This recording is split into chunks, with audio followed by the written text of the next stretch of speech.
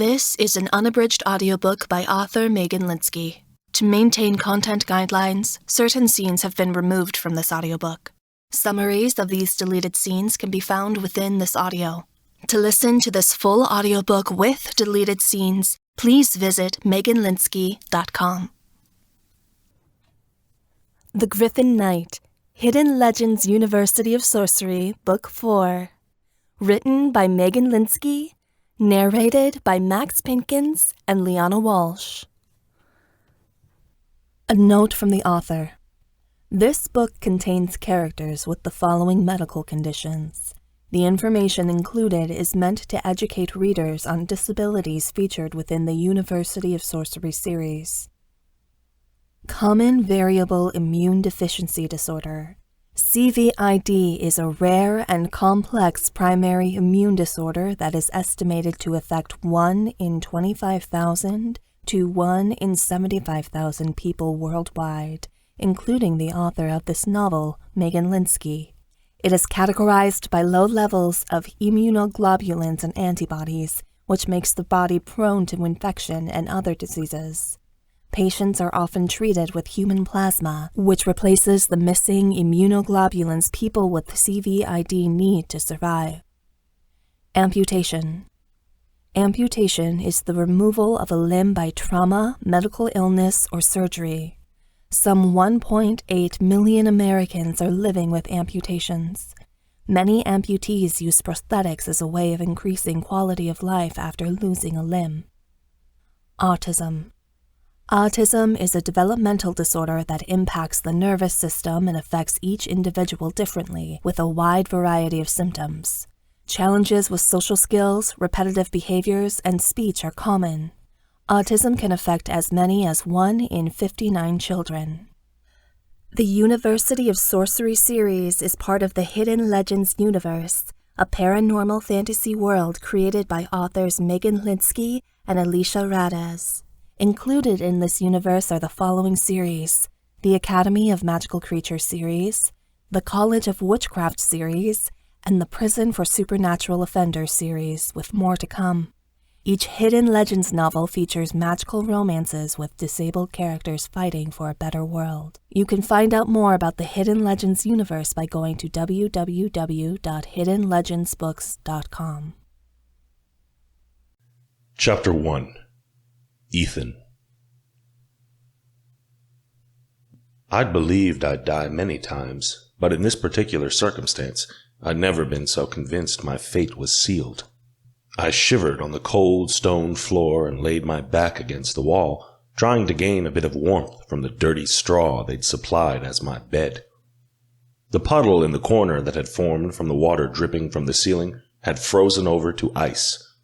Even the rats, numerous as they were in this dungeon, had remained curled in their nests on this particularly cold day. I'd never felt more chilled in my life than I did in that winter cell below the royal palace. The Noxite cuffs around my ankles and wrists prevented me from using any magic, from changing into my woven form, or from using my shifter heat to warm my body. I was alone now. All the other prisoners had been moved to different buildings, so I'd have no one to talk to. As Elijah put it, no one to help me escape. After spending a lonely Christmas and the last 2 weeks in this damp prison cell, I was at my wit's end.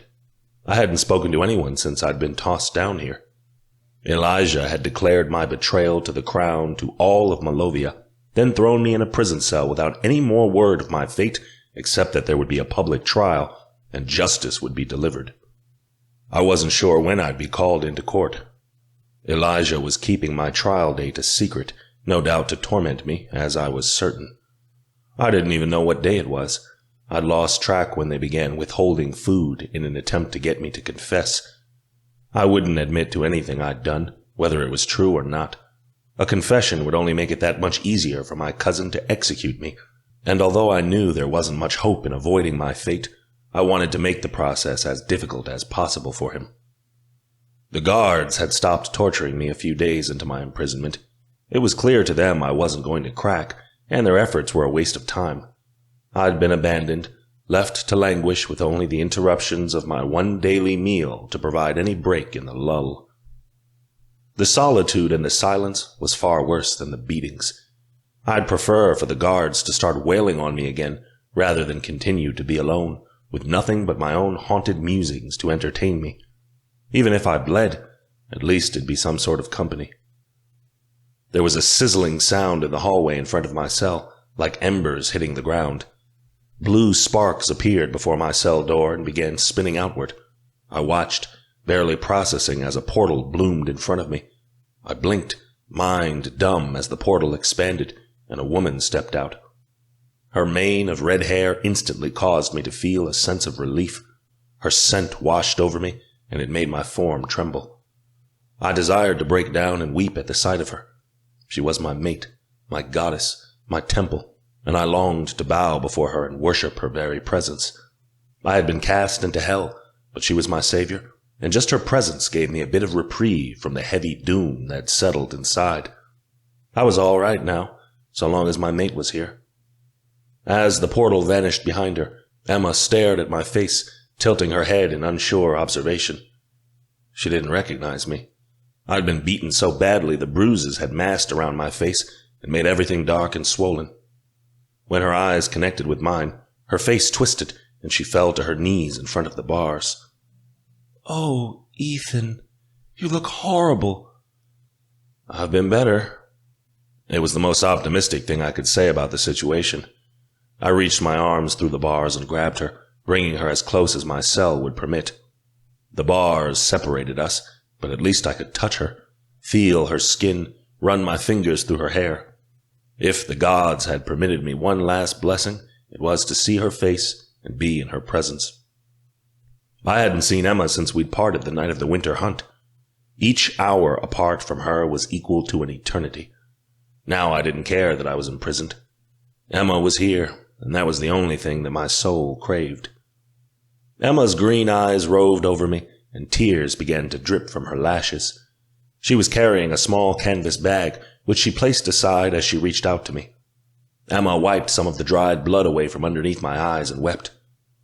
"How could they do this to you?" "Don't mind that. It's all right." She took away my pain. I could barely feel it. "It's not." Emma sniffed. She ran a hand through my hair, and I almost died with delight. How had I not noticed before how exquisite her every movement was? Each trail of her fingertips over my skin seemed precious. "How did you get in here?" There were wards all around the palace, preventing the use of portals on royal grounds. "Kiara found a way to put a hole in the ward, but it won't last long. I only have 10 minutes before it closes up again." Emma flustered. "You shouldn't be here. If Eli finds out you've damaged the ward..." She put a finger to my lips. "Don't worry about him. I'm here to save you." "Save me?"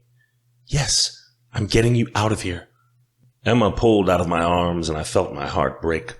She backed away to the wall, gathering a battle orb in her hands. "Stand back." I didn't bother to move. Emma flung her orbs at the bars. When they connected, they immediately fizzled out. Emma's eyes grew wide with fear. She flung orb after orb at the bars, to no avail. When they refused to break, she rotated her arsenal, casting every spell she knew on the lock, the door. Nothing had any effect on the Noxite. Emma began crying harder, and her hands shook in a panic. "Emma, it's no good. The bars and the lock are made of Noxite. Your magic won't have any effect on them." I can make a portal that opens inside the cell," she said, thinking of flustered solutions. "It won't open," I said wearily. "I'm boxed in by Noxite. Magic can work in the hallway, but not when it's cornered by 4 walls. "I'm not leaving you." Emma's voice was bleak with desperation. "Please, come here," I begged. "I can't stand to be apart from you for a second longer. We don't have much time. I'm pleading with you not to waste it." Emma hesitated before she gave up and collapsed in front of the bars again. She kept her head down as she cried. I reached out to stroke her hair. It was meant to calm her, though it had more of an effect on me than her. "You'll be fine, Onawilke. No more tears." "Stop comforting me." Her expression blazed. "You're the one in trouble." "My problems will soon be over." Don't talk like that. She scrambled to sit upward and grabbed me through the bars again. This might have failed, but we'll find something, anything. What will you do, little wolf? How will you stop Elijah, stop Gabby? They've already decided my fate. I will fight Malovia and the whole world if it means saving your life, she snapped. I will kill anyone. I will do anything. I will burn this entire city to the ground. There is nothing that will stop me from bringing us together again. I gave a somber smile. She was such a fighter. I don't believe even the 7 gods could save me now. I can be stronger than the gods, Emma vowed. I can become anything if it means saving you. I played with the ends of her hair again, counting the freckles on her cheeks. Her passionate declarations were beloved, but unnecessary. She hadn't given up, but I had. I merely desired peace, and in Emma's aura, I received it. I wanted for nothing. I was a happy man. What day is it? I rasped. January 3rd, she said. I marveled at the fact. I'd lost 13 days. The semester at Arcania University would start soon. What I'd give to return to the school that was once my home and escape this dreary fate. Emma reached to the canvas bag behind her. I brought this for you, just in case I couldn't, She slipped a red bundle through the bars. I unwrapped it. The bundle contained a roast chicken, a few potatoes, and a large bottle of cool, clean water. My grandmother's cooking, Emma said. She blessed it with Unseelie magic. It'll sustain you longer than normal food. My stomach growled at the sight of it. I was desperately hungry and thirsty, but I'd eat later. Emma's presence gave me hope, and I needed her more than I needed food. Tell your grandmother thank you. I placed the meal aside and grasped my mate again. It's a much appreciated gift. You must keep your strength up so you can fight Eli. She wasn't letting this go, was she? You know the chances of me getting out of this are slim. The only way I'll keep my life is if I prove my innocence. Then you need to win your trial. He wants to make an example of me. Elijah didn't hesitate to slaughter Lady Iris and the rest of the Alicorn court. I'm next to be executed. I told you I'm not going to let that happen, Emma growled. We'll find a way. The evidence is stacked against me. They have more than enough to indicate my guilt. Then we'll find a way to turn it around against Elijah, Emma insisted. Gabby put me up to being the White Rose. I can come forward about that. Emma, no. I won't have you get tangled up in all of this. Don't you understand that we're in this together? She squeezed my arms tightly, and a fresh bout of love flowed from my heart. Gods, it was better than a drug. It was her. I'll fight dirty if it means convincing the circle you need to go free. I don't think you realize just how far I'm willing to go. Her words made a chill run up my spine, settling in my ribs. They made me think she'd do something crazy, like blow up the courthouse or make an assassination attempt on the king and queen. If Emma got desperate enough, she'd try, and that's exactly what I was afraid of. Listen to me, I said firmly. You can't interfere in the court proceedings. You can't do something insane. Whatever happens, you must back down and let things unfold as they will, for your own sake. Like fucking hell. Gods, she was stubborn. I was certain it was a punishment to be mated to such a bull-headed woman, and a delirious blessing. If you're caught trying to help me, especially if you do something rash, you'll die as well. Then where will the Fae be? I asked. The best possible outcome would be for you to be exiled from Malovia. They've already shunned me. They can exile me all they want, so long as I have you. And how will you find the crystals of harmony then, Will you kill off an entire race when you failed to unite all the stones in time? Let the Fae die. Just give us a few more years together, she pleaded. You're not being rational. Think, Emma. I shook her roughly. My life might be on the line, but whatever you're considering, it's not worth it. Her cheeks blushed red with fury.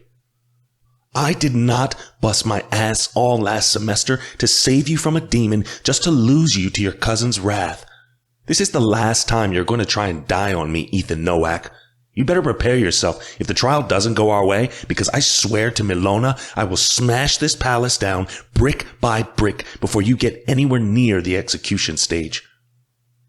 My mouth ran dry. She wouldn't give in, and I was terrified what her desperation would wrought. And so I had to save her from herself. If my mate wasn't willing to give in, neither was I. Didn't matter if my neck was destined for the guillotine. I'd spend every second thinking of a way out of this, until the blade severed my head from my shoulders. "That won't happen," I said, as a finality. "I'll do everything in my power to win that trial. You won't have to play dirty. I'll be clever enough to wriggle my way out of this. The Phantom always has before." I ran my thumb over her perfect lips, painfully aware the seconds were ticking by, and each moment gone meant a greater chance she was in danger. "Time's running short, Onoilke. You have to go." "And what if I stay here with you?" "I won't allow it. Go, Emma, please, before you're caught down here and you land in just as dire straits as I'm in." Her boldened expression failed as I ordered her away. I took a few more precious moments to trail my fingers across her face before she slowly stood up. She entwined her fingers with mine and cast the spell to make another portal. She didn't let go of my hand until she took a step forward. Emma wiped a stray tear away. "I love you, Ethan. Whatever it takes." Her words bore a promise. Then she was gone. Emma vanished through the portal, and the spinning blue sphere vanished as I was left utterly alone in the dungeon once more. Gods, her absence was like a knife that'd been plunged in my chest, then dragged all the way down to my gut, spilling out my insides in the process. I couldn't think anything could be more painful. Instead of succumbing to the agony of her departure, I clung to the memories of the time we'd just shared. Each word she said was precious. I mulled the scene over in my mind, again and again, just to keep myself from going mad. I smelled the chicken Emma had brought me, and hunger rolled in my gut. Ravenous, I ate everything Emma had brought me, even the bones. My wolven gut could digest it, and although I'd shun away from such things in any normal circumstance, I needed every calorie I could get. I felt depressed as I licked the remaining juices off my fingers. This was what I'd been demoted to, a despondent prisoner that had no more authority over his fate than a pig led to slaughter. And I was leading my mate right to it as well. If I had known that this was the result of my vigilantism, I would have never put that mask on. I'd foolishly believed the only person who would receive consequences for my crimes would be myself. Idiotic. No one had ever said I'd been a smart prince, besides. Yet I still had faith. Despite the gnawing anxiety that ate away at my bones, I felt a prod from Luca that my journey wasn't over yet. My God had never led me down the wrong path before, and though the road ahead might be dangerous and dire, perhaps there was a way out of it. I had to believe there was. Not for my own sake, but for Emma's, because I feared what the outcome would be for her and the entire Fae community if there wasn't. The next morning came far too early.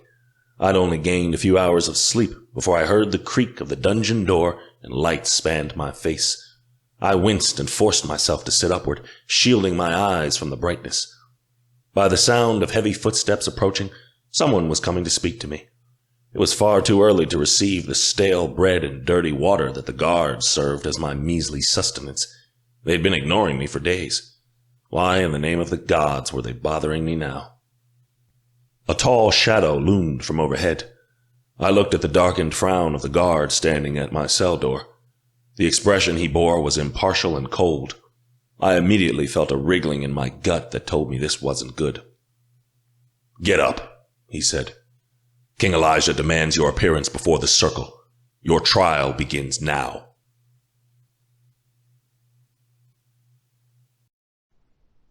Chapter 2. Emma. I was tired of two things. I was tired of saving Ethan's ass, and I was certainly damn well tired of Gabby and Elijah running shit around here. I was the world weaver. I was going to put a stop to it. "Emma, you've barely slept in days. Go back to bed," Delmare complained. It was 5 a.m. the morning of the trial. My friends and I had been staying at the Slasky house since Ethan had been taken. Stefan's parents were more than happy to take us in here at the Large Dragon Mansion, but without Ethan sleeping beside me, my bed was bare and cold. Stefan and Delmare were at the dining room table, empty coffee cups in front of them. Delmare was holding Stefan's hands. It looked like he'd been up all night. His gaze appeared just as haunted as mine as I took a seat across from him. Stefan had been pretty quiet since Ethan had been put behind bars. If anyone was almost as worried about Ethan as I was, it was him. Stefan considered Ethan a brother. He couldn't lose him either. "It's no use. I might as well get ready," I said. "The trial's not for another 3 hours," Delmare insisted. "You'll need your strength." "I can handle it." I'd been a live wire ever since Ethan had been arrested. Food didn't have any taste. Sleep didn't appeal to me. The only thing keeping my shitty immune system going was pure adrenaline and anxiety. I was counting on having a really bad flare-up once this was all over. And I intended for it to be over quickly. I wasn't going to let this happen. Ethan wouldn't set 1 foot near that guillotine before I crushed the city to the ground. Delmare sighed and got up from her seat. She left for the kitchen and returned with a fresh mug of coffee. She saw the shadows in my eyes and knew what I was thinking. You promised Ethan you'd give the trial a fair chance." "I'd promised him I'd play along, but we all know how this is going to go," I snapped at Delmare. "Due process my ass. Eli's probably sharpening the execution blade himself right now. He can't wait to use it to cut off Ethan's head." I began chugging the coffee. It was hot and burned my tongue, but fuck all if I cared. "The entire circle has to have a majority vote to get Ethan executed," Delmare reminded me softly. "Eli's got them all in his pocket," I shouted. I slammed the mug down. A bit of coffee sloshed out. "Aren't you guys going to do anything to stop this?" "Of course we will. All of us will help you," Delmare said. "But we have to be careful. We can't bust Ethan out unless we have no other choice. Otherwise, we risk convicting ourselves. I hate to say this, Emma, but your life is more important than Ethan's. We need you to find the crystals of harmony. Ethan said so himself when you went to talk with him." "Fuck the crystals!" None of this meant anything without Ethan. I finished off the dregs of my coffee, then stood up abruptly to check on Kiara. Delmare didn't say anything as I stomped away from the table. I took a few pauses while I climbed the stairs, but forced myself past the aching in my lungs. The nearest door was slightly cracked open. I poked my head inside. Kiara lay twitching on the 4-poster bed, sweat beaded across her forehead. She turned and tossed, eyes moving rapidly behind her lids as she cried out. Alexei was at her side, fully clothed and looking concerned. He barely glanced up as I walked in. Kiara was gravely ill. Her magic had put a hole in the ward and enabled me to slip into the palace dungeons by use of a portal, but even keeping the slit open for a few minutes had drastically affected her health. The Fae guarding the place made sure their magic was strong, as well as constant, and it drained anyone who attempted to fight against it to get through. If Kiara had maintained the hole in the protective ward for 5 minutes more, she probably would have been dead. As such, she was lying in bed with a fever, face knitted in pain as she fought off hallucinations. She'd been having them once she'd collapsed when I got back from speaking with Ethan. "How is she?" I whispered, but there was really no need. She wouldn't wake up even if I were shouting. "I think she's going through the worst of it now. Hopefully in a few hours she'll start getting better," Alexei said. his eyebrows furrowed as he watched her face. She can't go to the trial like this. It's fine. She's done enough. Kiara had already sacrificed a lot to try and save Ethan, and though we could use her big brain to make up a plan to get my mate out of this, it felt wrong to ask her for more than what she'd already done. She'd saved Ethan from the demon. I couldn't ask her to save him from this, too.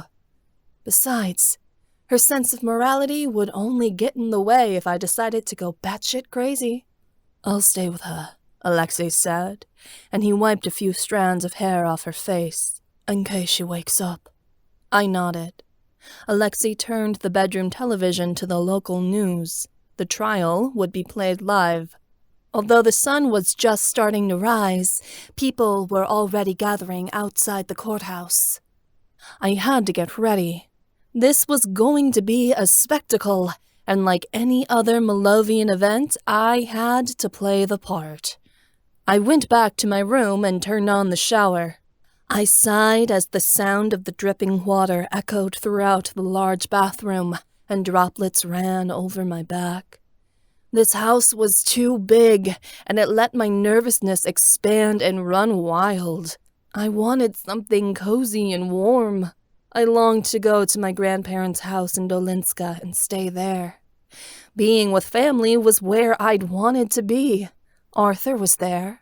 There wasn't anything I wanted more right now than to be in the company of my twin. He'd understand how I felt. But I couldn't do that, because the moment I'd suggested it to my mom, she'd gone on a tirade about how unfair it was I was spending more time with my grandparents than her. Yeah. Thanks, Mom. Her jealousy bullshit is just what I needed at a time when my mate's neck was literally on the line. And I couldn't take a speck of more drama than I already had on my plate. Arthur and I had spent an awkward Christmas at my mother's cottage, which I couldn't enjoy because all that time I was thinking about Ethan. We'd managed to make excuses so we could go to Christmas dinner at my grandparents' house later that evening, though I'd heard an earful about it from Mom the next day about how we'd left her lonely on Christmas evening. Lonely. Hell, Ethan was far more lonely than she was. Alone and cold on a cell on Christmas Day made me want to cry thinking about it. My grandparents hadn't said anything about my mother that day, but they could tell Arthur felt torn from my mother's guilt trip just before we left. Fuck. I just wish they could all get along, even if just for my sake. I needed my family behind me right now. Caught in the middle, I'd asked Stefan's parents for a place to stay the day after Christmas. After spending a tense and quick holiday with their families, all of my friends had returned to the Slasky mansion, where we'd spent the last few days strategizing on what to do. Nobody had any ideas on how to rescue Ethan without getting the rest of us killed. My patience had run out. If I had to be reckless, fine. I didn't need a plan. All I needed was my mate beside me, and I'd kill if I had to, so our love could be a reality. I curled my hair and applied makeup before I found a 2-piece power suit, blue in color, with a wide-brimmed hat and 4-inch heels. I looked like I was going to a red carpet premiere instead of a trial, but that was the game. I had to put on the utmost confidence that my mate had done nothing wrong. It was close to 6 when I came back downstairs. By this time, everyone was up and ready to leave. Delmare poured Stefan more coffee, though he didn't drink it, and Theodore nibbled at an apple pastry, looking rather green. Odette's pink pantsuit with white flowers wasn't appropriate for the Malovian High Court, but I didn't say anything. I barely objected as she grabbed my arm and dragged me to the side, out of earshot of the others. Her mass of blonde curls wiggled as she said, "Emma, I know this is a hard day." "Don't say that. We might get rid of Eli for good this time once I shove a spell in his face," I snarled. Her lip quivered. "Emma, the prophecy. don't bring this up." She'd mentioned it a few times before, yet I didn't want to hear it right now. "I'm only warning you," Odette hissed. "You know what I've seen in my visions. Ethan can't live if you want to survive." Odette was a seer, a Draika, a fae with druid blood. She could foresee the future, and she'd insisted one too many times that if Ethan survived, it would lead to my death. Somehow, my mate would bring the hidden king, Elijah Slodia, the leader of the Black Claw, right to me, and it would cause my demise. It was prophesied that Elijah would one day kill me, and that Ethan would have a part to play in it. My words were short. The hag already foretold my death when she delivered my prophecy. The date's already growing closer. The hag said I would meet my end before the first of the snow melts away at the end of the 4th winter. This is my 2nd winter at Arcania University. I'm already halfway through my time. "Yes, but the hag said the hidden king would be the one to kill you," Odette pointed out. "According to my visions, Elijah can't kill you if Ethan isn't involved, and he can't be involved if—" "If what? If he's dead?" Odette's lip quivered. "I love Ethan. He's my friend, but I love you so much more. I'm begging you, don't interfere in this trial. Otherwise, your death is almost certain. Maybe we can avoid the hag's prophecy if you listen to mine." My mouth thinned. "And maybe my death is already meant to be. If it is, I might as well save Ethan. Your visions didn't turn out like we planned last semester." "We misinterpreted them last time," Odette insisted. "But in some way or form, they're always going to come true. I'm not going to let you risk your life for anyone, not even your mate." "Try and stop me." I stomped out of the dining room and roamed the dark hallway to the main entrance of the mansion. Stefan got up and followed me. My body tensed as he placed a hand on my arm and spun me around. "Hold up," he spoke hoarsely. "You don't need to lose your head." I gave a sarcastic noise. "Well, if I don't, Ethan's going to." "Emma, you can't flip your shit again." Stefan's eyes were dark with worry. "We could barely contain you last time. Another slip-up like that, and we're all fucked." Flashes of memory ran through my mind, though they were muddled and distant.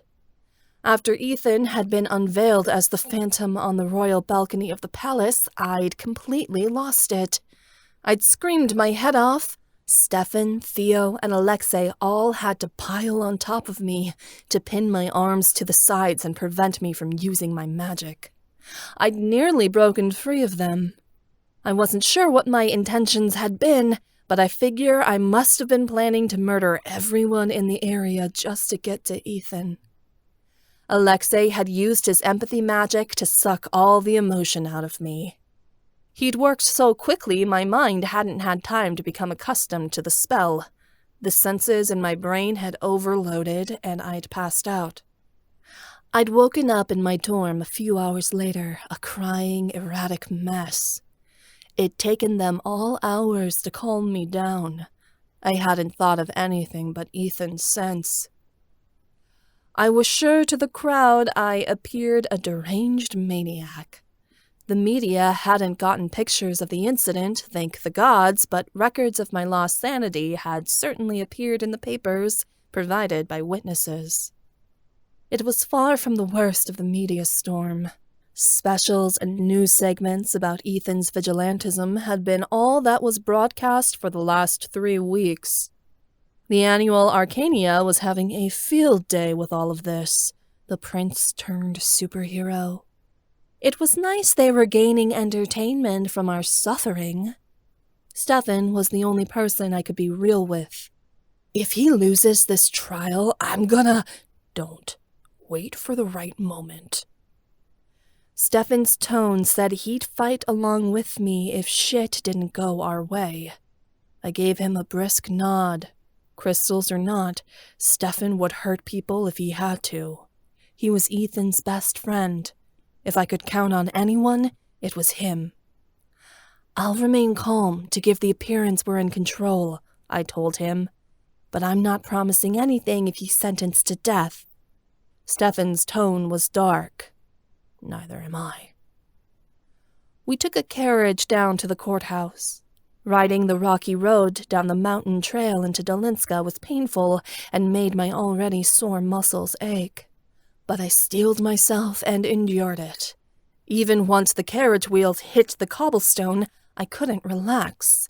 I wouldn't until Ethan was safe. We got to the courthouse around 7. At this point, it was an hour before the trial, and time slowed, freezing like an icicle. I looked through the carriage window as it came to a stop, and my stomach dropped into a pit. The Dolinska City Courthouse was a huge building made of black stone. It loomed overhead several stories, a spiraling black tower with the guardhouse at the very top, underneath a turret that had to be centuries old. According to Stefan, the tower had once been used to hold prisoners of the crown before it was converted into a trial room. More people had been sentenced to death than set free under its shadowy gloom. I nearly slipped on the icy streets when I stepped out of the carriage. 1,000,000 cameras were shoved in my face. "It's Emmeline Sosna!" "Emma, look over here!" "Miss Sosna, what do you have to say about your mate's case?" Theo and Stefan shielded me from the cameras as best they could, and we ran up the stairs and inside the courthouse. I kept my eyes directed at the cobblestone and didn't answer any questions. Inside, the tower was just as depressing as out. Candles provided the only light, and water was seeping down the stone walls. Gods, was I attending a trial for my mate or Mary, Queen of Scots? The place hadn't been updated since the Middle Ages. But at least the press couldn't get in here without a pass, and they wouldn't be allowed to enter the courtroom until 30 minutes before the trial began. Vara and Arthur were waiting for me, along with my mother. Arthur swept me into a hug the moment he saw me. "How are you holding up?" I wanted to break down and sob in his arms. My brother's embrace felt so safe and welcoming. But I knew my mother would make a fuss, so I said, "I'm fine, Artie, just ready to get this over with." "Things will work out, Emma, I promise," Mom said. I sure hoped so. Vara kept staring at the floor. Delmare caught her quizzical expression and asked, "What's up?" Vara lifted her gaze to me. "I didn't want to upset you on the day of Ethan's trial, but there's something you should know. My boss was executed the day after the video of Gabby was broadcasted. She's dead, and now Elijah sent soldiers to the news station. They're screening everything before we publish it." My stomach dropped. Nearly a year ago, we'd recorded a video of Gabby doing dark magic in a ceremony to appease Droga, the evil god. Only a few weeks ago, Gabby had set monsters loose on the city in an attack she blamed on the Black Claw. It was another one of her efforts to look like the hero once she saved the city, but people had died for it, thousands of children among them. To stop her and force her to send the monsters back where they came, we had to broadcast the video to the public. It created such a scandal Gabby couldn't handle both messes at once, and the monsters had retreated from Dolinska at Gabby's command. Vara had been the one to do it through the annual Arcania's channels, and no one had discovered it was her. Yet even back then, I knew in my gut Gabby and Elijah would make the news media pay for it. "But your boss wasn't responsible for that video. She wasn't even in the building that night," Odette protested. "I know, but the king needed someone to blame for the broadcast," Vara said softly. "He wanted to make sure our reporters knew not to show anything that went against the monarchy again." Another death I was responsible for. If Ethan's life wasn't on the line, I'd feel remorseful. I felt nothing.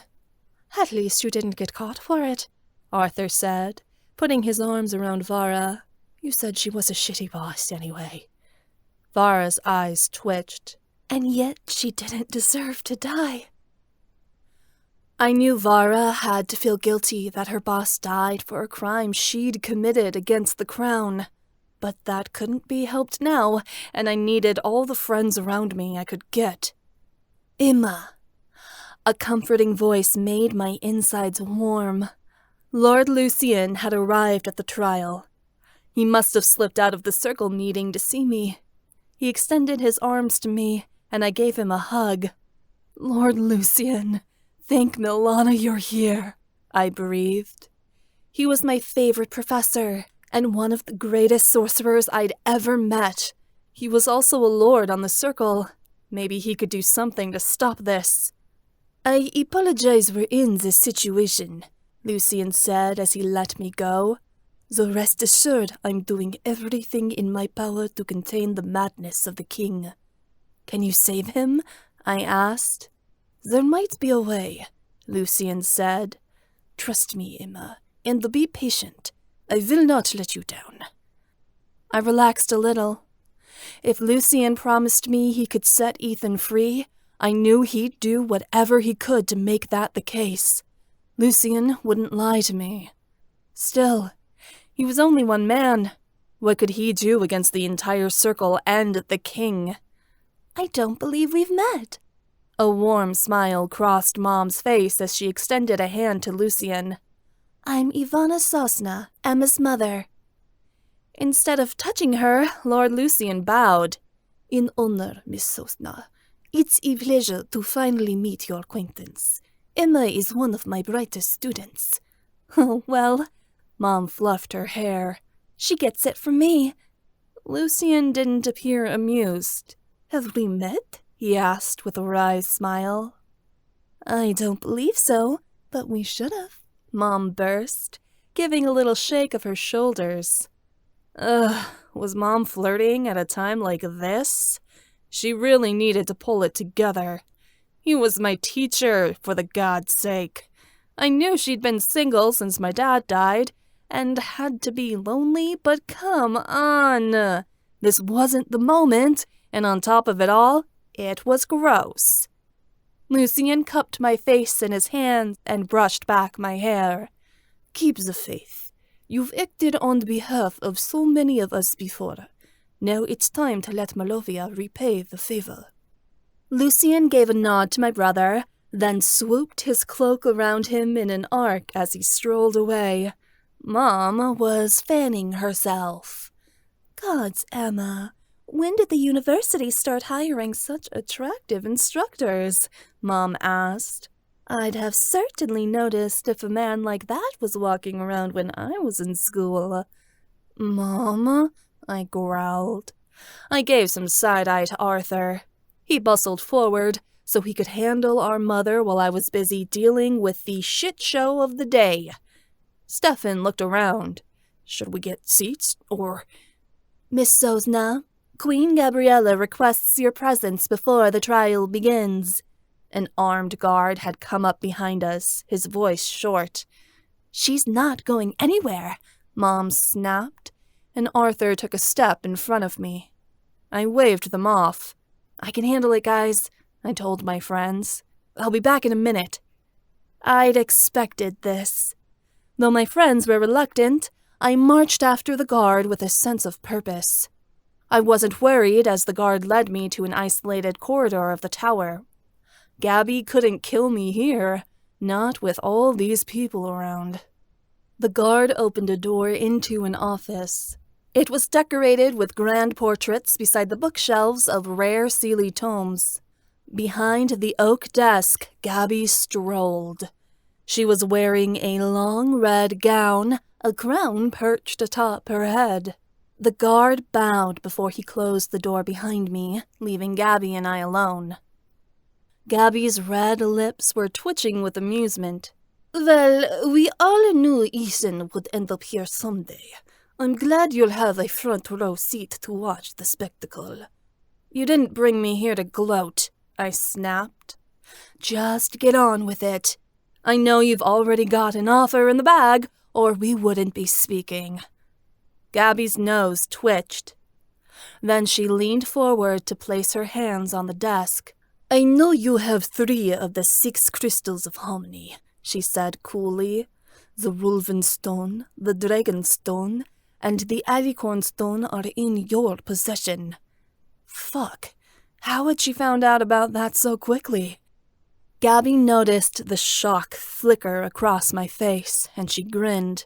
"The Alicorn court sang like canaries before we executed them. They told us everything we needed to know. Lady Iris was the only one who kept her mouth shut. I'd tell you to thank her if she wasn't already dead." "You bitch. You tortured them." "And I got rid of them." Gabby shrugged. "I can get rid of Ethan, too. Or I can spare him. It's all up to you." "Go to hell." "Enough. This can all be over with if you hand the stones to me," Gabby crooned. "Give Elijah and I the crystals you have, and we'll set your mate free. No charges, no execution. He'll be free to go. All you have to do is give me the stones." I nearly considered it. Ethan's life was priceless. I couldn't sacrifice him, not even for something as precious as the crystals of harmony. But this had been Gabby's plan all along, to use Ethan to get to the crystals. Ethan would never forgive me if I gave those stones to Gabby. We had to keep them in our grasp. It was the only thing giving us an edge over the king and queen. "I'm not telling you where those crystals are," I said, and I crossed my arms. "You can try to intimidate me, but I refuse to play your games. You'll kill Ethan the moment the stones are in your hands. If you're asking for something from me, all you're gonna get are jack and shit." "You stubborn, filthy immigrant," Gabby raged. "Why don't you go back to your own country and stop fucking up mine?" "This is my country. This is my home, and I'm not going to let you destroy it." "That's a cute little threat," Gabby snarled. "I don't believe you have the stomach to back it up." "I'm not afraid of you," I hissed as I took a step closer to Gabby. The desk was the only thing separating us. If I got any closer, I was sure I'd strangle her. "You think you have all this power over me, but you're running out of options. Any attempt to ruin me now only makes you look bad in the public eye. You're not as popular as you were before that little video got out." Gabby's eyes flashed, and I took a deep breath.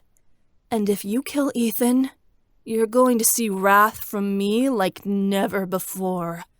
I've got powerful magic. You know it. Ethan's life is the only thing in the balance that's keeping me contained. If he's gone, I won't give a shit anymore. I won't compromise, and I won't stop. I'll use every moment after he's dead to take you down and make it as slow and painful as possible. If you don't want me as an enemy, you certainly don't want to be at the receiving end of my vengeance." Gabby's lips formed into a snarl. "This was your last chance to make peace, Sosna. I don't need you to hand over the stones. It'll only be a matter of time before I find them. Once I do, I'll take them for myself." I rolled my eyes and scoffed. "Do it, or try. What else can you take from me that I love? You already have everything I care about. He's in chains." Gabby's eyes narrowed, like the words I'd said had caused an idea to start forming in her sick, twisted little head. I didn't allow her to speak another word. I whirled on my heel and walked out. "Are you okay?" Odette asked. My friends were huddled in the hallway. Arthur, my mother, and Vara were in line to start getting seats. "I'm fine. Just had to get my daily dose of the bitch queen, I growled. I hardly cared if a reporter overheard.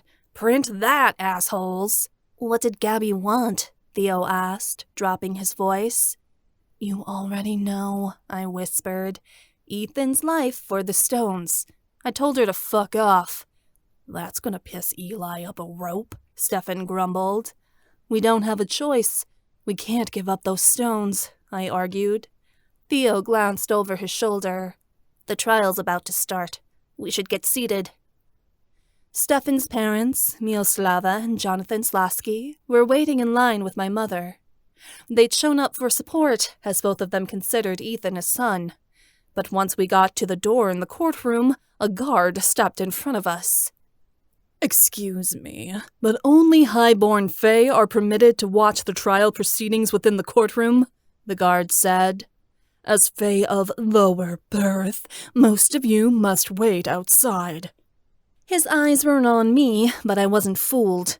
This jackass had been ordered by Elijah not to let anyone in who might be Ethan's friends.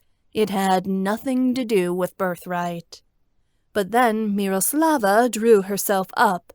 I am the daughter of King Benevere, the last dragon monarch who won the king's contest, who ruled before King Lycus. By name and title, I am still Grand Duchess Miroslava of Malovia, and a part of the royal court, Miroslava snapped. You can't forbid me from bringing anyone I wish into this courtroom. As a princess of the Fae, I certify that these are my guests and demand you let us through. The guard gave a sullen bow and stepped aside. Yes, your majesty. Bastard still glared at us as we took our seats in a long bench placed at the front of the courtroom. It wasn't like any courtroom I'd ever been in before. In the center of the room was a metal chair with shackles for the wrists and ankles. My magic could tell from here it was infused with noxite. Long benches surrounded the chair in a circle, so the crowd could observe as judgment was passed upon the defendant.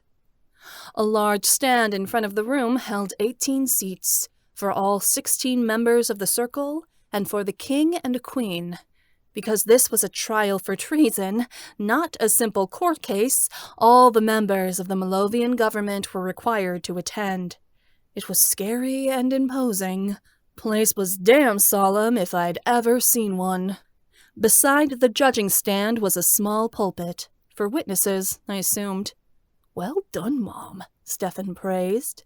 Why didn't you enter the king's contest? You could have bossed around anyone you wanted if you were queen. Miroslava waved her hand. Growing up a princess was difficult enough. I had no wish to enter the king's contest, and my mate had little interest in politics. Art is far more interesting than diplomacy, Jonathan commented, while Delmare nodded. My stomach was twisted up in knots. Ethan had to go through all this on his own. What if we didn't win the trial? What if we lost? And if... A set of doors on the side of the room slammed open. My heart crumbled as a set of guards dragged Ethan into the room. He was still filthy and wearing the tatters of his prison uniform. My friends and the rest of the courtroom gasped at Ethan's ghastly, haunted appearance. The swelling in his face had gone down, but he was still covered in blood and bruises. But that wasn't the worst part. Nausea swam in my organs as I realized the guards were dragging Ethan because he couldn't walk. His prosthetic was gone. People's eyes gravitated to the limp pant leg, which had been tied off where Ethan's thigh ended. The fabric trailed on the floor as Ethan was pulled across the room. I nearly vomited. He'd still had his prosthetic when I'd seen him last night. Elijah must have taken it away from him to embarrass him during the trial. Ethan's eyes sought mine. I felt his pain through our bond. This was humiliating for him. I forced myself to give him a smile, to let him know everything would be all right. I kept my hands in my lap so he wouldn't see them shake. Ethan was pushed forward. With only one leg, he couldn't balance himself and he fell forward. He curled against the stone, and the guards hauled him upward, shackling him to the Noxite chair. So many Fae stared at Ethan's missing leg and whispered. I turned to glare at them, and a few averted their gazes. Beside me, Stefan appeared sick. "This is depraved," he whispered. I grabbed his hand and held it tight. Nothing was worse than having to endure this. The members of the circle, along with Gabby and Elijah, entered the room. They took the stairs to the stand and sat above Ethan, looking down upon him. The crown was perched atop Elijah's head, too. I wanted to yank it off and clobber him with it. Lady Iris's spot on the council had already been replaced. A new Alicorn lady sat in her stead beside Lord Radcliffe, and although I didn't know who she was, I knew by the smirk on her face Eli had already paid her off. I instantly hated her. Lord Lucian sat with the other circle members, and I was glad we had at least one ally on the council. "Where's Lady Magdalena?" Theo whispered. "She's not here." Panic twisted my insides as I realized he was right. Lady Magdalena, headmistress of Arcania University and our only other ally on the circle, was missing. How could she abandon us now? Did she think it was helpless too? Blackness curled into hopeless depression as Elijah began speaking. "Shall we get on with it?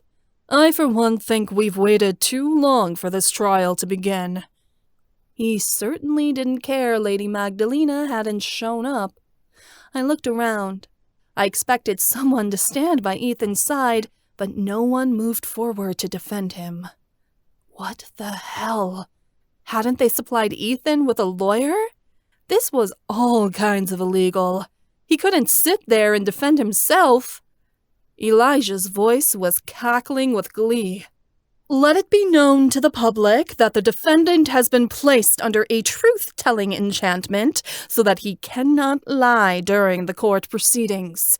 Prince Ethan Nowak, you are hereby charged with treason to Malovia by means of vigilantism. How do you plead?" The doors to the courtroom burst open again. Faye exclaimed aloud, and my heart stuttered as Lady Magdalena strolled into the room with all the authority of the 7 gods themselves. "He pleads not guilty, obviously, because he hasn't committed treason of any sort," Magdalena said shortly. "Any further questions?" Gossip broke out amongst the courtroom. My mouth dropped, and Stuart Solomon sat forward. "Lady Magdalena, what in the God's name do you think you're doing?" "Serving as Prince Ethan's lawyer," Magdalena replied curtly. "After all, I have a degree in Fey law, and therefore am the only person on the circle qualified to do so." "You're a member of the circle. You can't defend someone who you're legally bound to judge," Lord Radcliffe boomed. "By Malovian law, if a defendant does not have representation in the court, a member of the circle must give up their own vote and be designated to him to advocate on his behalf," Lady Magdalena said. Elijah's face turned red. "As a member of the circle, you are obligated to—" "Your Highness, I'm obligated to do nothing. If you forbid me from serving as Ethan Nowak's lawyer, you are breaking the law, and the court will be held in contempt. According to a royal mandate made by King Benevere in 1982, once these rules are transgressed and the defendant remains without counsel, you will be forced to allow him to go free, and I'm certain you have no inclination to do that. Unless, of course, you'd like to save all of our time and just get this over with by releasing the prisoner." Elijah snarled, but Gabby nudged him as an indication to remain composed. Elijah's eyes roamed over the attending audience, and he said, "Fine, I'll allow it, as if it'll make a difference in the sentencing. Lady Magdalena gave me a wink, and I felt a bit of ease. This had to be part of Lord Lucian's plan. If I knew Lady Magdalena, she'd fight hard for Ethan. She wouldn't back down, not even to Elijah. Stuart Solomon groaned as he sat forward. Ethan Nowak, you are hereby accused of treason by work of vigilantism.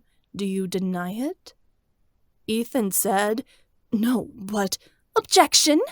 Lady Magdalena cut him off. You're attempting to make my client implicate himself, and I won't have it. You're openly endorsing two things, that he is a traitor and that he is a vigilante, but it can't be both. Solomon raised an eyebrow. They're one and the same, aren't they? Absolutely not, Magdalena replied.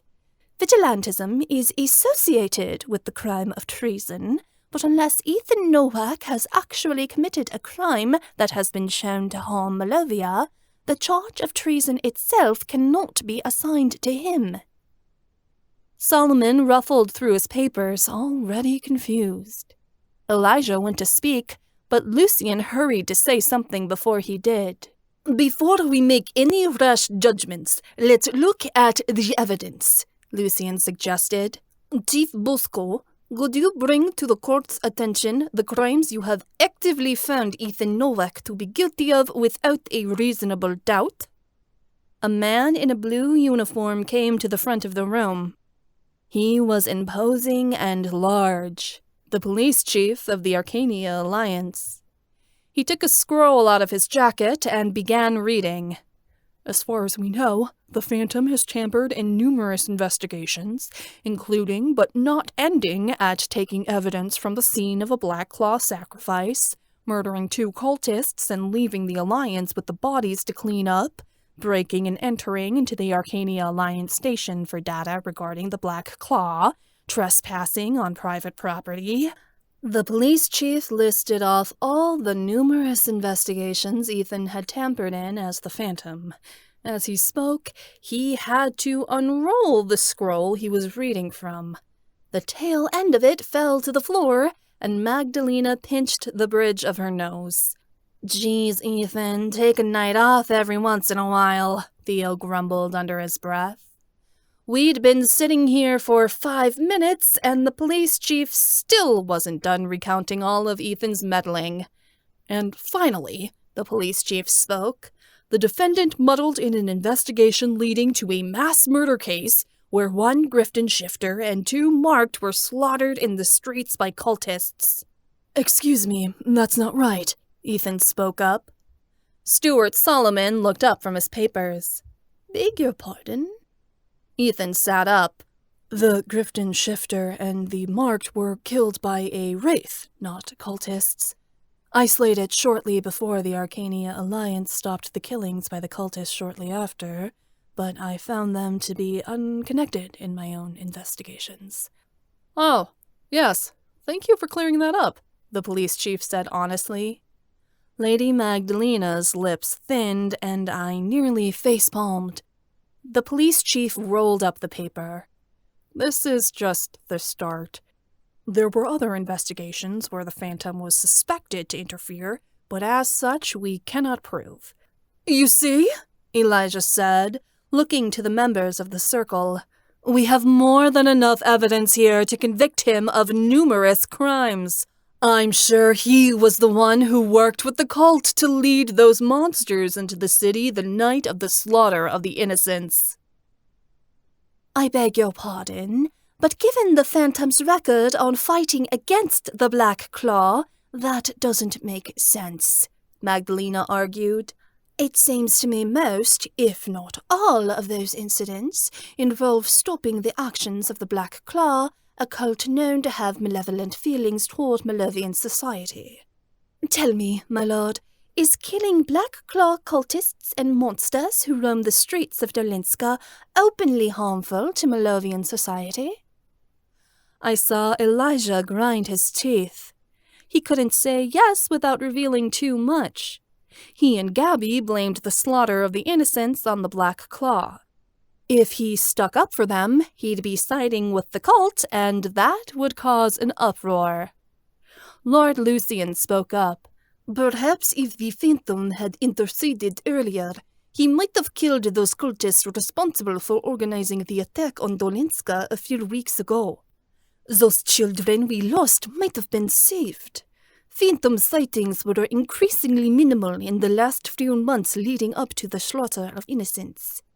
Ethan, can you tell me why you took a break? My focus was on my mate at that time, Ethan replied. As the public knows by now, she has a rare disease, and I wanted to do my best to make her my first priority, as any shifter would. I see, Lucian mused. Then it seems the Phantom's absence actually had a negative effect on our city, as opposed to a positive one. Elijah's face flushed. He hated that Lucian was making Ethan look good. My cousin has been jealous of me ever since I've taken the throne. This little stint of vigilantism is to get back at me. I'm certain he's working with the Black Claw to connive a plan to steal my crown. His work as the Phantom predates the King's contest, Magdalena argued. Your Highness, you can't possibly believe this is all about you. Elijah's cheeks reddened, and a couple of people giggled. They were silenced by Gabby's glares. Lady Magdalena needed to be careful before she said the wrong thing and lost her own head. Gabby took control of the situation by leaning forward. Let's assume the Phantom wasn't involved with the Black Claw that night. What I do know is someone released a very hurtful, very asinine video in an attempt to discredit me as queen. How can we be sure it wasn't Ethan Nowak? Well, let's ask him. Lady Magdalena turned toward Ethan. Did you release that video the night of the slaughter of the innocents? I did not, Ethan replied. I was otherwise preoccupied. Liar! It was you who fabricated that video against my mate and broadcasted it all over Dolinska for everyone to see. Elijah pointed at Ethan violently, and several people recoiled. Your Highness, if I may, how would the prince be able to broadcast the video? Magdalena asked. According to live news footage, the Phantom was fighting monsters at the time the video was broadcasted. Do you suggest he could be in two places at once? He could have duplicated himself, Elijah argued.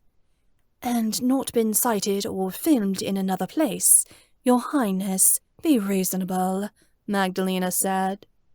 So you're saying he had no involvement with that video whatsoever? Lord Slothier asked. He didn't say that he wasn't there, Magdalena argued. Oh, come now, Lady Corva sniped, and she threw her hands up. This is getting ridiculous.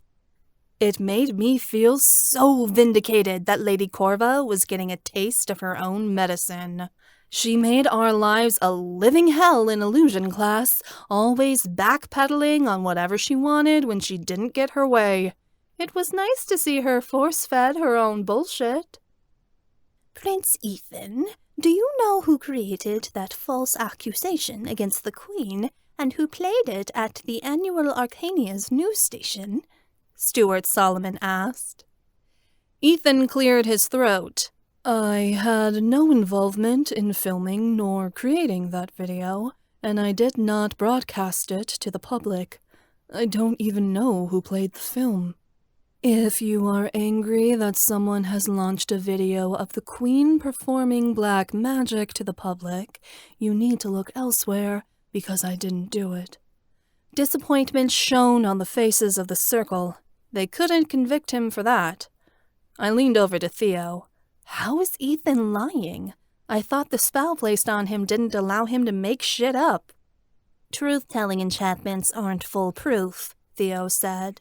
You can't lie, but you can tell half-truths to get around it. Ethan technically wasn't there that night. The Phantom was. So all Ethan had to do was not tell the whole story and let the circle judge him on their assumptions. Great. We were playing mind games with the most powerful supernatural court in Malovia, and 2 of the people sitting on that court were just as good at mind games as we were.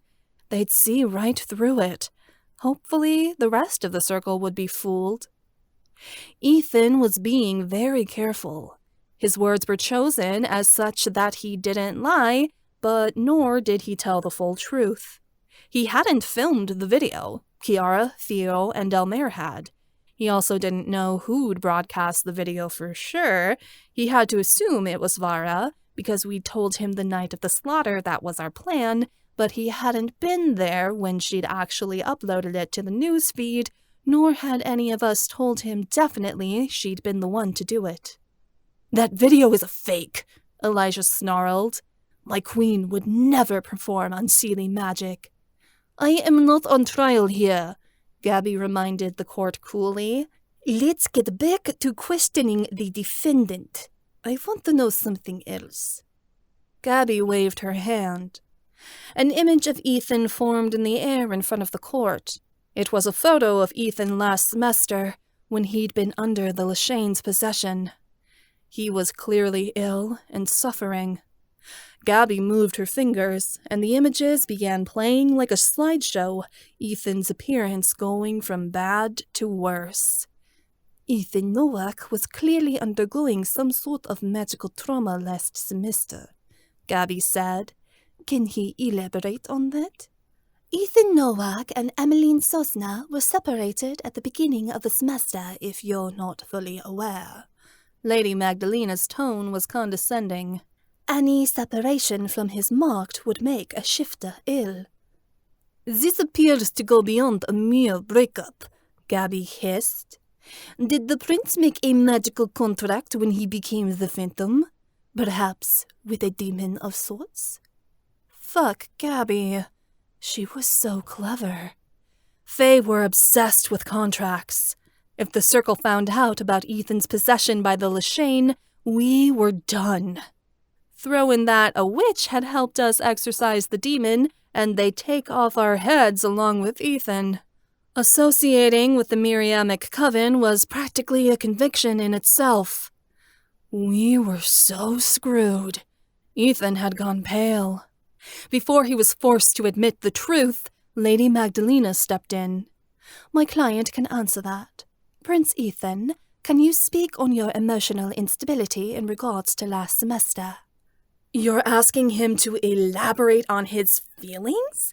Oh, God, this should take all day," Elijah complained. Ethan proceeded carefully. "I was fighting within myself," Ethan admitted. "I knew I couldn't continue to be the Phantom and be Emma's mate. I had to choose one or the other. The Phantom was me. He became me. I don't deny that everything the Phantom did was my choice. I was not forced by any other supernatural force to do anything." He was being honest. The Lashane put ideas in Ethan's head, but he'd always had the free will to choose what he wanted to do, up until the last few months of his possession. "That doesn't mean you weren't possessed," Gabby argued. "Where's the proof?" "The prince has no proof of this so-called demon possession, because there isn't any," Magdalena replied. "Search him all you like. It doesn't exist in Malovia." That much was true. Hattie had kept the Lashane ashes after we'd gotten rid of the demon. The circle could search all they wanted for proof of Ethan's possession, and they wouldn't find any. I wasn't sure how Magdalena knew all this shit about us. We hadn't told her any of it. It was very concerning, to say the least. Did she have spies trailing us, or something equally bothersome? My mother had warned me about her antics. But at the moment, Magdalena's omnipotence was the least of our problems. I didn't care if Magdalena knew more than the 7 gods so long as she won this trial. Lady Corva gave a light laugh. "Proof is hardly needed. My nephew was under some kind of negative magical influence last semester. Who's to say it wasn't a demon? So you're saying the prince somehow excommunicated an advanced demon in private without the public somehow discovering his possession? Magdalena rebuked. We all know that once demons possess Fae, they rarely escape with their lives. And as you can all see, Ethan Nowak looks perfectly healthy today. Well, not perfectly, as the king's guards have obviously had their fun with him. Elijah flushed again. He went to speak, but Magdalena cut him off. However, Magdalena continued, I can explain the ill health of the prince during last semester. Prince Ethan's poor appearance was a result of a breaking ceremony performed by Emmeline Sosnat and their bond, a ceremony that remained unfinished and incomplete, but still performed nonetheless. The court gasped. Everyone's eyes in the courtroom looked at me. I wanted to sink into the floor. A marked performing a breaking ceremony was a scandal in Malovian culture. I swear several sorceresses wished for me to go up in flames at that very moment. Ethan glanced behind. His gentle eyes told me he didn't blame me for what had happened between us. I didn't blame myself either. It'd been the right decision at the time, but I wished we could have kept it between us instead of making it everyone's business. Lady Magdalena spun back toward the stand. As you can see, this was more than a simple breakup, my queen, she replied to Gabby. As we all know, when mocked break their bonds with their shifters, consequences arise. Some fall ill. Others even experience a state near death. If Emmeline Sosna went through the breaking ceremony, even a part of it, it would sever and damage the bond between them. Whether she finished it or not would still have an effect on the state of the shifter. That explains Ethan's poor health over the course of last semester, and his recovery after Emmeline Sosna decided to reseal their bond. Shall we move on? Elijah and Gabby seethed. They couldn't continue to argue that Ethan had been possessed. A shifter had never survived a case of possession that severe, and to prove that Ethan had been the first would be near impossible. They'd have to try and convict him another way.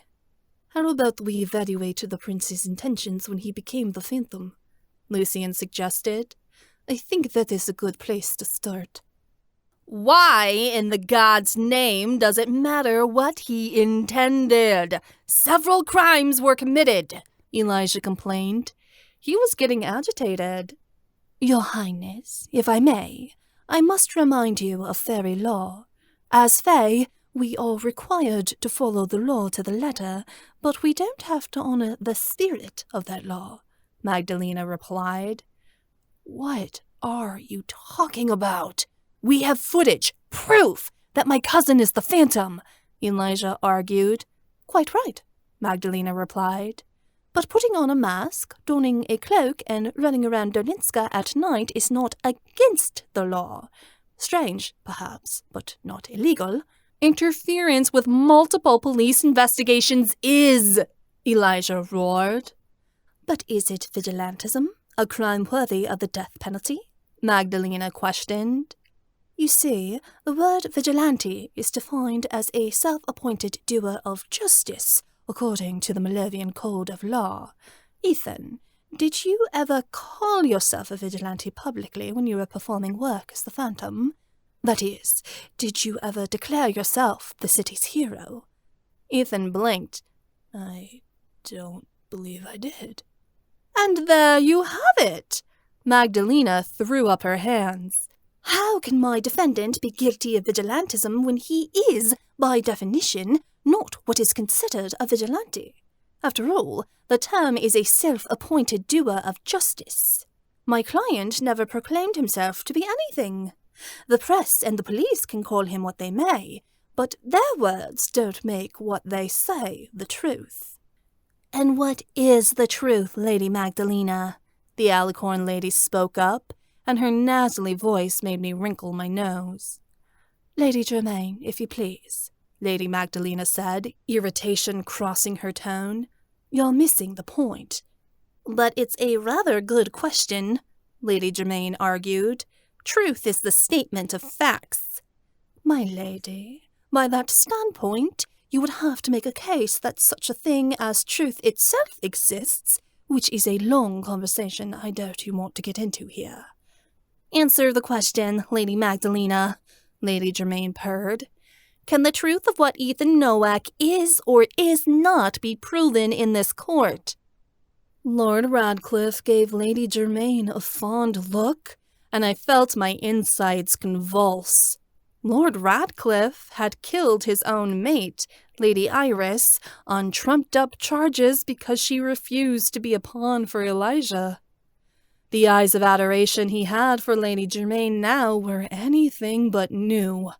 I bet he'd been screwing Lady Germain behind Lady Iris's back for months, if not years. No wonder he hadn't hesitated to execute his wife.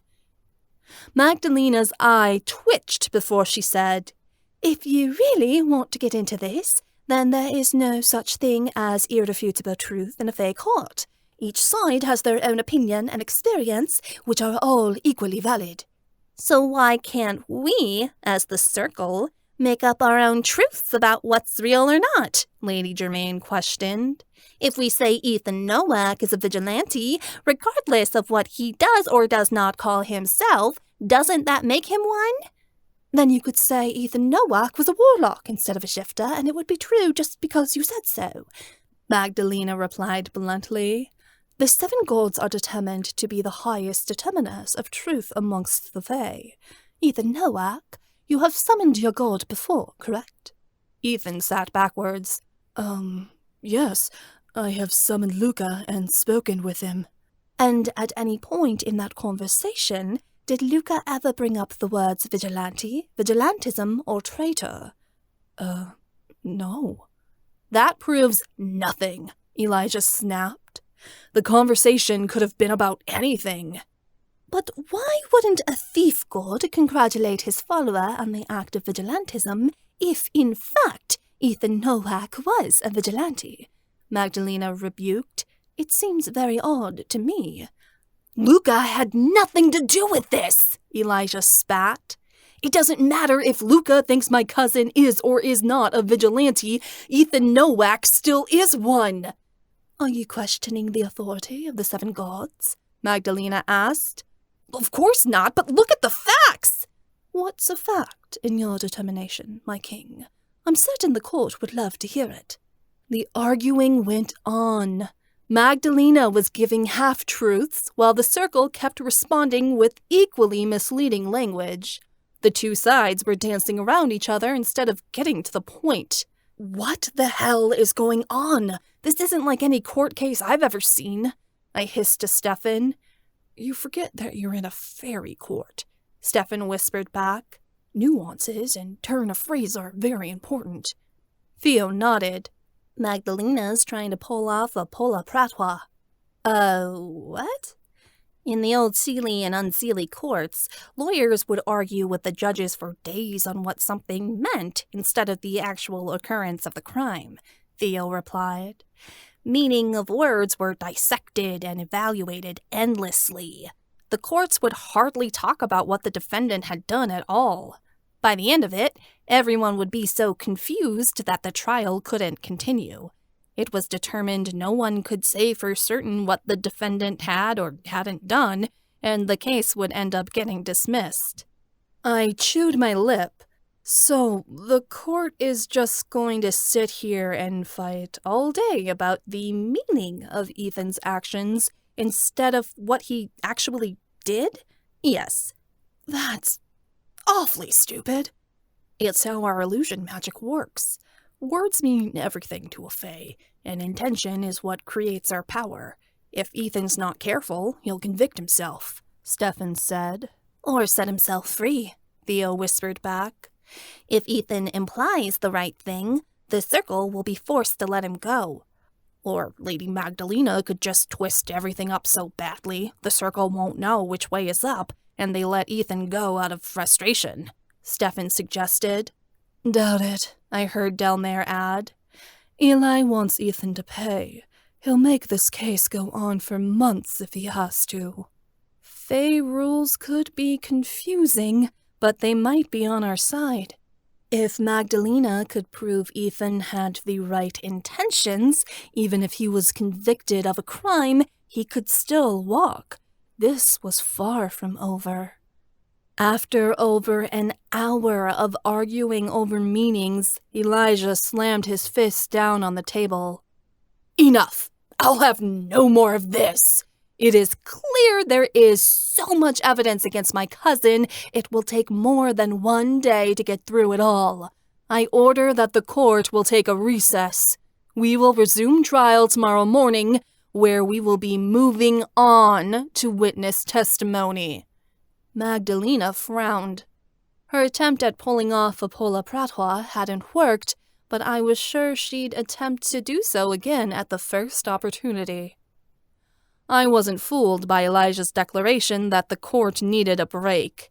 He wanted another night of scheming with Gabby to plot how they could turn this trial in their favor. My head hurt. I was tired of watching Faye try to manipulate each other all day long. My heart ached as I watched the guards drag Ethan away again, out of my sight and away from my arms. I'd hoped to the gods we'd be together again before the day was over. It looked like I had another lonely, sleepless night ahead of me.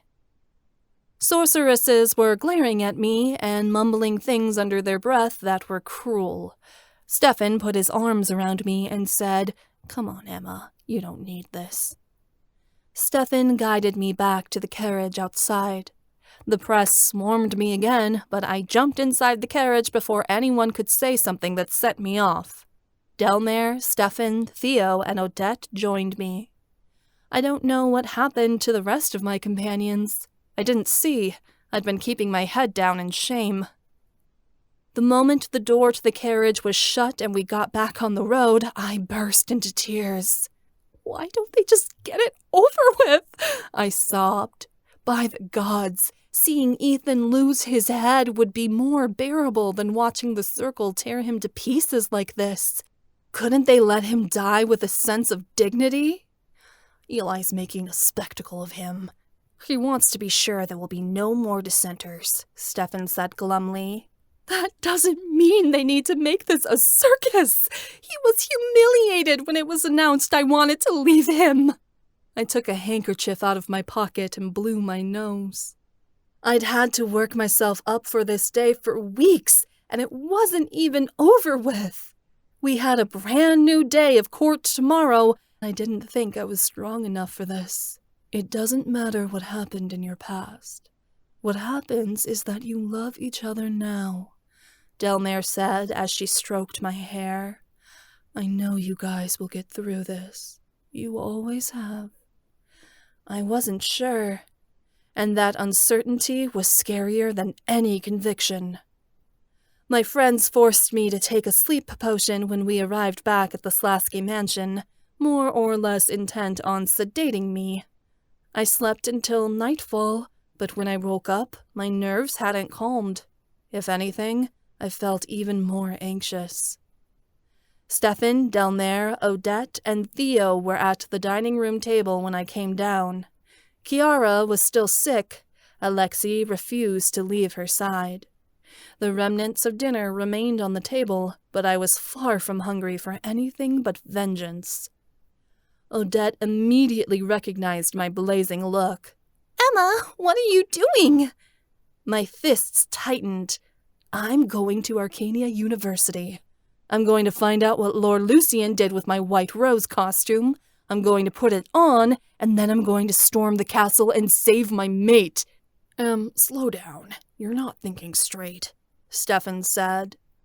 Theo immediately moved toward the exit to block me if I tried leaving. He could damn well try. Ethan's not getting a free pass. They'll convict him no matter what we do. This is the only way. We aren't going to let you kill yourself in an attempt to save him, Theo replied coolly. I let out a humorless laugh. If Ethan dies, I'm already dead. I was going to stop this trial by any means possible. I'd level the courthouse to the ground. I'd kill Eli. I'd do anything. I had no plan except to go in there and start taking down Faye. Anyone stupid enough to get in my way, I'd cut down. I'd grab Ethan, and we'd leave Malovia together. We'd go into hiding. Everything would be all right then. Down there stood slowly, putting out her hands. We're not going to let you do this. I'm the World Weaver. I'm more powerful than all of you. None of you can stop me, I yelled. Just to show that I could, I used my power to slam Theo into the wall. He shouted in pain and went crashing down. Odette scampered to his side. Stefan tried to grab me, but I conjured a shield and forced it outward. He smacked into it, and it was enough to leave the dragon winded. Down there conjured a battle orb, but I flung out a stunning spell, and she cried out as it slammed into her abdomen. I didn't mean to hurt my friends, but right now, I didn't care. I didn't care about anyone but Ethan and keeping his head on his shoulders. We'd run away. I'd rescue him, and we'd leave Malovia if we had to. If I had to fight my friends to save Ethan, I'd do it. My mate's life was on the line. They'd back off when they realized there was no stopping me. Just then, the door to the dining room blew open off its hinges. Lady Magdalena was in its stead, her expression blazing. Out! She bellowed. Everyone out! I must speak with Emmeline alone. My friends didn't question a thing. They glanced at Lady Magdalena, then scuttled out of the dining room and up the stairs as quickly as their legs could carry them. When my eyes met her blue ones, I burst into tears. Again, I didn't cry, but gods, I'd been such a mess these past few weeks. Being in the presence of a strong woman like her made me crumble all over again. Magdalena stomped toward me. Get a hold of yourself, Magdalena snapped, and she shook me by the shoulders. By the gods, girl, we're at war. This is no time to show you've lost your backbone. I need your help, I wailed. You have to help me break Ethan out of jail so we can leave the country. It's the only way he'll be safe. You cannot run.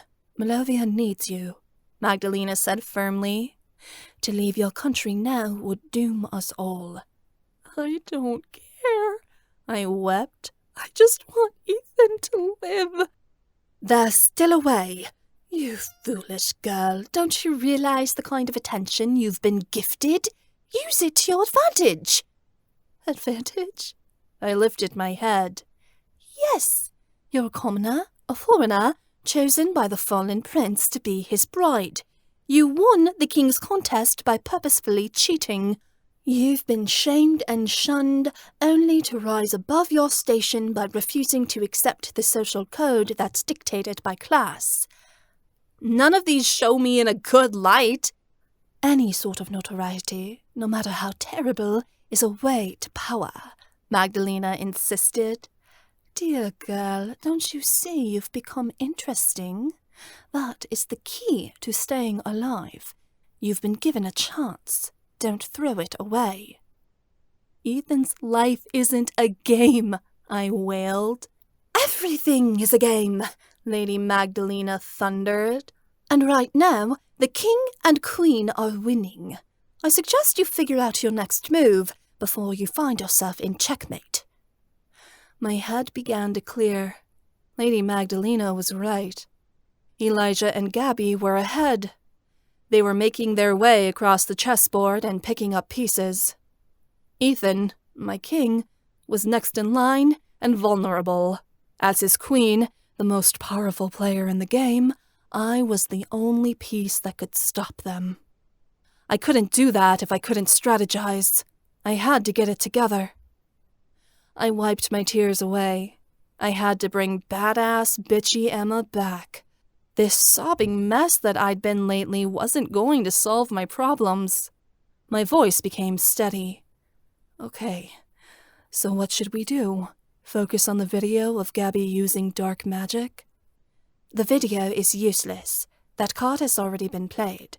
You must think of something else, Magdalena said firmly. My shoulders dropped. I'm not sure what else I can do, not without convicting myself at least. If you want to win in Fairy Court, you must exploit loopholes, Magdalena said. Emma, is there anything you know of that might cause Ethan to be favorable in the eyes of the court? Even the smallest detail might save his life. I bit my lip as I thought of the possibilities. It was risky, but there was one thing I still had over Gabby, and it could change the outcome of this trial. That is, if we could pull it off. I took a breath. I have an idea. Chapter 3. Ethan. The second day of my trial was shaping up to be as dismal as the first. High fae filled the courtroom, dressed in their best fineries. My trial was the year's premier entertainment. I could already hear the gossip swarming around the courtroom, glee permeating the voices of all who'd been thrilled to hear that I, Prince Ethan Nowak, was on trial for treason, a dire fate none had dared to suspect me of. In all my public dealings, I'd been pious, noble. I'd purposefully acted that way. Image in Malovia was everything, and I'd spent the years trained by my mother, carefully building up a reputation of stoic infallibility and loyalty to my country. Now that that image was tarnished and laid out to be a falsity, the public didn't know who or what I was, and they were lapping it up like eager dogs hungry for a meal. My cousin had been speaking for the last hour. His droning was starting to become very dull. He'd recapped everything we'd covered yesterday, as if the circle needed a reminder on exactly what I'd done. When there was a rare break in my cousin's ranting, I broke in. "Why do you continue to waste the court's time?" I asked. "You've found me guilty for a multitude of charges, any of which I could hang for." "In time, dear cousin," Elijah told me with a sinister smile. "The country deserves to know exactly what you've done." He was toying with me. This was his way of getting back at me after I'd refused to side with him over his despicable ideals. He couldn't give me the favor of a quiet execution. Lady Magdalena gave me a staunch stare, telling me to be quiet. Elijah might be putting me on trial, but I was certain Magdalena thought she was running the show. She wouldn't give up an ounce of control. The trial dragged on, but Magdalena seemed convinced that she had a plan. I could tell just by the way she was standing. There was only one thing that was truly concerning. Where was Emma? I hadn't seen my mate since the trial had begun. The rest of my friends were here, but when I looked worryingly around for my mate, I couldn't find her. Stefan had mouthed to calm down, that she was nearby. Perhaps that was for the best. I wouldn't be able to bear her screaming when Elijah called for my head. Emma shouldn't bear witness to this farce of a trial. It only upset her. I hoped she was somewhere safe, resting and avoiding the reality of my fate. Elijah continued to list off infractions and violations. At this point, I was getting bored. Elijah had already taken away everything that mattered. My title, my freedom, Emma. What more worth was my life? Why did Eli continue to hem and haw over my fate when we both knew the ending result? I was growing weary of his games. And it showed, because I yawned. Elijah's face flushed in anger, and he bellowed, "You will show respect to the king when being spoken to." "Or what?" I asked with disdain. "I can't possibly end up in a worse situation than I'm already in. Gods know you won't move my execution along and spare us all the insufferable recounting of what a bad boy I've been. I'm half certain this is my punishment. Hell would be more comfortable than continuing to sit here listening to you blather on all day." Magdalena scowled, while the audience stifled a laugh. Elijah rose abruptly from his chair. "Silence!" he yelled. The courtroom went quiet. "I will not tolerate this kind of disrespect in my courtroom. I am the king." "Is that all you can say?" I asked, I am the king. I am the king. Perhaps come up with something more original when being challenged. Logic might be a start. Elijah's face reddened, and Gabby whispered to him. I had pushed him to the verge of erupting. In a low voice, he added, I can drag this on as long as I want to. Your degradation has merely begun. I made a skeptical sound. You can try. He'd already humiliated me by taking away my prosthetic and using his guards to drag me across the courtroom when I couldn't walk on my own. It had been perhaps the most embarrassing moment of my life, and before I died, I wanted to make Elijah pay for it. A flare of rage rose inside of me, and I dared to be defiant. He wanted to use my disability against me, but he would regret it before he cut off my head. He thought he was showing power by belittling an amputee. All it did was show him as weak. He was terrified of a man without a leg, and now it was obvious to the public. That's why we were here today. Elijah had always been worried I would somehow take his place, even after the king's contest ended. I was business to be taken care of. Nothing more, nothing less. Elijah might be king, and I might be a traitor on trial, but he was still jealous of me. It was comical, and made me pity him. At least I had a clear conscience. I was in chains, but they weren't of my own making.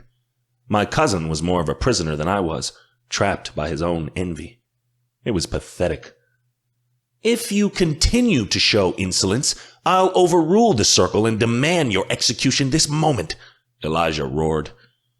Oh, yes, please, cut my head off, and sit it in my hands with my corpse in a chair, so I may indulge the king in another one of his pointless rants, I offered. Only then will I truly regret what I've done and repent. The crowd laughed again, a bit louder this time. Before I could say something more, Magdalena stepped in. May we please move on to witnesses, she asked, or are we bound to sit here and trade insults like boorish children? Gentlemen, this is a courtroom, not a preschool. We must proceed. Gabby said something to Elijah again, leaning inward to whisper in his ear. Gabby's tone must have been firm, because Elijah sat back. The redness faded from his face, replaced by a cold glare. I'd gotten to him, but his mate's words were stronger. He'd listened to Gabby before he'd react out of anger to one of my taunts. Steward Solomon, who appeared quite sleepy, said, We call the first witness to the stand, Queen Regent Antonia Nowak. Shock flooded my veins. How could my mother be a witness anyway? She'd never seen me take off my mask, never caught me in the act. My mother proceeded to the stand. She sat down gracefully, completely ignoring me. She wouldn't look me in the eye. Her face was carefully obstructed by a fascinator, but I could see the mangled flesh underneath. Lady Magdalena's hex from last semester had permanently marred her features, leaving her viciously scarred. She was no longer beautiful.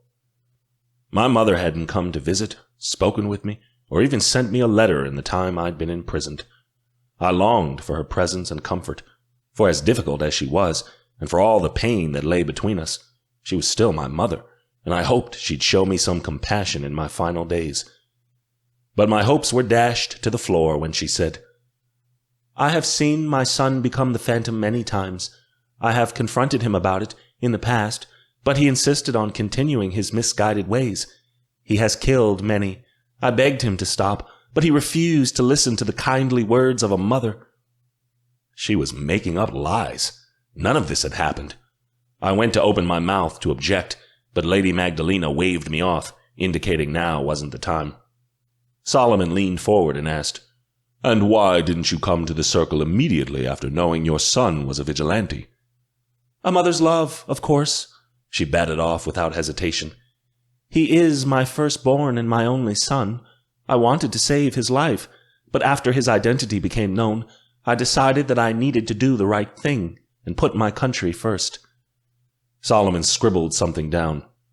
Are you making a declaration of disownership? I am, my mother stated bluntly. As far as I am concerned, this is my public declaration that I have no connection to Ethan Nowak. He is no longer my son. I wish to have nothing more to do with him. My stomach hollowed out, and Elijah spoke up. Very well. If that's your decision, I can make a declaration. Ethan Noack is hereby stripped of his title as prince, cast out of the monarchy. He no longer has access to any of its benefits, including the treasury or the royal family jewels. He is no longer my cousin. Let it be written that King Lycus had no children. He died without a son or heir. From henceforth, the defendant shall be known as Ethan Hastek. Mumbles ran throughout the courtroom as misery churned in my insides. Hastek was a cursed fey name meaning disgraced. It was a name reserved for the worst of Malovians, the lowest of the low, able to be designated only by the king. They couldn't even let me keep my own last name, my father's name. My own mother wanted nothing to do with me. She was fit to throw me to the wolves just to keep her good name and reputation. Her standing with the nobles and winning the favor of Gabby and Elijah was more important to her than protecting and defending her only son. She cared more about her reputation in high-fae society than me. My own mother had betrayed me. But I suppose she wasn't really my mother anymore, as she proceeded off the witness stand without so much as a nod my way. She'd truly disowned me. I was less than nothing to her. Losing what little family I had left caved me inside. My father had died to protect me, and yet my mother had tossed me aside like I was little more than rubbish, crushing my title in one fell swoop. Elijah had done this to demoralize me, yet I wouldn't give in. I might have lost my mother and lost my title as Prince Regent, but Emma was my true family now. I resolved that execution would not be my fate. I would continue to fight for her. Elijah had made a massive mistake. He thought my mother abandoning me would result in me giving up completely. It just made me more keen to survive. Solomon called more witnesses to the stand. I didn't know any of them. The stories they told were all false. They were on Elijah's payroll, looking to gain his favor by testifying against me. By the gods, this was a sham. I expected Magdalena to step in, but she didn't say anything. She remained pounced like a tiger, ready to strike at the exact moment, but not before. As the last false witness left the stand, Solomon cleared his throat. "Well, if that's all the witnesses." "Excuse me, but I have the right to call witnesses to the stand on behalf of my client," Magdalena broke in. Elijah let out a dark laugh. "Who could you summon that would possibly stand besides this vile cur?" Magdalena straightened up. In a blunt voice she said, "I call to the stand none other than the savior of Dolinska, the White Rose." One of the windows on the side of the courtroom broke as a white blur crashed through. The figure rolled across the floor as people screamed, then did a backflip as she rose to her feet. She threw her hood back and removed her mask, letting her red hair fly as her green eyes flashed. No, Emma couldn't be implicated in all this. She'd get herself killed. Screams of surprise rose throughout the courtroom at Emma's exposure. My heart was pounding wildly. My mate was in danger. She'd thrown away her secret identity for a chance to save my life. Gods, if there was anything more I feared than losing my head, it was watching Emma lose hers. She couldn't walk away from this. But Magdalena and Emma shared a secret glance, and I knew this had to be part of the plan. Gods, I hoped Magdalena knew what she was doing. "I am the White Rose," Emma said boldly.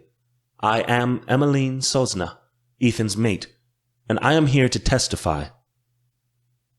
"Did you really have to make that dramatic of an entrance?" Gabby stated blankly. Her lack of shock was suspicious to the court, but Gabby despised Emma so harshly, even she couldn't be forced to put on a show. Emma turned her back on Gabby and ignored her. "I will take the truth-telling enchantment. I plan to tell nothing other than the facts." My stomach rolled in nervousness.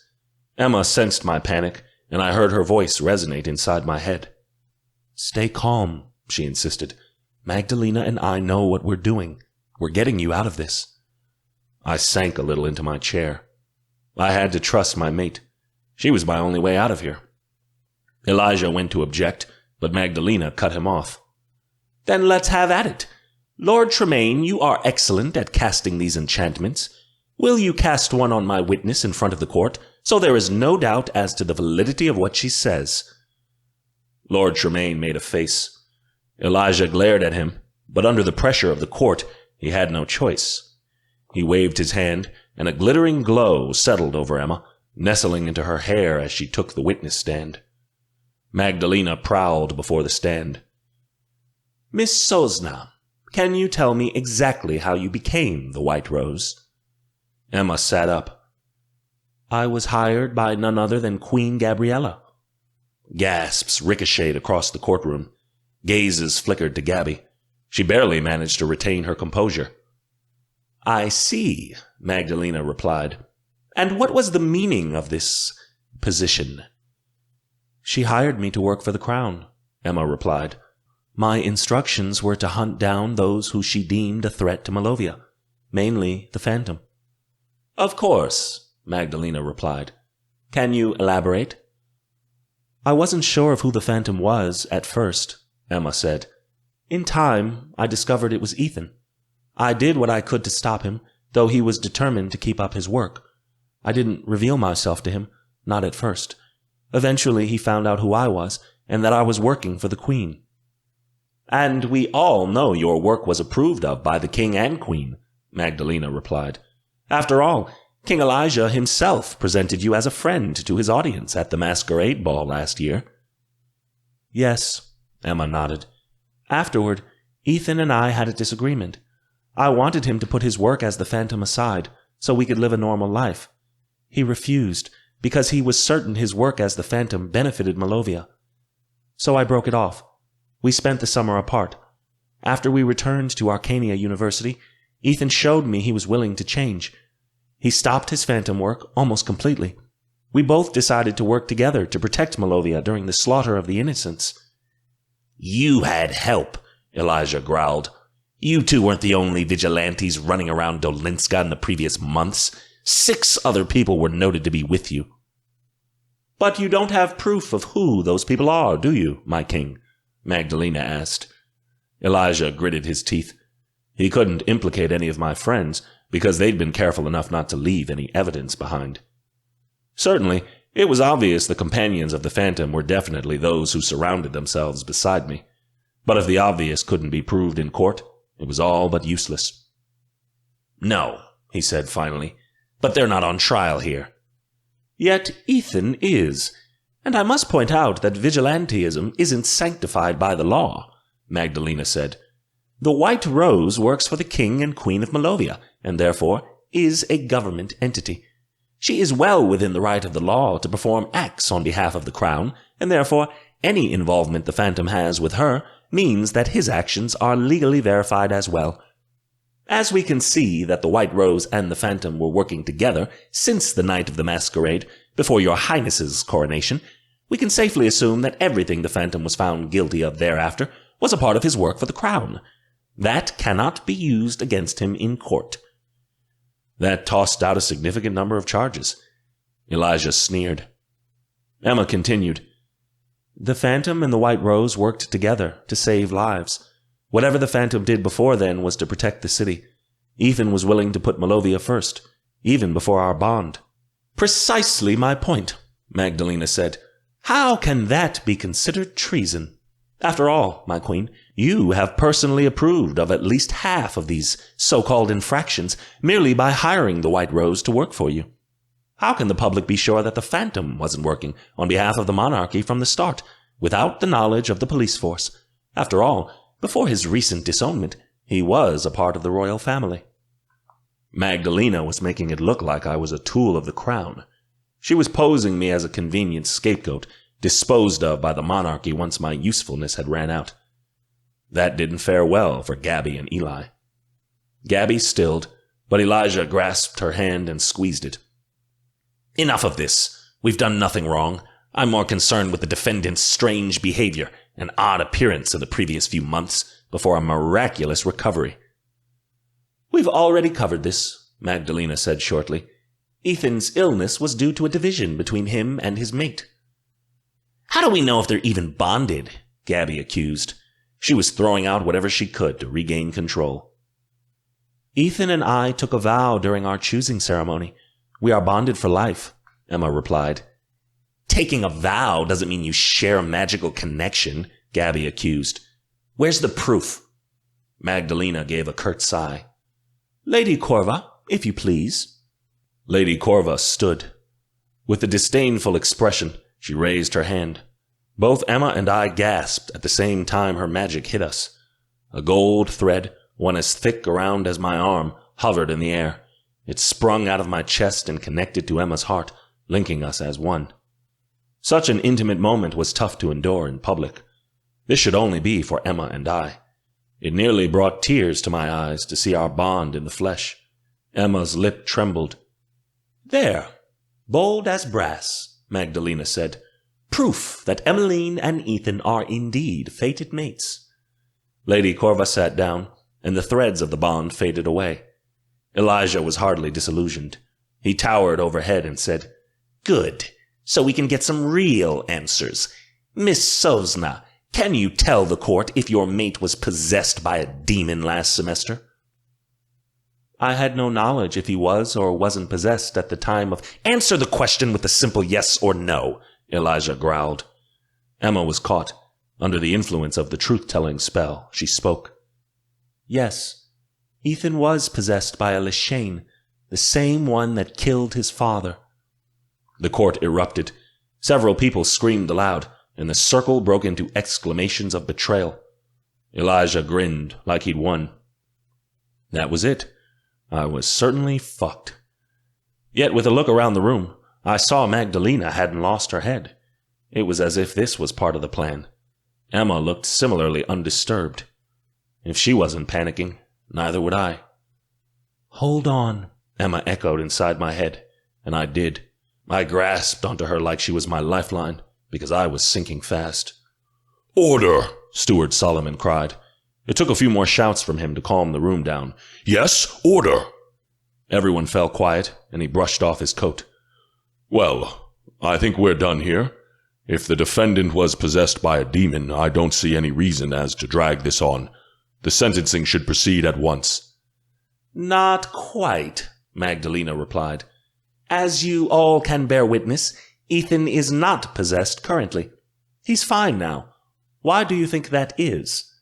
Solomon froze. Lady Magdalena turned to Emma. Miss Sosna, can you tell the court the details of your mate's possession? Emma took a breath, preparing to take a risk. Ethan came to me after we broke up. He revealed to me that he was possessed and that he needed help exorcising the Leshane. It took some time, but we worked together to find a method that would work. Eventually, we performed an exorcism together.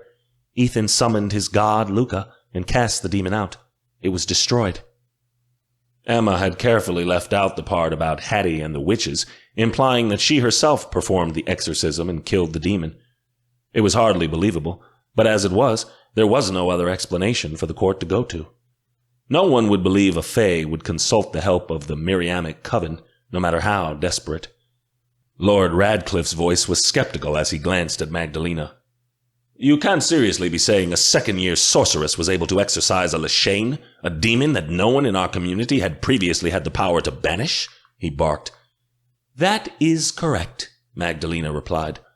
Emmeline Sosna is the most proficient sorceress of our time. She will prove to be extraordinary, if only given the space to grow. How do we know she didn't use a magical artifact to exorcise the Leshane, like she used the dark necklace during the king's contest to cheat? Lady Corva bit. With what object? Emma tossed her hands in the air. What on earth do the Fae possess that is able to exorcise powerful demons? It was clear the answer was nothing. Lord Tremaine leaned over to Elijah. Forgive me, Your Highness, but magic such as Miss Sosna has exhibited cannot be ignored. If she did exorcise the Leshane, she is extremely powerful, and that power is going to be an asset once we move on the Miriamic Coven. To execute her mate would dramatically inhibit the power of her magic. We can't afford to give that up.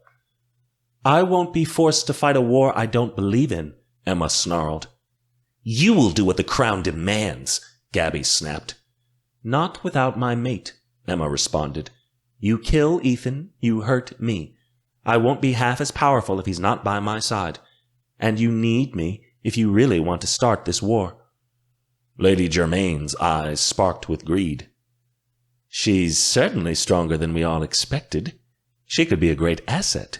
With her kind of power, once she graduates, she could become our strongest high priestess, or even be the one to lead us into battle against the other supernatural races." Lady Germain spoke as if she wanted to use Emma to pull off spells that she couldn't herself. Emma scowled at her. "Ethan Hastek must be executed for his crimes. He has betrayed the country," Elijah growled. "With the kind of magic that Emmeline Sosna possesses, we could wipe the Miriamic Coven off the face of the earth, and be rid of those damned witches forever," Lord Radcliffe boomed. "Your Highness, this kind of power isn't worth sacrificing for one mere vigilante. We cannot afford to throw it away." Elijah's knuckles cracked as he tightened his fists. He was in a tight spot. He couldn't kill me without damaging Emma's magic, which he couldn't ignore under the Circle's plight. The whole kingdom knew how strong she was now. They wouldn't understand why Elijah would hinder Emma's magic when his whole campaign over the past year had been growing Malovia's power, so we could attack the other magical races once the time was right. No personal grudge against me was worth giving up such a powerful weapon as Emma, and no one besides Eli and Gabby knew that they wanted to kill her anyway, to obtain the stones at any cost. Magdalena had used my possession to our advantage. Magdalena continued on. "From what we can deduce, the demon inside of Ethan provoked him to commit crimes, perhaps to even become the Phantom in the first place. But even during his possession, Ethan was strong enough to defend his country and battle with his reasonings. Once the demon inside of him was vanquished, he became a beacon of hope for Malovia. He saved lives and rescued souls during the slaughter of the innocents. Certainly nothing he has done since Warren's death, or even a lifetime of imprisonment. We can even count his actions as heroic, for being so strong against the demon's influence." Lord Lucian shifted forward. "Ethan has committed crimes, that much is true," he began.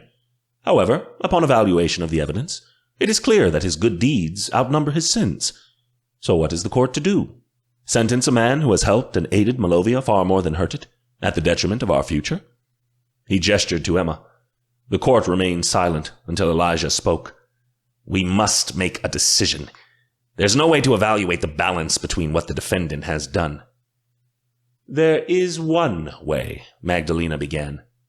"The old way." My heart skipped a beat, and Gabby spoke. "You aren't suggesting a return to the ancient law?" "Yes.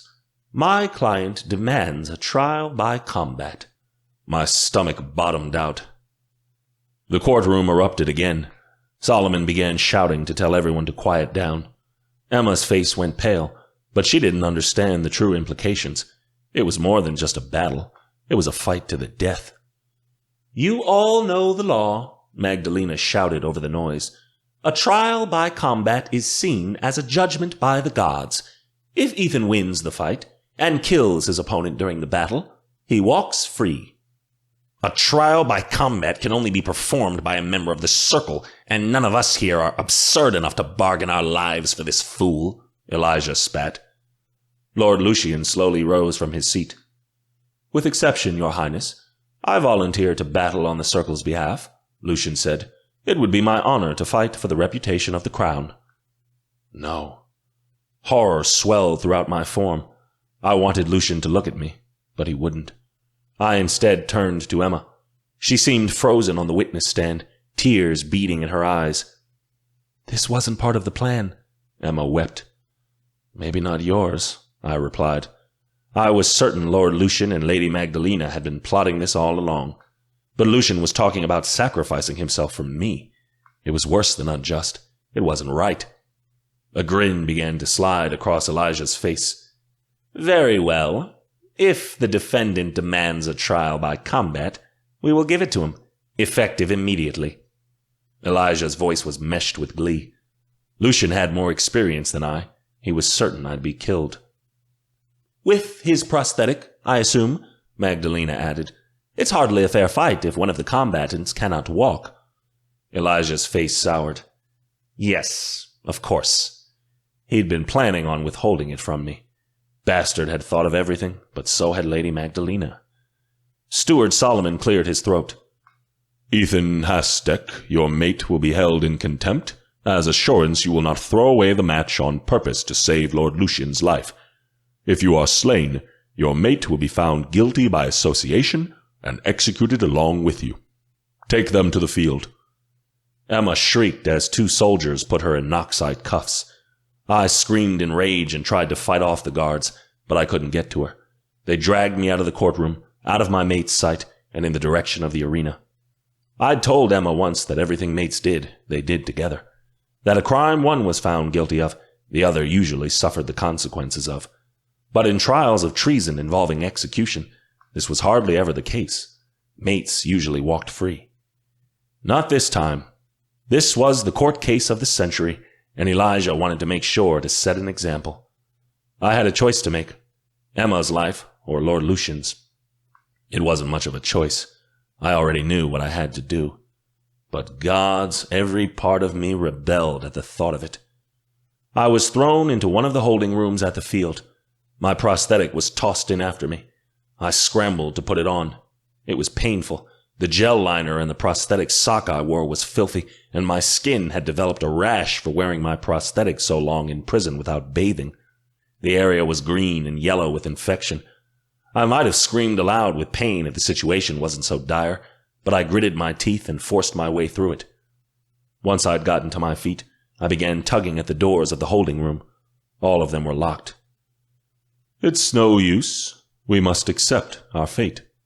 Lord Lucian's deep tone made me still. I turned. He'd arrived for the short time we had for a final discussion. I grabbed Lucian's arms. "I can't do this. I will not kill you." "Do not lie to me. You will do whatever is necessary to save Emma," Lord Lucian told me gently. He was right, and yet that didn't make it any less painful. "Emma needs the both of us," I pleaded weakly. Lucian's voice became more aggressive. "Ethan, I am giving you no choice. I'm not putting on a show. This is kill or be killed. If you don't end me, I'll be forced to slay you where you stand, and I will not hesitate. One of us must stay alive to protect Emma. If you cannot do what has to be done, I will." He was deadly serious. Magdalena had threatened me once, told me that if I could not protect my mate, she would find someone else to take my place. Apparently, Lucian held the same opinion. "How could you offer yourself up like this? You can still stop the battle. Say you won't fight me."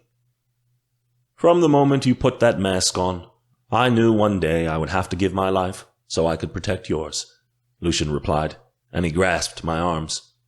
"For nearly 2 years now I have been concealing your movements, making excuses, hiding evidence. I was certain it all had to come to a close. I made peace with that long ago." So Lord Lucian had known all this time I was the Phantom and had been covering for me. That night we'd fought in my lair before he'd set the cultist I'd tortured free came back to my mind. He'd been trying to save me from myself. I should have listened to my mentor and resisted succumbing to my darkness. We wouldn't be here now if I had. "I owe you so much." My voice was heavy and choked. "It's only because of you I was able to do what I could." "You made a choice to defend Malovia.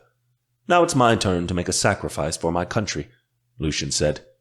"We both know the king and queen can't remain in power for long without ruining the nation. You and Emma are the best hope Malovia's got. The Fae can't lose you. Let an old man go."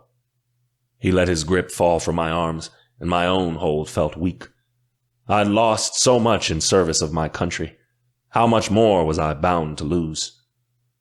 "I will not hold back," Lucian told me. "The people need to see that you deserve your freedom. Use what I taught you to win." The doors of the holding room slid open. Direct sunlight hit my face, and I threw an arm up to shield my eyesight. Lord Lucian stepped forward into the arena, and I followed him. The field was open, blank, and covered in a thin layer of snow. It reminded me of my time in the King's contest, and how Emma and I had fought here to win the crown. The arena felt far from kind.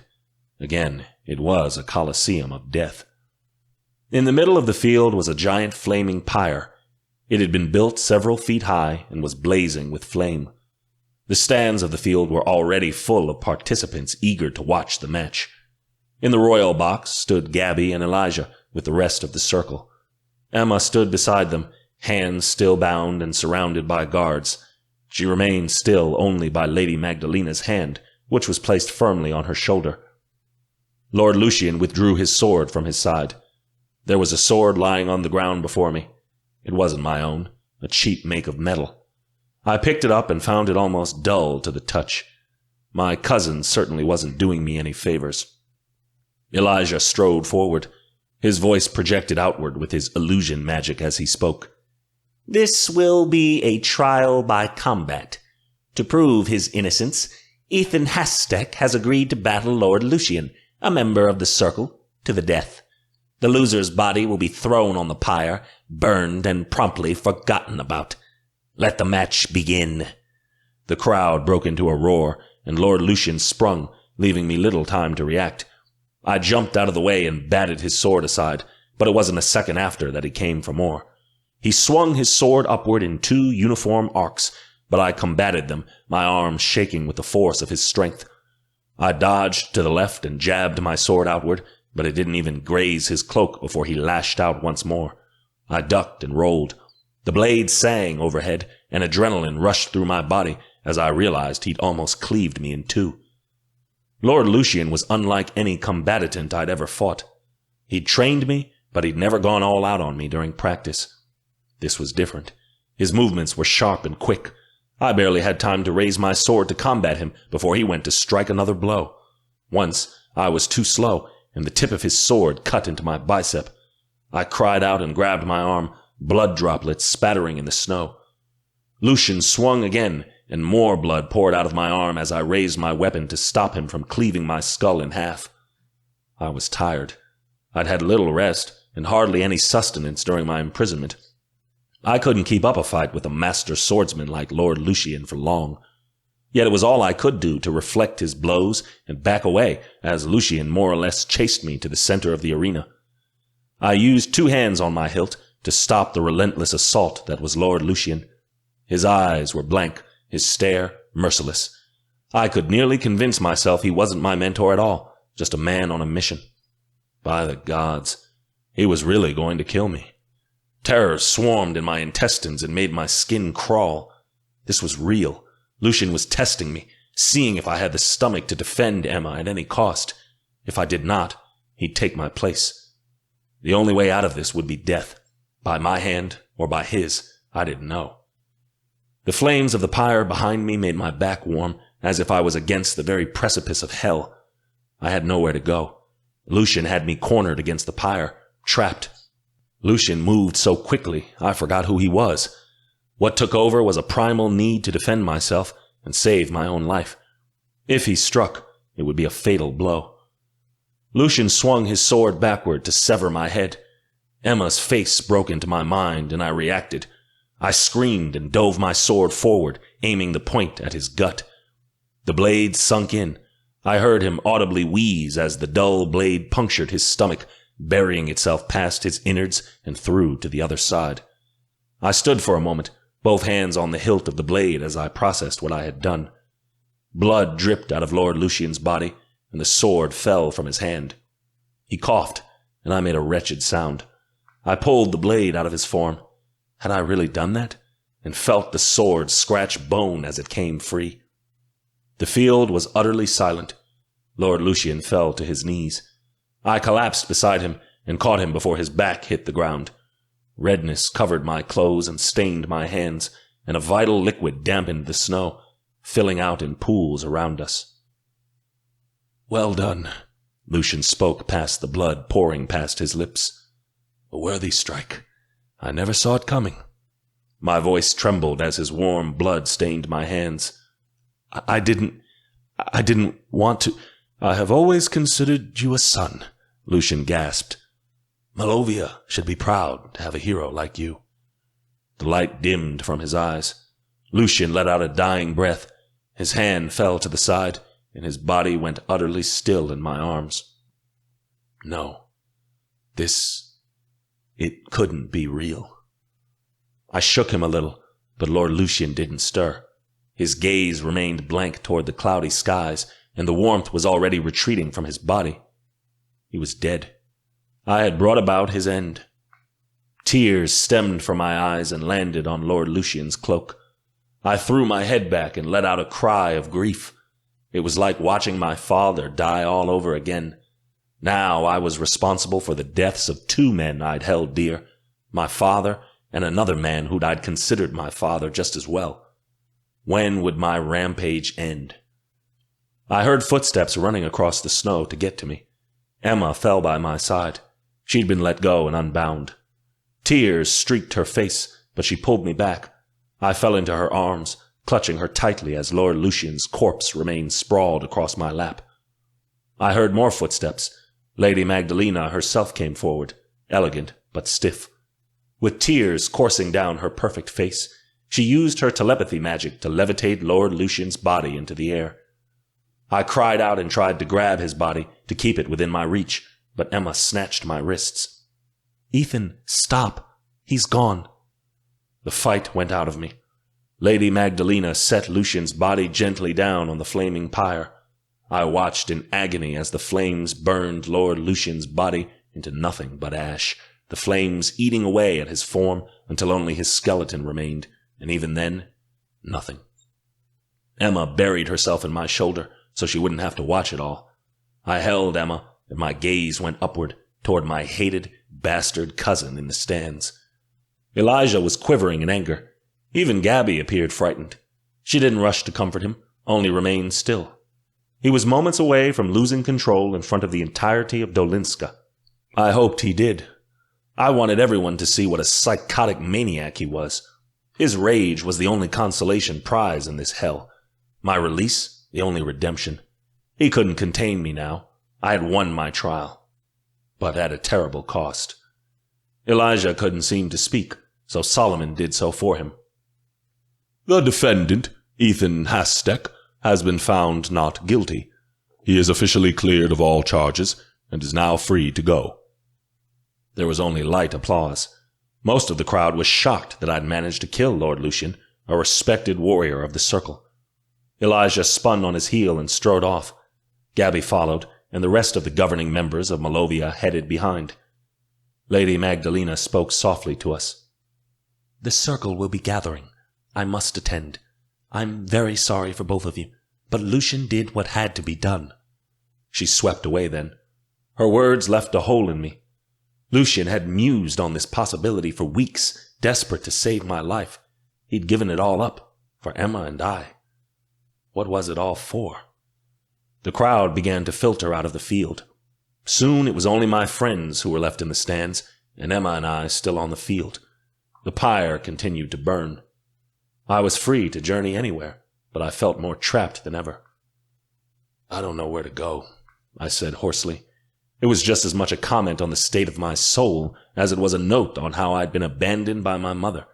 I had friends to stay with, people who would take me in, but not a place of my own. I'd been left penniless and discarded by the royal family. "You're staying with me tonight," Emma replied. "We're going back to Arcania University.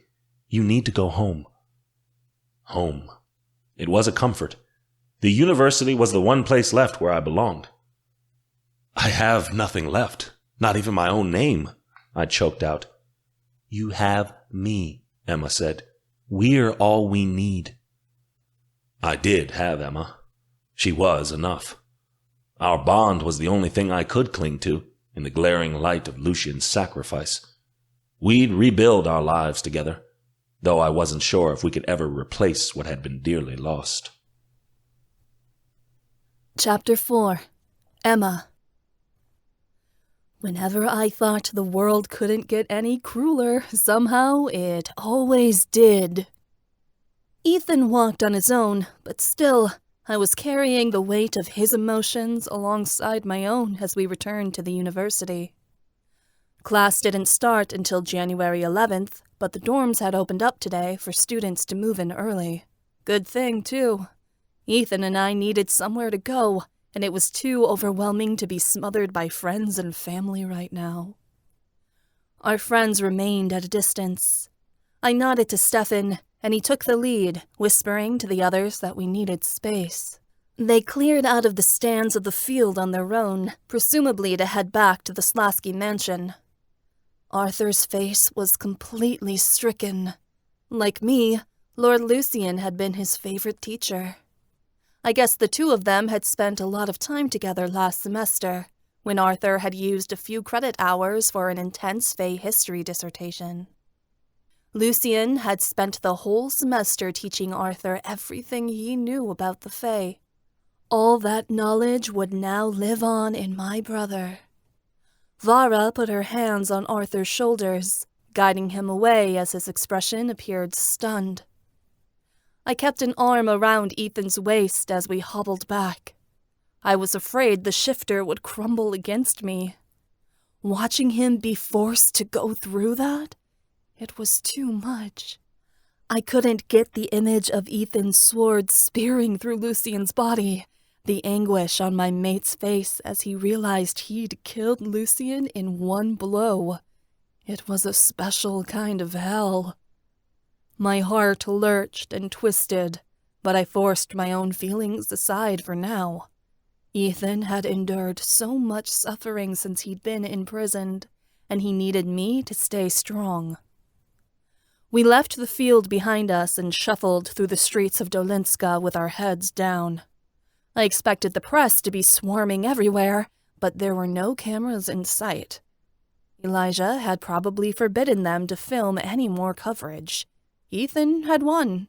Anything that put the crown in a bad light, the news media wasn't allowed to broadcast, and this trial had nearly made a mockery of the monarchy altogether.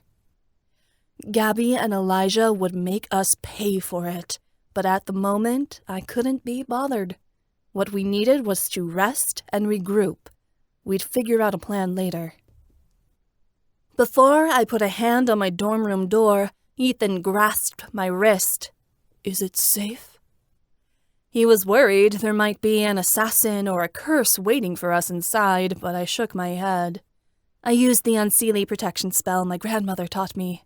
No one can get in or out unless they're a friend, and I'm carrying an apple branch on me from now on to absorb any curses if someone tries to hex me. We'll be fine. Ethan nodded shortly. Yet when I opened the door, I gasped. My furniture had been completely rearranged. My bed was facing the window, in a different direction than it had been when I'd left it last semester, and my dresser was by the bathroom door now. Various other little items, like my shelving units and my bookcase, had swapped places. Tigris, my fairy folk, was buzzing eagerly around the room like a busy bee. The miniature tiger with monarch wings and curly antennae fluttered and chuffed. When he saw me, Tigris let out a loud coo. I held out a finger, and he perched on it with a twisting tail. Professor Mara had said Malilutwe enjoyed rearranging furniture. I didn't feel much like laughing, but a giggle escaped my lips anyway. "You've been busy, haven't you, Tigris?" He purred, and his antenna wiggled. The office chair hovered into the air and glided across the room before settling in front of my desk, which was on the opposite side it had been. I knew better to tell him he should have asked me first. Fae creatures did what they wanted. He'd been surviving off the honey nectar I'd left out in a bowl for him over break, but that was nearly gone. He hovered by my ear and gave a loud yowl. "In a minute," I told him. Ethan's expression was still hollow and blank. Tigris observed Ethan's grieving expression and stuck out his lip. Ethan stood there like he didn't know what to do. He was awaiting instruction. There were a lot of physical steps we needed to take care of before we dealt with the emotional heaviness. Right. Shower, food, sleep. Come on. I took Ethan's hands and led him into the bathroom. Tigris fluttered over to the curtains and with his tiny teeth pulled them shut over the windows. I started stripping off Ethan's clothes. It was like he couldn't do it himself. When I pulled his shirt off of him, his head wavered and he nearly fell over. I was really starting to worry the events of the day had turned my mate into a zombie. His eyes were similarly dull. I winced as I looked at the bruises covering Ethan's skin, barely visible under the filth. Elijah's guards had done a number on him, and he needed to soak the wounds. Even so, Ethan had to rinse off before he took a bath. He was caked in dirt. My mate looked at the shower like it was a hurdle to be conquered. "I need something to sit on," Ethan said in despair. "I can't." "I have a shower chair." Miroslava had prescribed me one, just in case my fatigue got too much for me to bathe properly. I'd never used it, but I'd kept it around in case Ethan needed it. I got it out of the cabinet and unfolded it before I placed it inside the tub and turned on the hot water. Ethan sat on the toilet and fiddled with his prosthetic. His fingers slipped and he swore. His hands were shaking. "I've got it."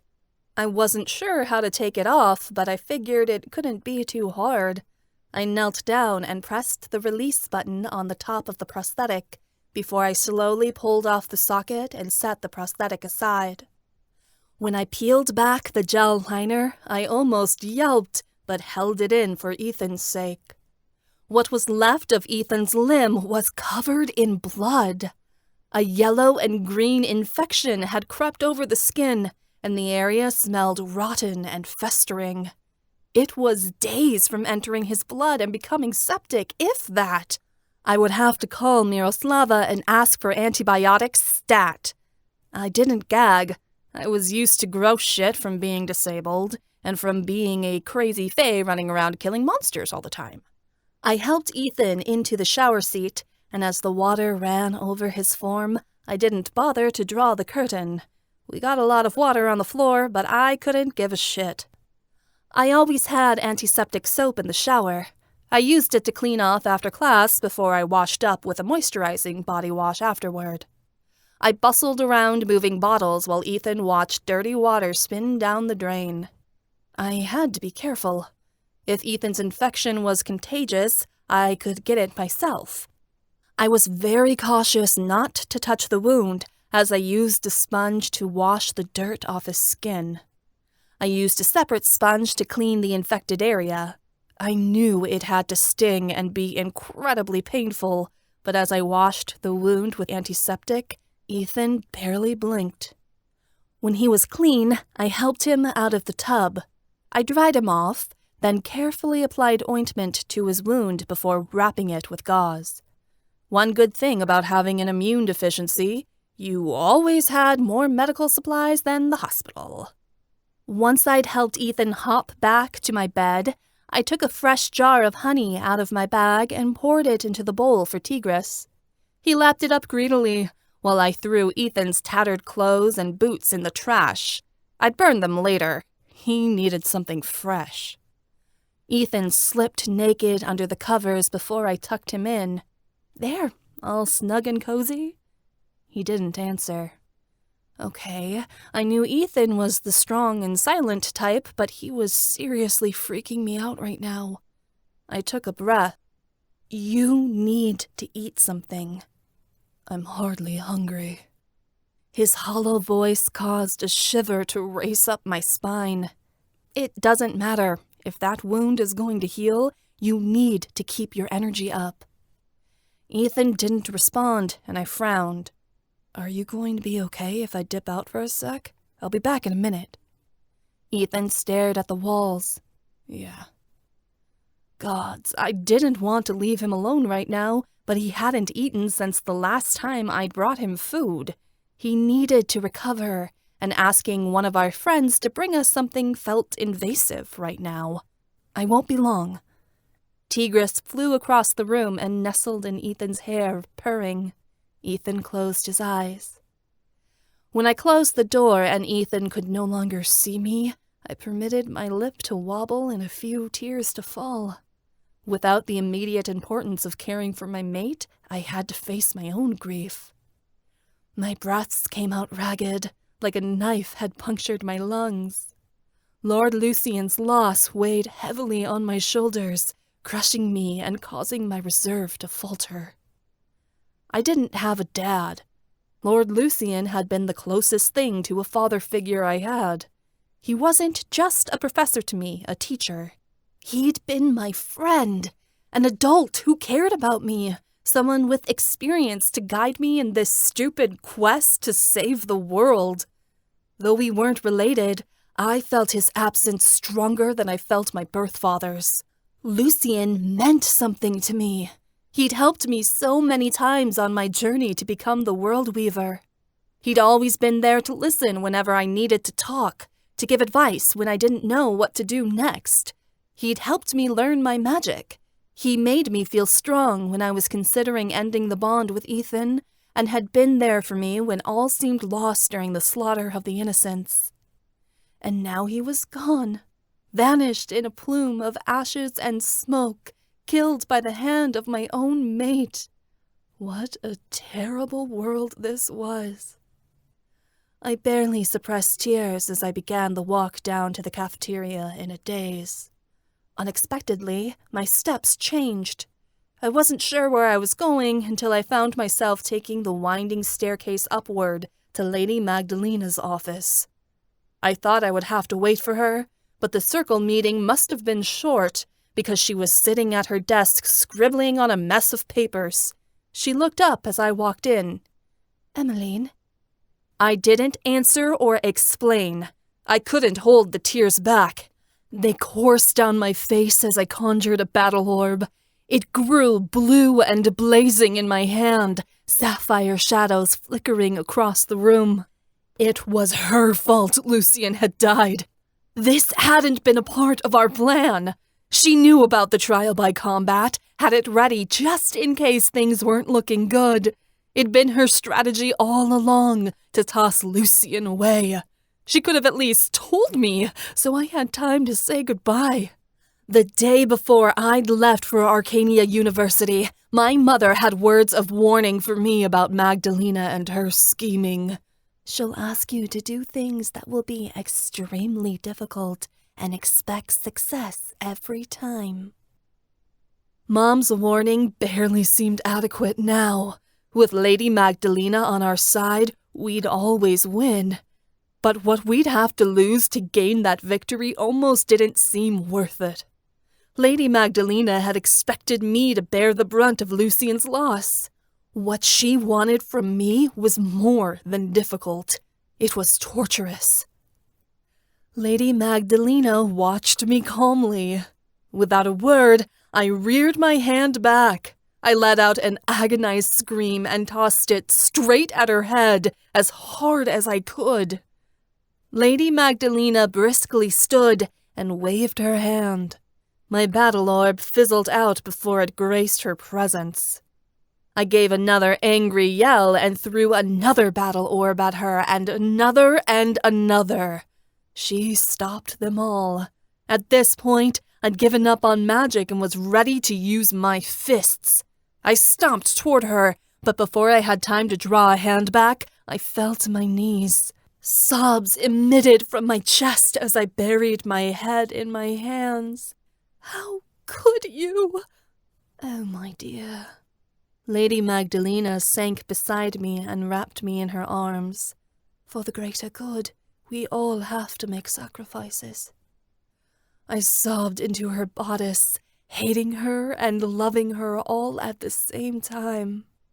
As much as I despised her for giving up Lord Lucien, it had been in exchange for Ethan's life. And in the end, if I had to choose, it would always be my mate. Lady Magdalena stroked my hair. "Chin up, Emmeline. I promise you will feel happiness again." Her comfort seemed inadequate, even heartless. I knew I would, but in this moment, it didn't feel like there'd ever be light in the world once more. Lucien and Ethan's faces flashed before my eyes, sucking the joy from my heart. I could not keep them both. Ethan was asleep when I slipped back in, carrying 2 takeout boxes. I set them gently on the desk, and Tigris mewed. I put a finger to my lips to tell him to be quiet. Didn't work. Ethan stirred anyway. His eyes blearily blinked as he smelled the food. "I got your favorite," I offered. "Prime rib, extra rare, with a side of pork." Yes, Ethan got a side of meat with his meat. Quite wolfish. And bad for his cholesterol, though I hoped his shifter blood could handle it. He managed to sit up. I handed him his box, and he began eating slowly. Ethan fed bits of fat to Tigris as he cut them off, and the tiger fairy chewed in ecstasy. I didn't even care if he got grease on the sheets, but though he was starving, Ethan was polite and well-mannered when he ate. Side effect of being raised royal, I guessed. My stomach dropped. Much of Ethan's identity had revolved around being a prince. Now that he was a prince no longer, would he lose himself again? That couldn't happen. We'd done so much work last semester to help him find who he was. He couldn't backslide now. I was barely able to stomach a chicken salad sandwich, though it looked amazing when I picked it up. We didn't say much as we ate. When we were nearly done, I said, "You should leave your prosthetic off for a few days, at least until we get back to class. The infection needs time to heal." Ethan shrugged. I threw the takeout containers away and sat across from him. Tigris kneaded his paws on the blanket. "We had to talk about this. It wasn't your fault. I gave the final blow." His voice was deadened, a wasteland. "We have to face facts. Lucian had planned this with Lady Magdalena. They'd probably decided on it before your trial even started. They had weeks to strategize." I took a breath. I hate to admit this, but if anything, Lucian killed himself. He chose his own death. And that's just as important to the Fae as anything, to decide how they will die. He had an honorable death in battle. He'll be escorted by Milana to the great hunting grounds. "He didn't have to die, Emma." "Sacrifices have to be made," I insisted, remembering Magdalena's words from earlier. "You can't blame yourself. Lucian knew what he was doing, and he was willing to give his life up for you. You can't repay him by giving up. The best way you can honor his sacrifice is to keep moving forward." "If I hadn't become the Phantom, hadn't gotten caught, then thousands of people would be dead," I finished. "Ethan, your work as the Phantom saved countless lives, especially during the slaughter of the innocents. If we hadn't stepped in, the casualties from that night would have been even greater than they are. And if Lucian was here, he'd tell you he was honored to give up his life to save the lives of others. It was in his blood to serve Malovia, just like you. To be angry at him for his choice to save you is to dishonor his legacy." I knew Ethan was pondering this because he remained silent. Tigris cooed. The lights in the room dimmed at his magic, and I said, "You need to sleep. We're safe for now. Everything is going to be all right." Ethan laid back and pulled the blanket over him. I crawled beside him, and he put his head against my chest. Though it was the middle of the day, Ethan was out in moments. I couldn't sleep. I stroked Ethan's hair and counted his soft breaths as I watched a silver of sunlight creep through the curtains. Looking back was a waste of time. Lucian was gone forever. There was no bringing him back. He'd paid the ultimate cost to make sure Ethan remained at my side so I could fulfill my destiny as the World Weaver. I used to be afraid of the prophecy. Any mention of it before would paralyze me with fear. Now that we'd lost Lord Lucian, I wasn't afraid of a damn thing. Lucian had believed I'd fulfill my task and save the Fae, so I was determined to do just that. No matter what price I had to pay, I wasn't going to let him down. Time seemed stuck for the next week. Ethan stayed in my dorm room and didn't come out. All of our friends had come to visit him. There was worry in their gazes, but I told them to be patient. He would come around. We weren't intimate. We barely talked. Day by day, his shock ebbed, but it never completely faded. I could sense he wasn't interested in conversation, but he needed my presence. I worked on translating the Unseelie grimoire in silence as he slept day and night. I didn't breathe a word of the stones or my prophecy. Neither of us were ready for that yet. We needed a break. Monday morning was the first day of class. When we got up that morning, he told me he was going to move back to his dorm room across the hall. I was sad he was leaving. I'd grown used to waking up beside him every morning. But we were pushing the rules as it was, and getting in trouble with a teacher for violating school policy was the last thing we needed right now. But maybe it was a good thing. If Ethan wanted his own room back, maybe he could handle being on his own. Before class, Ethan and I visited the Malovian Royal Cemetery, located a block away from the palace. It was where all the members of the Circle were buried, and most of the monarchy, save for kings and queens, who were interned at Milana's cathedral. It was the first time we'd visited Lord Lucian's grave. We hadn't managed to salvage much from the pyre, but while I was taking care of Ethan, our friends had gathered the ashes they could so Lord Lucian could have a proper burial. The dirt was covered by a thin layer of snow, and yet you could tell the grave was hardly a week old. Flowers were gathered around the grave. Lord Lucian had been a popular teacher. Everyone loved him. We stood at his headstone, looking down at his name upon the marker. Lord Michael Lucian, 1980 to 2021. Venidoaxi Jevixi Razim. What does that phrase mean? I asked. I couldn't read Malovian. It's an old saying, buried twice but lived once. Some people believe that if we've lived truly noble lives, the 7 gods give us another chance and return us to the land to be born again as a new person. The best souls reincarnate dozens of times. The phrase itself, buried twice but lived once, means no matter how many times the gods choose to send us back to this earth, all the lives we've lived are connected. Therefore, we only have one existence and one soul. I narrowed my eyes.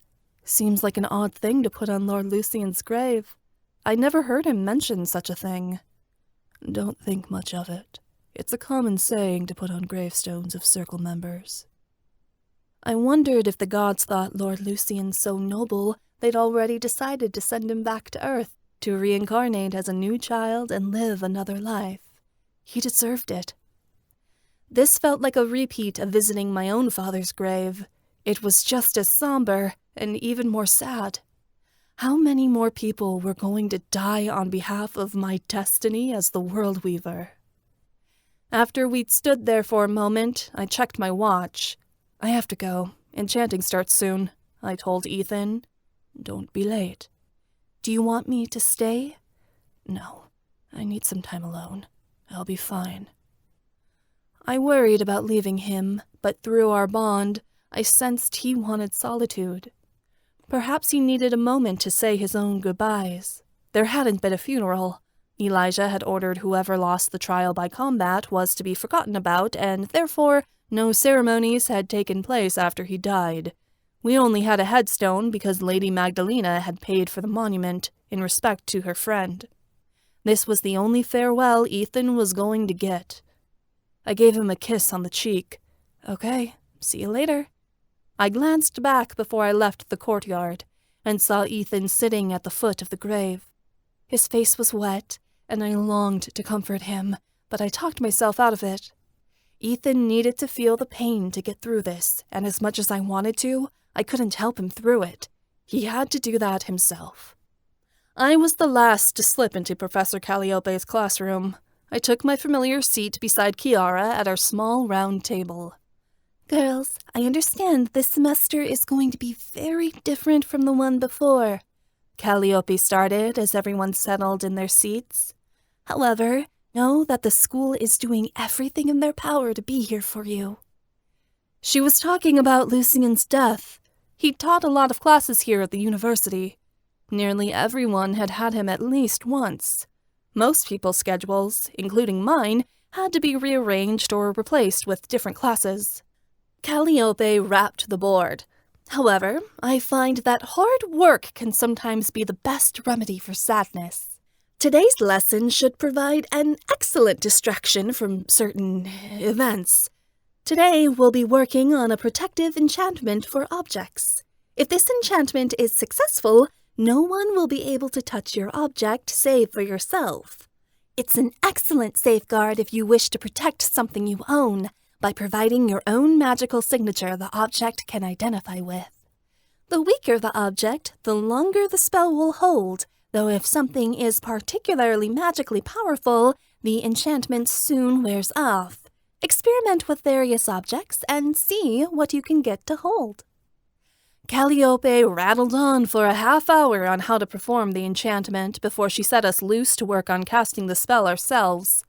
I tried casting the spell on a teapot set in front of me, but I didn't have it in me. It wasn't that I couldn't do magic, I just didn't feel like it. Kiara cast the spell on a feather in front of her and said, "Try picking it up." I reached out and grabbed the feather, but it immediately scalded my fingers.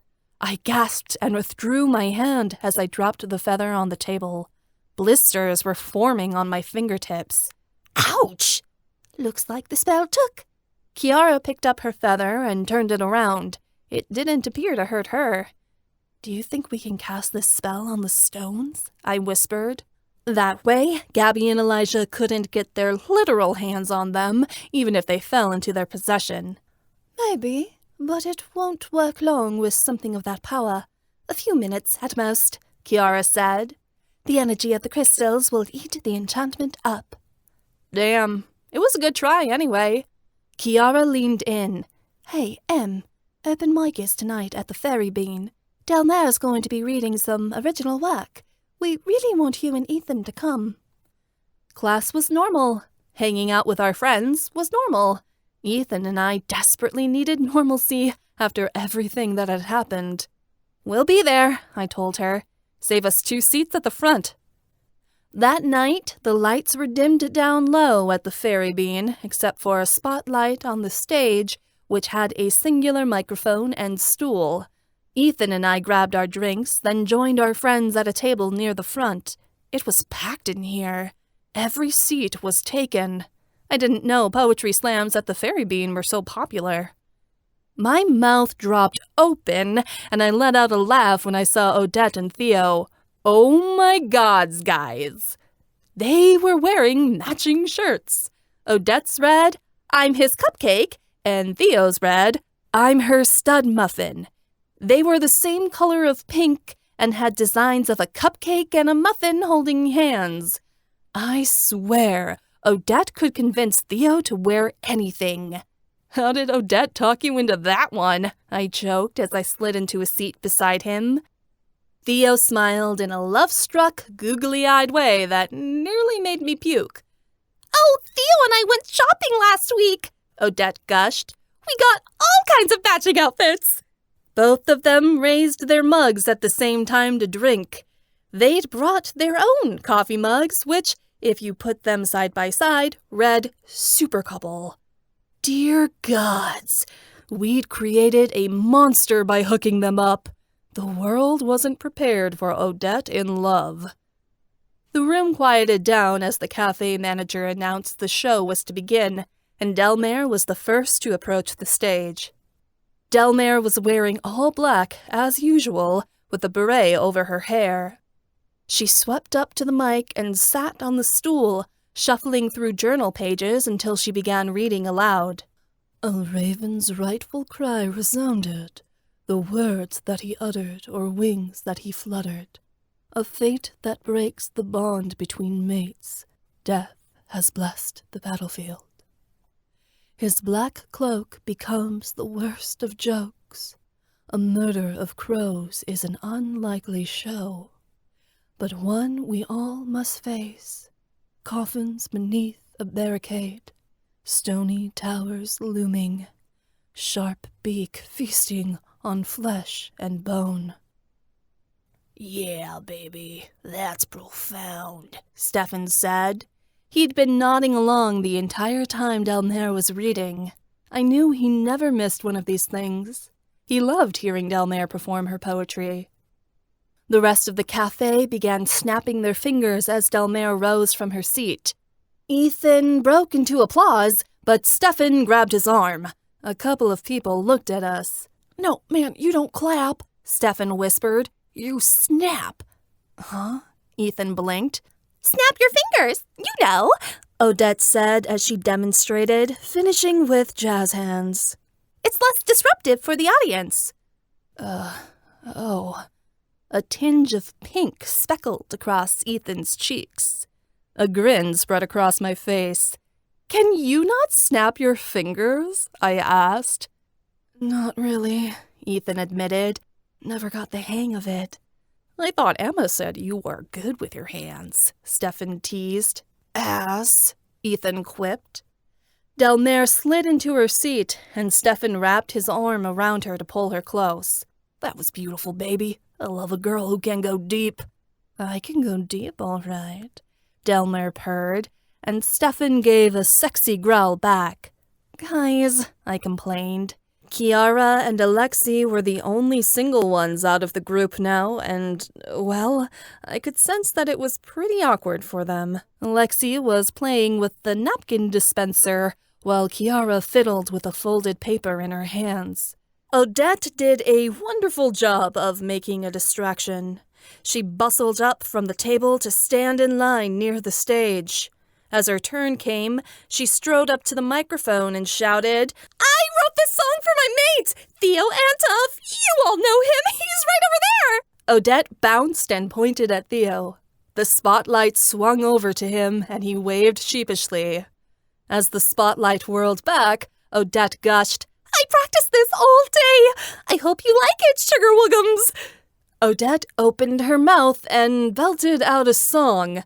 None of the words rhymed, her voice was flat, and it cracked on every note. The guy running the audio winced and turned the microphone down. Gods, Odette's singing sounded like a dying seagull. The lack of any instrumental accompaniment made it worse. Theo was grinning, but the rest of our ears were bleeding from Odette's not-so-lovely singing voice. Ethan, though, smirked. It was the first time he had smiled since Lord Lucian had died. A small light gleamed in my heart.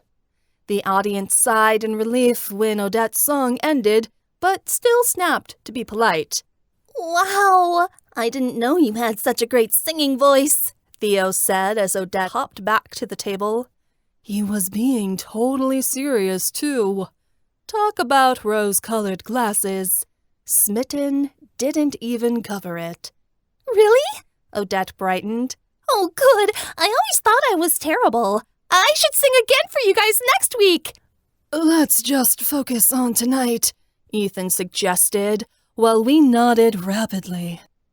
Odette sat in Theo's lap, and he wrapped his arms around her to watch the rest of the open mic. As the night continued, I noticed my brother sitting in the crowd with his mate, Vara, along with Ozzy and Jasper. Finley and Amantha were on the other side of the cafe, at a table by themselves and whispering quietly to one another. I was glad Finley had found someone. I still felt guilty about breaking his heart last semester. But I guess Finn had to be completely over me, because he leaned forward and made out with Amantha for the gods and everyone to witness. Amantha grabbed his hair as they sucked face. Their passion could be felt even from here. Arthur made a face and tossed an empty paper cup at them. It hit the back of Finley's head. He flipped Arthur off before he went back to what he was doing. Vara and Ozzy approached the stage. Vara sang a lovely a cappella song about time with a crooning voice that made my heart ache. Ozzy tripped up the stairs as he climbed onto the stage. He grabbed onto the microphone and wiped crumbs off his shirt before he dug in his pocket to take out a piece of notebook paper that was stained with jam and chocolate syrup. I wrote this poem for someone special, Ozzy said. He gave a dramatic wink. You'll never guess who. Jasper smiled fondly. Ozzy took a deep breath and said, Your eyes are like 2 blueberries, round and juicy. Your nose is like the perfect strawberry on top of a delicious pile of whipped cream. Your skin is like icing on the sweetest birthday cake, soft and melty in my mouth. Ozzy looked more closely at the paper and said, "Oops, I guess I didn't finish it. Whatever, I hope you liked it anyway." A couple of people laughed. Ozzy scuttled off the stage. He popped back into his seat next to Jasper and beamed. Jasper's look was wistful. His hand twitched, like he wanted to grab Ozzy's, but he shoved it under the table instead. My heart hurt for them. It wasn't fair that they couldn't be affectionate in public. That they had to hide their love was wrong. Being gay in Malovia shouldn't be a crime. But it was. And if anyone knew what they meant to each other, both of them would be killed. Jasper would have to wait until they were in secret to tell Ozzy how he felt about the poem. After about an hour, the poetry slam was winding down. The manager was about to call an end to the event, but just before the last person finished their poem, Kiara got up from the table. Alexi's eyes followed her as she stood at the edge of the stage, then shyly walked before the microphone to take her place. Kiara cleared her throat. I don't really do things like this, but I thought I might read something short tonight that I wrote for a friend. I hope you like it." Kiara licked her lips and began to read. "I spend my days pretending you're beside me. I spend my nights knowing you're alone. When the morning comes, I wish your arms were round me. I know that I could be your home. Yet this is a fantasy I've created in my mind. A wish upon a star that I know can never be. A feeble attempt at catching starlight is me with you, and you with me.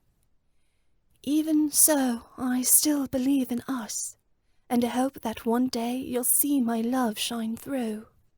Yet in my heart, I'm forced to see the only thing keeping us apart is you." When Kiara was done, everyone clapped. Quite a few people were impressed with her poem. It'd been beautiful. But Alexei was as stiff as a stone. Expressionless, he rose from his seat. The screeching noise his chair made caused the cafe to go silent. Everyone stared as he and Kiara locked eyes for a long moment. Then he ran out, literally ran out of the cafe. He accidentally knocked into someone and spilled their coffee all over the floor. She yelped, but he didn't move to clean it up. A couple people whispered. Tears blurred in Kiara's eyes, and she ducked her head. The rest of my friends were speechless. Kiara's words as she came back to our table were choked. "That was stupid. I never should have—" "I'll talk to him," I told Kiara. I tore after Alexei just as he exited the coffee shop and onto the campus grounds. Snow smacked into my eyes as I chased after him.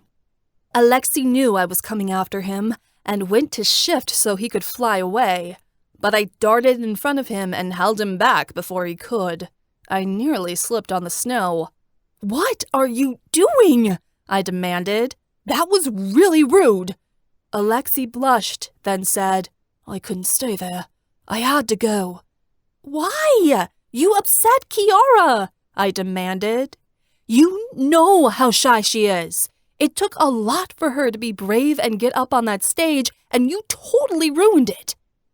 Alexei's eyes broke, and he said, "I didn't mean to hurt her feelings, but if I don't make it clear now, she's going to think there's a chance we can be something we're not. I can't take it that far." I took a breath. If you're not into Kiara, you can let her down easy. There was no reason to embarrass her by running out. "It's not like that," Alexei burst. "Don't you think I want to?" Alexei bit back his next words and took a sharp inhale. He put a hand to his head and grabbed his hair. "Look, I can't be with Kiara. I can't be with anyone. The sooner she realizes that, the easier it'll be for the both of us. Then tell her you're not interested, I insisted, and stop leading her on. Alexei was very quiet. His lack of response confirmed his feelings. You can't, can you? I raged. Because deep down, you care about her. You just don't want to admit it. I can't, he yelled back. If she knew, she wouldn't. If she knew what, Alexei? I knew Alexei had a messed up past. He hadn't told me or any of us about it, but from what I'd deduced, his childhood and subsequent years after hadn't been great. But why did that matter now, and why was he letting it get in the way of his heart? I know what you're thinking, he began. You don't think anything should get in the way of love, that it should always win at any cost. But, my life is so screwed up. I have nothing to offer Kiara but disappointment. She thinks she loves me, but when she gets to know me, the real me, she'll be disgusted and turn away. I can't live with that kind of disappointment. Are you mated to her? Do you have a bond? He was a shifter. He would know before Kiara did if they were mates. Alexei's face turned redder than before, and I knew by the guilty look he wore that I was right. Then don't throw it away, I continued. You guys are in love. You both deserve some happiness. Why bother holding back? Maybe I was being over the top, or even harsher than I typically was. But if Lord Lucian's death had taught me anything, it was that life was too short, and the people you cared about could be gone in the blink of an eye. Whatever was in Alexei's past wasn't worth sacrificing his happiness for now. If he and Kiara had time, why didn't he take advantage of it? You don't get it, Em. Alexei shook his head. It's not just my past. If Kiara and I are together, it puts her in danger. There are some bad people out there, and I'm involved with a lot of them. Oh, gods. What kind of fucked up shit was Alexei mixed up in? I opened my mouth again, but Alexei backed away. No, don't say anything more. I just can't take it. He turned on his heel and changed into a griffin. I watched him fly into the snowy skies with a sense of resolve. Alexei's words didn't deter me. I'd been dealing with friends who fought their own feelings since I'd arrived at Arcania University. At this point, I was 2 for 2, and I wasn't about to let Kiara miss out on her happy ending. Although, Alexei's words did scare me. He was worried about being with Kiara because he thought someone might hurt her if they found out he loved her. Alexei was so kind, sweet, and gentle. Who could possibly hate him? The question remained, exactly how many enemies did Alexei have, and why? Chapter 5. Ethan. I had gotten a new lease on life, but I was far from off the hook. My proper punishment had been carried out, but there was still a price to pay. I'd hardly become a member of the populace since my title of prince had been taken. If anything, I'd only grown more interesting. I roamed outside in the falling snow, walking against the tree line that led into the forest surrounding the university. As I approached the Griffin statue that was the meetup for advanced monster hunting, a collection of male heads jerked up in my direction. At least a dozen of my classmates headed my way. I sighed and braced myself for the inevitable stampede. Since I'd been back, everyone had been pestering me with constant questions about being the Phantom. I'd thought being a prince was annoying enough, but apparently being a law-breaking vigilante put me in an even bigger spotlight. Boys surrounded me from all sides, peppering me with questions. "Dude, I saw coverage of that break-in you did to a cultist spot about a year ago. That jump you did off the roof was epic. How many laws did you break, you think? I bet you got away with so much. Did you ever kill a cultist?" Stefan smirked as he leaned against a tree on the outside of the group. He thought this was funny. Ass. I didn't even know where to start answering them all. I opened my mouth, but it was silenced as a spell was cast over the group, rendering our voices mute. "All right, that's enough," Professor Victor said as he came strolling into the circle. "We all know Ethan was the Phantom, but I'm sure he doesn't want to hear about it anymore. It's all in the past, and he's vowed not to do it again. Isn't that right, Mr. Hastek?" Hearing my new moniker hollowed me out inside. Though I'd kept my head, my cousin had ripped everything else away from me, even my connection to my father's name. Only he could be so cruel. I'd live, but it would be as a shadow of my former self. I suppose that was an adequate punishment for a vigilante that loomed in the dark. The spell upon me ended as Victor allowed me to regain my voice. "Of course."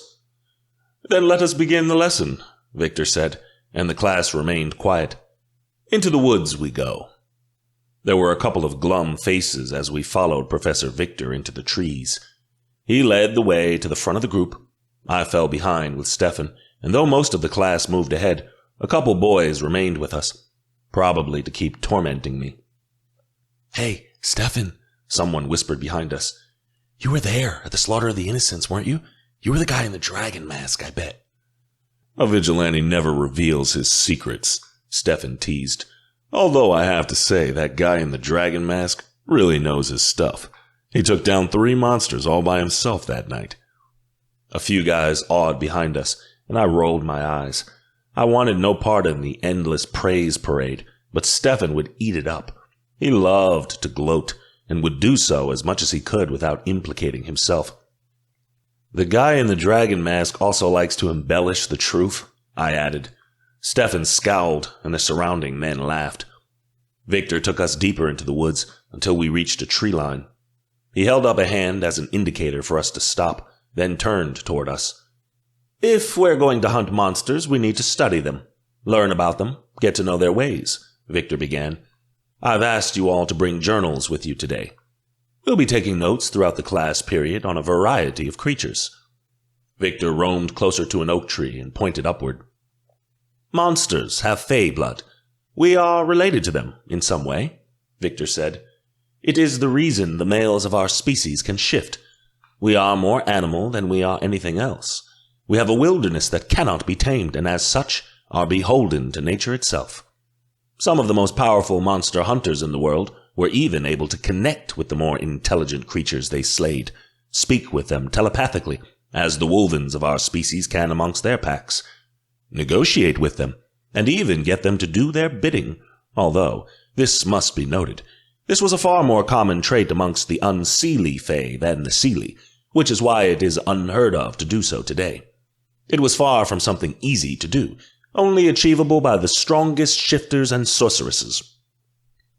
The Unseelie Fae could communicate telepathically with monsters? I'd never heard such a thing before. What would a monster's thoughts be like? It was something I couldn't even imagine. Victor tightened his furry winter robe around his form. "If we are going to be proper monster slayers, we must understand how nature works." Victor turned his back to us and waved his hands. A magical force began pushing back the foliage. The tree leaves parted, along with the branches of bushes. There was a rumble of excitement from around us as the parted leaves exposed a valley beneath the trees. Within the valley were a variety of creatures. A monster with the head of a snake and the body of an iguana that was at least as large as Stefan feasted on the body of a dead deer. Its fangs ripped into the meat, swallowing it whole as a variety of its smaller kin bathed on rocks nearby. A feathery rhino with the body of an ape grazed, tossing the snow around with its horn in an attempt to find any grass. When it didn't locate any, the monster ripped down a tree with its massive arms and began feasting on the bark. An ugly bird-like creature that was 12 feet tall with a hooked beak prowled the opposite side of the valley. It had a large plume on its head, which it raised at the appearance of another male. The two birds began dueling with their claws, while a female looked on in interest. All were quite grotesque in appearance, but from this distance they were thoroughly non-intimidating. They were doing as monsters do. Each species kept its distance from each other as they continued to eat, fight, and sleep. In the valley below me are a threshold of monsters. I've put an illusion around the area, so the monsters cannot smell, hear, see, or otherwise detect us. If they could, they would attack, Victor explained. Take care not to cross the boundary. If you do so, the illusion will fail, and the monsters will be alerted to our presence. If we have to kill everything in the valley, our exercise for the day will be ruined. Therefore, no one will receive any points. No one wanted to be the guy who crossed the boundary and ruined the day for everyone. We all kept a clear berth from the silver line in the grass. I took a seat beside a patch of bushes and opened my journal, studying the monsters and making notes on their behavior. A couple of the birds were nesting eggs, and most of the snake-like monsters had retreated to holes in the ground. Stefan, the mature academic he was, doodled childish drawings of the monsters in his notebook beside me. We remained in the trees and continued to study the creatures. As the hour passed, I grew more and more calm. It was interesting looking at monsters from this perspective. Typically, you draw a sword and behead them without a moment's thought about it. It was often the right thing to do, as more monsters than not were, by definition, evil. But some were benevolent, more like animals than creatures of the underworld. Before, I'd had the perspective that hesitating before a monster was foolish, a good way to end up dead. You had to kill them before they killed you. I no longer held that view. After my dealings with the Leshane last semester, I'd come to realize the difference between a true monster and a creature simply deemed vile. I didn't see a reason to kill monsters now, unless necessary. Not all of them were evil.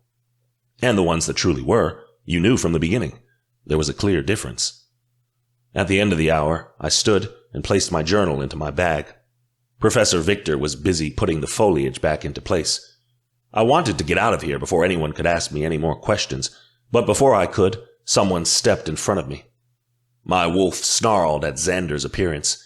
The alicorn was a favorite of Elijah's, and as such had made no effort to stop tormenting. Probably on the king's orders, no doubt. It was Xander's goal to make my life here as irritating as possible. I don't get why everyone is kissing your ass, Xander started. You're nothing special. I don't want any trouble, I started. Good, because you can't back it up, Xander said. You're a degenerate, and worse, you lost the crown. Stick your head up your own ass, Stefan shot at him, immediately coming to my defense. A couple of boys looked up, attention directing to our argument. Why are you defending him? He murdered Lord Lucian, Xander shouted. My lip curled. For as much of a dick as Xander was, I knew he was right. I'd killed the university's most beloved professor. There were a great number of people who were curious about me being the Phantom, but a great deal more who were angry at me for taking Lord Lucian's life. Now that he had the attention of the class, Xander continued, raving. Lord Lucian didn't deserve to die. He sacrificed himself for this lowly wretch. It was an unworthy trade. We lost a man of great wisdom and power, and for what? To keep him? I hated Xander, but I agreed with him. Lord Lucian had been 10 times more of a man than I ever would be. It wasn't right that I was still here and he was gone. You're on borrowed time. The circle kept you around because your mate's got power, Xander seethed. But once they figure out how weak she really is, she'll be executed, and so will you. I burst into a wolven at the mention of someone taking Emma's life. Everyone in this world should know she was off limits. Xander took my shift as a challenge and morphed into an alicorn. We charged at each other, me with my fangs snapping and him with his horn down. I dodged his horn as we met and went for his throat. He slipped aside, and the two of us began a vicious duel, me lashing out with fangs and him with his horn. Each time I went to give a blow, his horn dove for my eyes, and I had to retreat. Frustration welled in my stomach and caused rage to boil over. I couldn't get to him with his horn in the way. If I got too close, he'd run me through. Alicorns could only be taken from the side, but each time I attempted to go for his stomach, he spun around to face me again. I jumped, trying to land on his back. Xander rose on his hind legs to fight me off before both of us were blown backwards as we ran into a shield. I went sailing backward 12 feet and landed on my ass. Xander huffed from his spot a similar length away, struggling to get back on his hooves. Professor Victor, who'd cast the spell, was red in the face. His robes billowed around him in a fury as he came between us. "That's enough from the both of you," Victor snapped. "If either of you attempt to start a brawl in my class again, you will end up in detention." I growled and changed back. Xander remained in his alicorn form and lashed his tail in a snippy way. I wanted to rip it off. "I think we're done here," Victor said, with a harsh glance at me. "Class dismissed." His harsh look gutted me, and I knew Victor blamed me for Lucian's death. The two of them had been close friends, I knew, and although he had to be impartial as a teacher, privately, Victor resented me for what I had done. Xander trotted off like he'd won. Causing division had been his goal, on Eli's orders, no doubt. The rest of the class hurried off, in no mood to attract Victor's wrath. Stefan held out a hand to help me up, and I took it. "You need to chill out, man," Stefan said, as we started back toward the castle. "You can't get into fights on your first day back." "But he's right, you know. I have nothing," I pointed out. "My riches were taken from me, and anything of worth I had is now in Eli's possession. I'm flat broke, and worse, I'm disgraced and shunned." "Oh yeah, so much disgrace," Stefan said sarcastically. "That's why everyone is lapping up whatever you say like dogs." "It'll only last so long, and I won't depend on the charity of my friends," I said, as Stefan opened his mouth. "I need to find my own way in the world." My words were full of worry. I cared not for my own standing, but for Emma's. How would I care for my mate like this? I had no title, was disgraced. Who would hire me? Emma had needs I had to provide for. "You could always pull another Robin Hood. Steal from the rich to feed the poor, meaning yourself," Stefan said as we entered through the double doors of the university. "I'm not going to do that.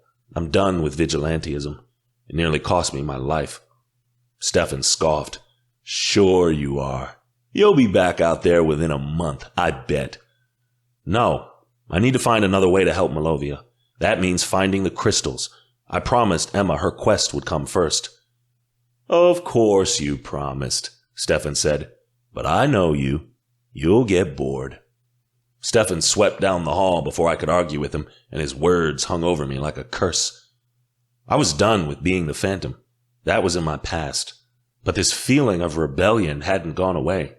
It had welled up in me like a need, a desire to take action that nagged at me like a thorn in my flesh. And the thorn was digging in deeper every passing day. I ignored it.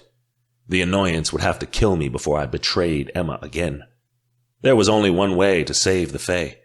Milona had made that clear. I needed to behave and be a good boy this time. So why did it seem like such an impossible endeavor?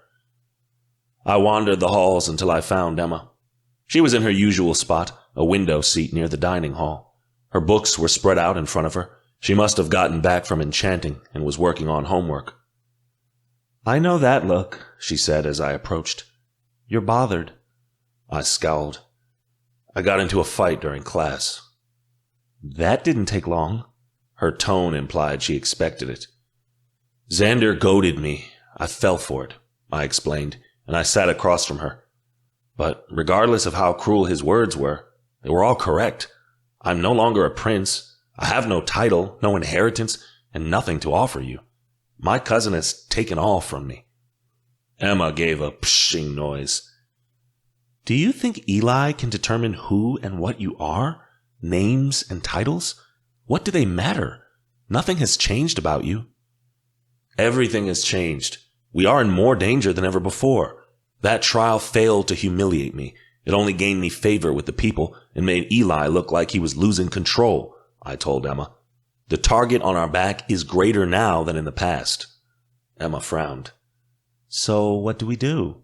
We can't flee Malovia." "We have to rely on our reputation. Elijah can't kill us without drawing suspicion to himself, and right now, he can't afford to look like an unfair ruler. After the disastrous way he handled the riots, he's on the verge of a full-on rebellion." Emma tapped her chin. "I suppose even an accident would appear strange now, seeing as how he's made his distaste for you so clear." "Exactly. But there's still a risk he could make something up. Another charge, perhaps? It was what I was most worried about. Xander's words contained a threat. The Circle wanted to use Emma for her power, but once they found out that she would not be used, our heads would be on the chopping block. He lost his chance to kill you legally when you won your trial by combat, Emma pointed out. If he makes something up to execute you, it shows the public and the Circle he's insecure about his power. The lords and ladies of the Circle will start wondering if their heads will roll next and look for a way to replace him. Yes, but it's still possible he could bribe them or turn them to his favor somehow, which means there's only one way to save our skins. I'm listening. My voice turned darker. We must remain popular. Scandalous, saintly, it doesn't matter. The only way we can avoid Elijah's dagger is by remaining in the public eye and becoming a favorite of the people, even if we're just puppets for their own amusement. If we're celebrities, Eli can't hurt us. He can only push us so far before his actions start a war, and he knows that. And what about Gabby? She's cleverer than Elijah is. She's likely to take our newfound fame as a threat. She can't touch us. Not until she connives some scheme to get rid of us, and that's going to be exceptionally hard for her now, seeing as how the public knows you worked for her as the White Rose. The whole thing already makes her look bad. Why do they care? Their main goal is to get rid of us and to find the crystals, Emma said. Yes, but we have an advantage they don't have. We don't have to worry about the people, I pointed out. Gabby and Elijah's attention is focused on preventing an uprising. They changed things too fast, and they're at the point where one false move is going to cause a revolution. They can't afford that at this point in their rule. Emma bit her lip, and I found the movement sexy. It immediately distracted me from any talk of politics. I felt my wolf stirring, and through our bond, Emma sensed it. She was cautious. We hadn't been intimate since before I was imprisoned. I needed a lot of space after what had happened with Lord Lucian. She didn't know if I was ready. I reached out and drew her to my side. She took the invitation and trailed her fingers up and down my chest. Should we go somewhere more private? I asked. Her look was wily. I have a few hours before illusion class. I'm certain we could come up with a good way to spend them. Emma packed her things away. I'm all in. Emma and Ethan share an intimate moment. During the scene, Emma notices that Ethan's infection isn't healing and worries for him. He insists that it's nothing as the passion becomes deeper. Now, where'd you learn to do that? I asked, skimming my lips against the edge of her chin. She gave another delightful whimper, one of my favorite sounds. I read Delmayer's romance novel, she said in a mischievous purr. I gave a throaty laugh. Keep reading them.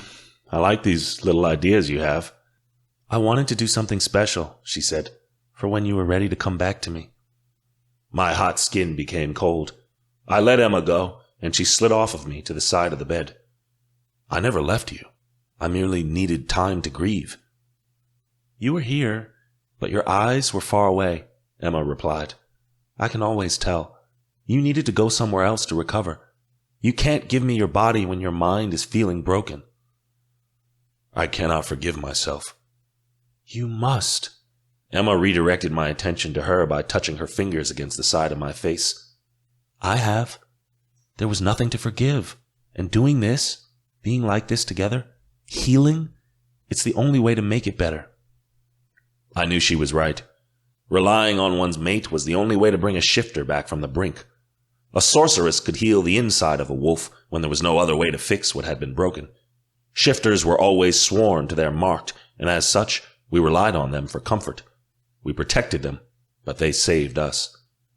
I went to reply, but my tongue didn't have words to say.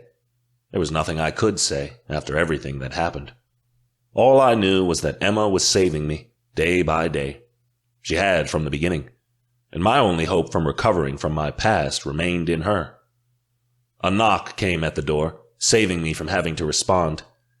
We know what you're doing in there, Odette yelled, and she giggled. Yeah, stop screwing around and come hang out with the rest of us, Theo called. Emma and I laughed. We put our heads together briefly before Emma cried out, We're coming. I'd say so, Odette squeaked, and she snickered. Emma and I pulled on our clothes. I hesitated putting on my prosthetic and hissed slightly when I fastened it over my still bruised skin. Emma noticed. "Does it hurt?" Emma asked. "It's fine," I said, though that was a lie. It was bothering me. I hobbled after Emma, though her eyes were hesitant. We met up with Theo and Odette in the hallway. "Gods, when does it end?" I asked as I looked at them. Their outfits were matching again. Odette had somehow talked Theo into wearing a blue unicorn onesie. She was wearing a pink one. At some point, they'd have class today, so they'd have to go back to their uniforms, thank the gods. Odette could tell Theo to jump off a bridge, and he'd ask her which one. "I know, it's getting out of hand," Theo admitted. Odette giggled again. "I think it's cute," Emma said. "Ethan, would you like to wear a wolf onesie?" "No," I deadpanned. "Please," Emma begged. My mouth flattened. "Maybe in private." "It's surprisingly comfortable," Theo said, as we wandered into the rec room. The rest of our friends were gathered on the couches around the fireplace. Delmare was preparing a project for art class, while Stefan was set on annoying her. He kept tugging on the ends of her hair, and she playfully batted him off. Chiara was working on a paper, while Alexei sat across from her, reading something on his phone. Odette sat on Theo's lap, and they curled up together. They looked like they wanted to take a nap.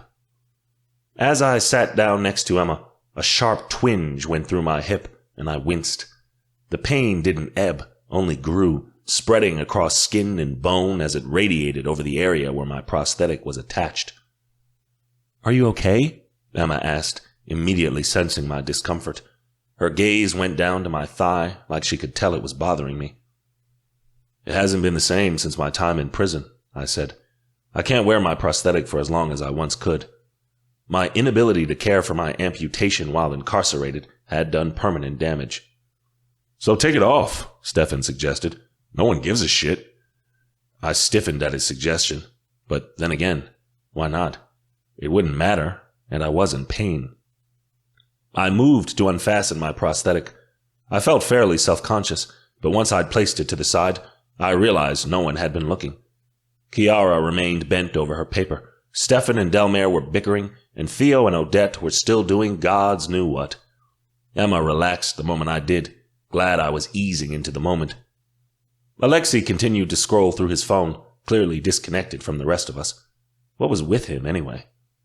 A couple of passerbys gave me odd looks when they saw my prosthetic was off, but I ignored them. They didn't matter. My friends did. "I'm proud of you," Emma said. "This was a big step." My chest glowed. Less than a year ago, I would have been ashamed to show anyone what I had lost, even Emma. Now I was comfortable with being who I was in public, so long as my friends were around. Perhaps there were perks to no longer being a part of the royal family. I was no longer afraid of being judged. Or perhaps it was merely because I had such good friends who were willing to welcome me as I was. I could have never made it this far without them. Chiara glanced upward, her eyes searching out for Alexei. "Lex, would you mind reading through my paper for Griffin Magic?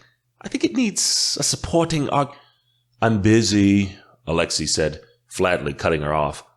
I'd never heard him use such a short tone before, especially not with Chiara. His eyes remained glued to his phone. Chiara's lips tightened and she gathered her things. "You know what? I actually have to go. Siona needs some help at the shop."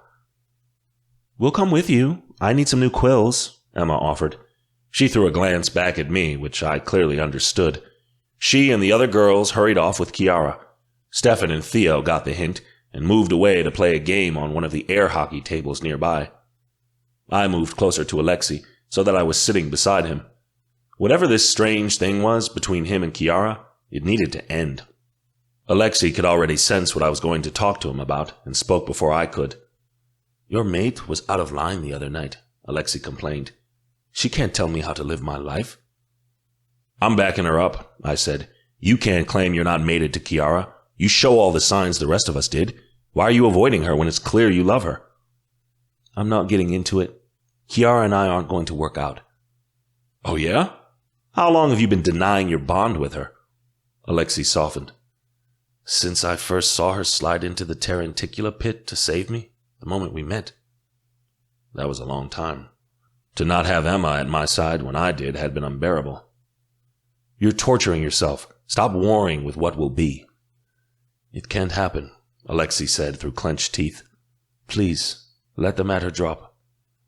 Pushing Alexei was never a good option. He still didn't have a good handle on his empathy powers and was prone to meltdowns. I didn't like the idea of causing 2 scenes in one day, so I backed off. Alexei shifted uncomfortably. There are rumors of a rebellion growing in the city, he whispered under his breath. People are saying there's an underground movement to unseat Eli from the throne. My heartbeat quickened. And is there? I don't know, he said. It's all rumors. I haven't found anything concrete. I bet it's nothing. Disappointment replaced the hope I'd been savoring. There was a part of Alexei that was still connected to his dark childhood, whatever it had been. I knew Alexei still roamed the city late at night, talking to shady figures he probably shouldn't be. If Alexei didn't know if the rebellion was real, it was probably just wishful thinking on behalf of the people. People can talk all they want, I said, but if no one takes any action, it's virtually useless. I'll keep an eye out, Alexei said. Don't get too comfortable, Ethan. Whatever traction the movement is gaining, it's just starting. Your trial gave people hope. Now they want to fight back. His words made an uncomfortable feeling fester in my chest. I didn't want people to get hurt on my behalf. Eli had armies at his command and power at his side. What the general public could do against him, even with magic, was limited and frail.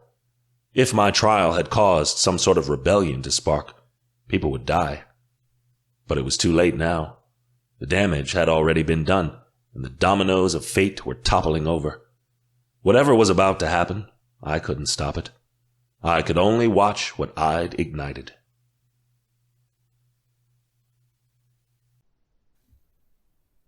Chapter 6. Emma. Pay attention, Emma. This lesson is very important. Babka wiped a bit of ash off of her wrinkled hands and onto her apron. The smell of baking gingerbread and cinnamon wafted through the halls of their house. My grandmother was busy stuffing herbs into a small leather pouch, frankincense, rosemary, and sandalwood. On the hearth were 2 crystals. I recognized them as pyrite and bloodstone. We'd more or less paused my Unseelie lesson since the mess with the trial. With school starting, I'd been too stressed to concentrate clearly. But now I was ready to get back at it, and Babka promised that today would be exceptionally important to my journey as the World Weaver. Papa stuffed more tobacco into his pipe as Arthur and I sat cross-legged on the rug in front of the fireplace at their house, waiting for instruction. Puck the dog laid at our feet, snoring loudly. The big white dog had been given an assortment of treats by Arthur and was now snoozing without a care in the world. Babka waited until she got a roaring fire going before she turned to me. Many fae believe that in order to travel to Admire, you must cross physically through a portal. But that's not true. There is a way for a spirit to travel to Admire on its own, in a process called journeying. You mean we can get to Admire without actually going there? Arthur asked in surprise. Yes, she replied. Your soul can travel there while leaving your body behind. It's not ideal, but it's helpful for quick trips, or when you need to access Admire while leaving your body in one place. My heart started, thinking of all the possibilities. I could access Edenmire with my powers and with the help of the Crystals of Harmony, but being able to go back and forth seamlessly would be a rare gift. No doubt it would help us find the rest of the stones. In Edenmire, illusion magic is as easy as breathing to us.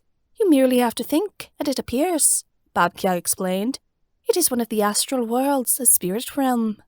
What's an astral plane? I asked. I'd heard of the term, but was never sure what it meant. An astral plane is known as an afterlife. In the astral realm, multiple afterlives reside, Babka said. Edenmire is the only astral realm that supernaturals can access freely, although the great hunting grounds further within the realm are barred to us until we pass on. Is it exclusively an Unseelie power? I asked. Any fae can do this. You don't have to be Unseelie, Babka said. Journeying is a lost art among the Fae. It's only gotten more difficult since our separation from our homeland. Most Fae aren't strong enough to make the journey, and as such, believe that all access to Edenmire has been cut off. But even the weakest Fae can get there with enough practice. Most Fae don't have the patience to practice the art, so it's fallen by the wayside as old knowledge. Do you think it'll take years for me to get there? I asked. As the World Weaver, I didn't have that kind of time. Oh no, Emma. You and Arthur are very powerful. I have no doubt you'll accomplish it on your first try, Babka said. But journeying is intoxicating. It can be addicting. I mean to train you very slowly on it, so when the time comes when you must use it, your spirit won't be tempted to stay behind and not finish your time here on Earth. Other supernaturals can journey to Edenmire as well? Arthur raised an eyebrow. Edenmire isn't exclusive to Fae, as the Unseelie would like us to believe, Babka said. Any supernatural, even some humans, may be able to meditate themselves into Edenmire, though this is much easier for them if they can have the help of a Fae leading them in. It is a seductive land, however. Fae can resist the pull of Edenmire with relative ease. Many other supernaturals cannot. More than a few hours spent in Edenmire will cause other supernaturals to fall into a trance and be enchanted by the land. If they're not drawn out at this point, they'll be stuck there. Many Faekin who exist in Edenmire would like to feed on their energetic currents, which is why you must take care if you decide to take anyone with you to Edenmire during your trance who is not a Fae. Babka sat back in her rocking chair. I will lead you through your first trance. Afterward, you should be able to do so yourself with enough practice, though I advise you don't travel there alone until you feel strong enough to resist the pull. Papa sat forward. A few rules.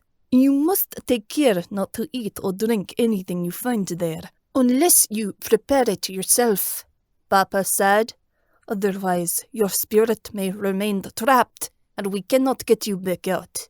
Remember to never accept any gift or offering from a Faekin while in Edenmire, such as on Earth. You don't want to get your spirit compromised in a bad deal. Babka placed the pouch of herbs, as well as the crystals, in front of Arthur and I. These are protective herbs and protective crystals. Journeying, especially if you are a novice, is done best with these safeholds in mind. It will be harder for Edenmire to lure your spirit in if you have these boundaries in place. Now, close your eyes. I did so. I concentrated on the crackling of the fire and on Arthur's gentle breathing beside me. Clear your mind and focus on your breath. Take several deep breaths in and out. Relax, let go of your physical body, and focus inward on the spirit. I followed her instruction. I meditated inward to the sacred ball in my chest that I knew was my magic. It hovered there like a ball of radiant light, and I focused on absorbing its vibrant energy. With each breath, you sink deeper into the spirit realm, Babka continued. As you go further in, your spirit will begin to transition. You will feel energy around you, pressing in on our form. Don't be afraid. This is a natural process. Resist it not, and continue onward. I didn't feel anything at first. Long minutes passed, until I was certain we'd been sitting there for a half hour. I was beginning to doubt this would work. Then, divine energy began to press in around me, like it was compacting my form. It felt claustrophobic and stifling. The feeling that overtook me was one that I usually got when Milana was in my presence, but she wasn't here, and that frightened me. I felt the energy pressing around me in a circle, and slowly began to panic, even though nothing was really happening to me. Don't fight it, Emma, Babka said. Let go. The divine energy was bouncing off my magic, making electricity buzz over my arms. It nearly felt like I was drowning. I wanted to halt the meditation and wake up. But I decided to trust my grandmother, and the overwhelming feeling overtook me.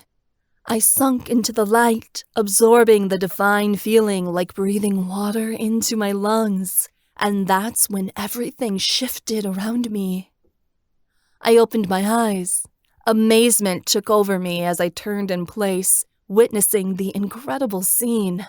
The golden grass and large flowers were utterly familiar, and there was a lavender scent on the wind that nearly made my mind buzz. Above me was a beautiful display of space. Adenmire's night was dark and purple. There were 3 moons above it. 2 appeared far away, but one was very close to the surface, its massive violet appearance larger than a mountain on the horizon. Comets and asteroids whizzed through the sky so quickly I didn't have time to count them all before they disappeared. I heard a croon and looked up. Some sort of fake-hen creature soared by, its feathery essence drifting on the air. It was a type of reptile, a furry white animal that was almost like a dragon in appearance.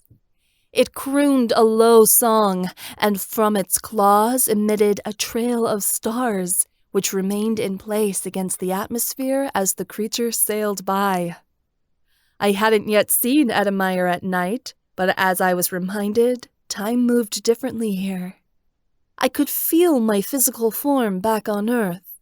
I was still sitting in front of my grandmother's hearth fire back in Dolinska. My legs ached, and my back was hurting from sitting on the floor for so long. But at the same time, I was here. I could feel the moon on my face and touch the long grass, and the stars overhead were unmistakable. The cool breeze drifting across my skin felt comforting and put me at ease. This was the land where I knew I belonged. I reached up to feel the fluffy wolf ears at the top of my head and knew I'd achieved my goal. Babka and Bappa were already here. Bappa had taken the form of an old wolven, his black fur peppered with white and gray. His tail swept behind him as he lifted his head to sniff the wind. My grandmother was gathering flowers from the ground. She conjured an illusion of a wicker basket and began placing the flowers in it one by one. Her Adenmire form was beautiful.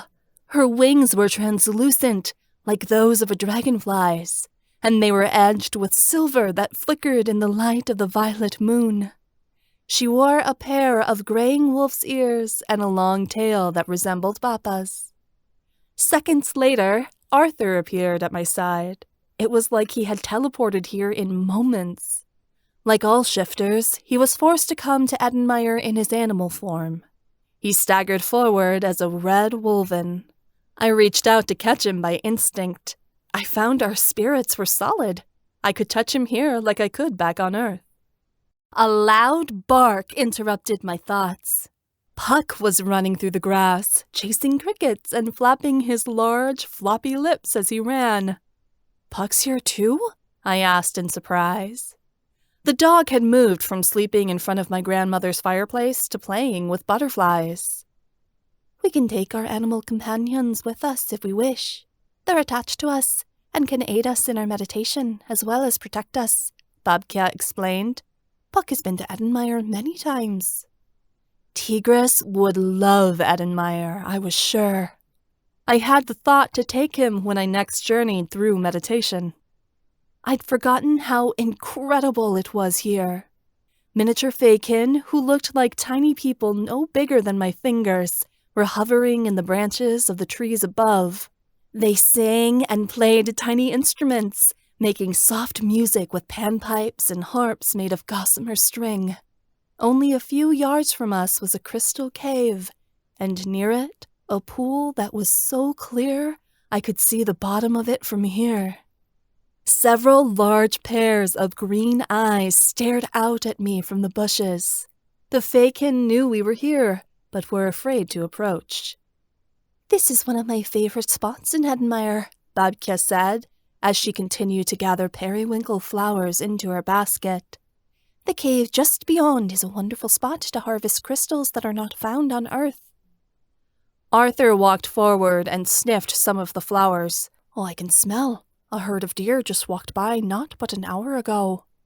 All of your senses are retained in Edenmire, Papa said.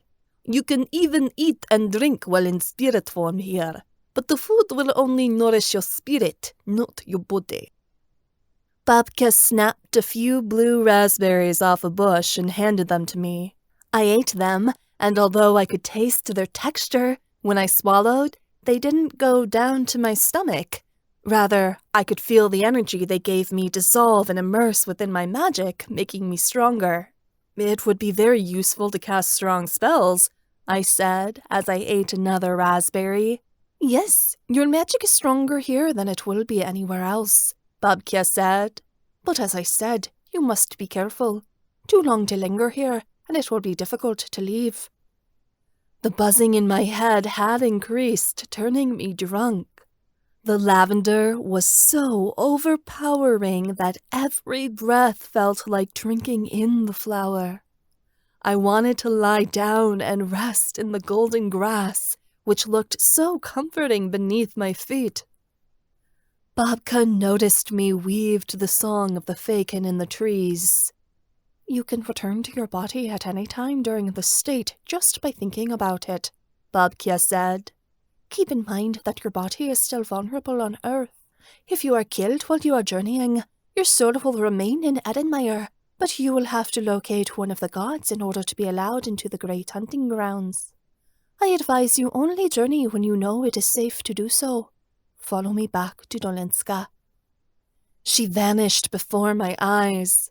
Papa copied her lead until it was only Arthur and I remaining in the veiled wood. The sound of the fakin in the trees was ringing in my ears. I didn't want to leave Edenmire. I wanted to stay. I wanted Ethan to come here so I could be with my mate in this land that never grew old and never died. I took a step forward to climb the trees and join the fakin among the leaves. But Arthur tugged on my sleeve with his fangs, and it brought me to a halt. I smelled frankincense under my nose. Mindlessly, I thought of home. Before I could blink, I was sitting in front of the hearth fire, the smell of cinnamon filling my nostrils. When I appeared back in my grandparents' home, the intoxicating feeling left me. I looked down. Babka had waved the bag of herbs under my face to break the spell and bring me back. I breathed a sigh of relief. Babka was right. Journeying could be very addictive. You almost lost your wits, Arthur said. He was back in his human form and sitting beside me. It's easy to do, I said with a shrug. Edenmire is where we belong. I wanted to stay there. We belong in Edenmire, but we settled on Earth. We must make the best of it, Babka said. She had placed the basket of flowers beside her, and I blinked as I saw it. You brought the flowers back. I reached out and took one from the basket, twirling it in front of my face. Your spirit can take things from Edenmire back to Earth if your magic is strong enough, Babka said. But that's a very advanced practice. It's not something you're ready for. Already, my spirit was longing to go back, but the wary look in Arthur's eye made me hesitate to ask again. I couldn't fathom why our Fae ancestors had left home. I knew we'd more or less been kicked out by the gods by our incessant fighting, but why couldn't the Fae just get along? Seelie or Unseelie, nothing was worth losing home. A land of your own was a terrible trade for war. Papa saw the concerned look on my face and seemed to read my mind. Fae are violent creatures, Inna. We fight, we mislead, we manipulate, and we kill. It is what we were made to do. It seems cruel that the gods would make us that way. Was it really our fault we'd been banished from such a beautiful land? Perhaps, Papa said, and he puffed on his pipe. But do you ask a lion why he acts like a lion? No. This is who we are, and we cannot be told to be different. We aren't human. We never will be. The best we can do is control our worst urges and tame the beast inside. Papa chewed the end of his pipe. Though no matter what we do, it will always run wild. When I got back to school, Odette bounced up to me. Delmare and Kiara were in her wake. Oh, Emma, there's a new holistic shop opening up in Dolinska, Odette gushed. Oh, we want to go. I was interested in holistic medicine and holistic magic. I wasn't very educated on it yet, but Babka said that Unseelie were particularly practiced in holistics, and so I wanted to learn more about it. I've got to pick up my meds from the pharmacy, I said. Then we can head there right away. We'll come with you, Delmare offered. We climbed the stairs up to the student pharmacy. I waited in line, then gave the pharmacist my name and date of birth when I got to the counter. She scrolled through the computer. The pharmacist frowned slightly and said, "I'm sorry, but there's nothing here for you." A bit of anxiety ate away at my gut. It had to be some sort of mistake. "Can you check again?" I asked. I'd never had trouble getting my medication before. The pharmacist did. As she scrolled, her eyes widened. "I apologize. There is a notice in the system," the pharmacist said as she leaned closer to her computer. "It says your insurance coverage ended as of January 6th of this year. You're no longer covered." My mind raced. January 6th? I couldn't fathom what... Then it hit me. That was the day after Ethan's trial. As his mate, I'd been on his insurance after universal health care in Malovia was terminated. I'd been receiving medical care as a part of the royal family. Ethan no longer had a title. He wasn't covered by insurance. And neither was I.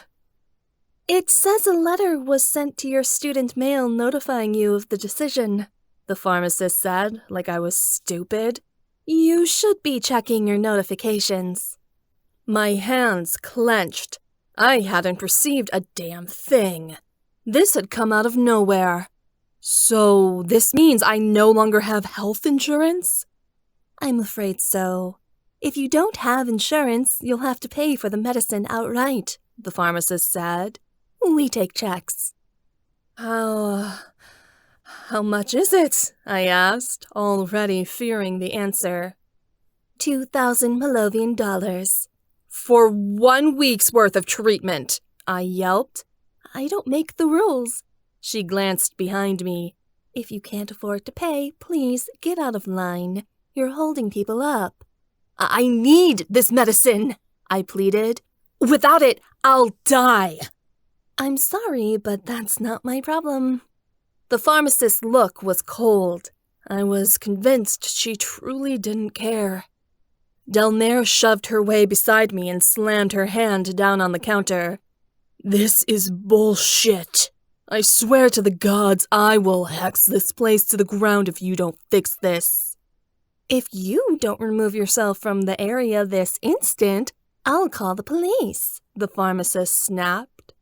She reached for her phone like she was going to do it. We couldn't afford another run-in with the Arcania Alliance. We were already under suspicion for helping Ethan with his vigilante business. They couldn't prove we were involved, but I bet the police would love to pin something else on us. "Guys, come on," I said weakly. I tugged on Delmare's arm. She didn't budge, but when Odette and Kiara started hauling on her, we managed to drag her out of the room. It wasn't but 2 seconds after we'd entered the hallway that I burst into tears. Odette immediately put her arms around me, and her lip wobbled. Kiara nervously played with her hands. Delmare was fucking pissed. "What am I going to do?" I wept. I can't just go without my infusions. That's not an option." I got sick enough as it was with the medication I took. My plasma barely kept me going. I couldn't imagine what life would be like if I didn't have something replacing my inadequate immune system. "Call Stefan's mom," Delmare said wildly. "She'll know what to do." Miroslava Slasky was my immunologist. She was my doctor. She'd sort this out. I whipped my cell phone out of my pocket and dialed her number. I put the phone on speaker as I spoke to the nurse. "Dr. Slasky, please. It's urgent," I pleaded. "She's with a patient," the nurse replied. "You'll have to wait for her to call you back at a later time." "It's an emergency," I begged. "Please don't put me on hold." The nurse heard the pleading in my tone. She was gone for a moment or so. Then I heard Miroslava's voice come through the other line. "Emma, what is going on?" I was too upset to explain. Delmare hovered over the phone and explained the situation for me. Miroslava's voice was disappointed as she responded, "I apologize, Emma. I don't know how my office let this slip by. We should have realized your coverage ended the moment it did and notified you." I couldn't express how angry I was. Some secretary in her office hadn't noticed I'd lost my insurance, and I could possibly be paying for her innocent mistake with my life. "So what can we do? Is there a patient copay program I can apply for, or something?" I asked. "I wish there was. The king outlawed many patient copay programs after the healthcare system changed. The ones that are still in business are overrun with patients needing help. You won't be approved." Of course he did. Gods, I wanted to smash in Elijah's smug-ass face right now, the giant prick. "So, what? Am I out of options?" I asked. "We'll figure something out. But in the meantime, you need to isolate," Miroslava said. "If you don't have your infusion, you're unprotected. You need to be in quarantine until we can get our hands on that medicine. You can't go to class or be in public. You'll need to stay in your room." "How long is this going to take?" "I don't know, Emma. You're going to need to find coverage some way." My heart fell through the floor. There was a voice on the other end of the line, and Miroslava said, "I have to get back to this appointment. But trust me, Emma, we'll figure it out. It's just going to take some time." As Miroslava hung up, I doubled over. My guts were all twisted up. I could hardly breathe. Chiara put a hand on my back. "Come on, Emma. We need to get you somewhere safe." A lump rose in my throat. My last infusion had been a week ago. Now that I couldn't take another one today, I was already unprotected. I could be carrying any type of virus right now, and without treatment, there was no way for my body to fight it off. I had to get in isolation straight away to avoid picking up anything else. Ethan had sensed my immense distress. He was at hockey practice. "Emma, I'm coming right now," he said, echoing through our telepathic bond. I felt his urge to get his skates off and run to me. Don't bother, I thought. It's not going to change anything. His curiosity came through, but I told him to stay put. He'd find out later. I didn't want this ruining his practice. Hockey was one of the few ways Ethan was able to let off some steam, and I knew once he found out about this, he'd think it was all his fault. I didn't want him to blame himself a moment sooner than he would once he discovered what had happened. As the door to my dormitory closed behind me, I suddenly realized that this was my life now. I was locked inside these 4 walls until I was healthy enough to come out. That wouldn't happen until I got my medicine back. If. I bet anything Elijah and Gabby had made that nearly impossible to do. It was like they had this planned. Queen Antonia's threat from a year ago echoed inside my mind. Revulsion crawled over my skin. She'd promised she'd do this, and she'd made good on her promise. I'm certain she'd given Elijah and Gabby the idea. No wonder they tried to cut healthcare programs in Malovia so quickly. They wanted me sick, so when the cult needed my blood, they could come and take it easily. Without my medicine, I'd be too weak to fight back. Fuck her and fuck them. I was surviving this. I would get out. Tigris noticed the tears drying on my face and purred. He flew to me, rubbing his head against my cheek. "Guess it's just you and me, huh, buddy?" I asked. He growled. A short time later, I heard Ethan approaching my dorm room, but he was stopped by whoever was outside the door. "Don't go in there," I heard Kiara say. "You're putting her at risk." Ethan asked questions, and Kiara gave a couple low responses I couldn't hear. The silence afterward was aching. "Fuck!" I heard Ethan curse. There were the sounds of a couple of crashes in the rec room and a scuffle. Ethan was breaking things. The boys were probably trying to hold him down. "Ethan!" I pressed myself against the door. He wasn't listening to me. I got inside his head. "Ethan, stop. This isn't going to help." The reality of the situation had provoked the wolf in him. This is my responsibility. If I hadn't been so foolish, become the cursed phantom. It doesn't matter now. I sunk against the wall, and Tigris sat on my shoulder. All we can do now is what's in our control. Problem was, it was hard knowing what we could do. The whole thing was out of our hands. A week passed, and gods, it felt like a month.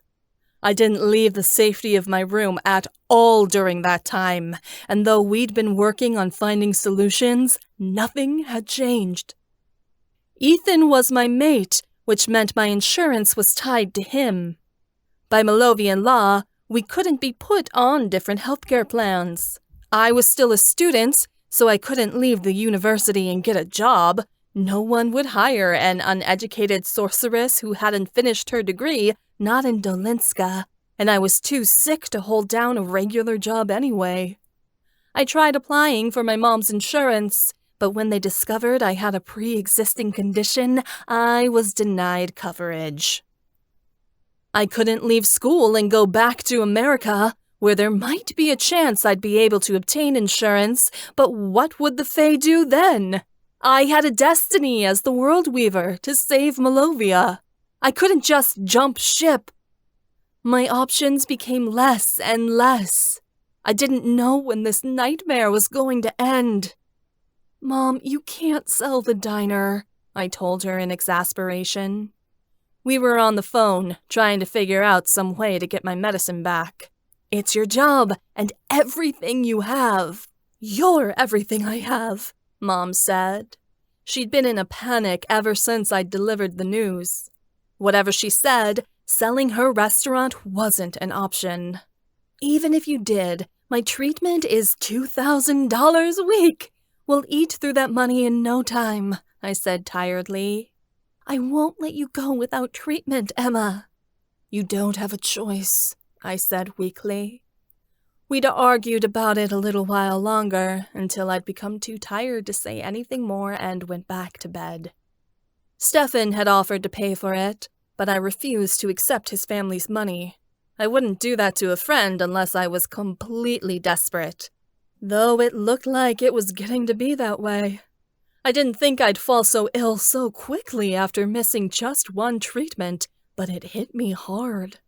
Fatigue like none other plagued my muscles.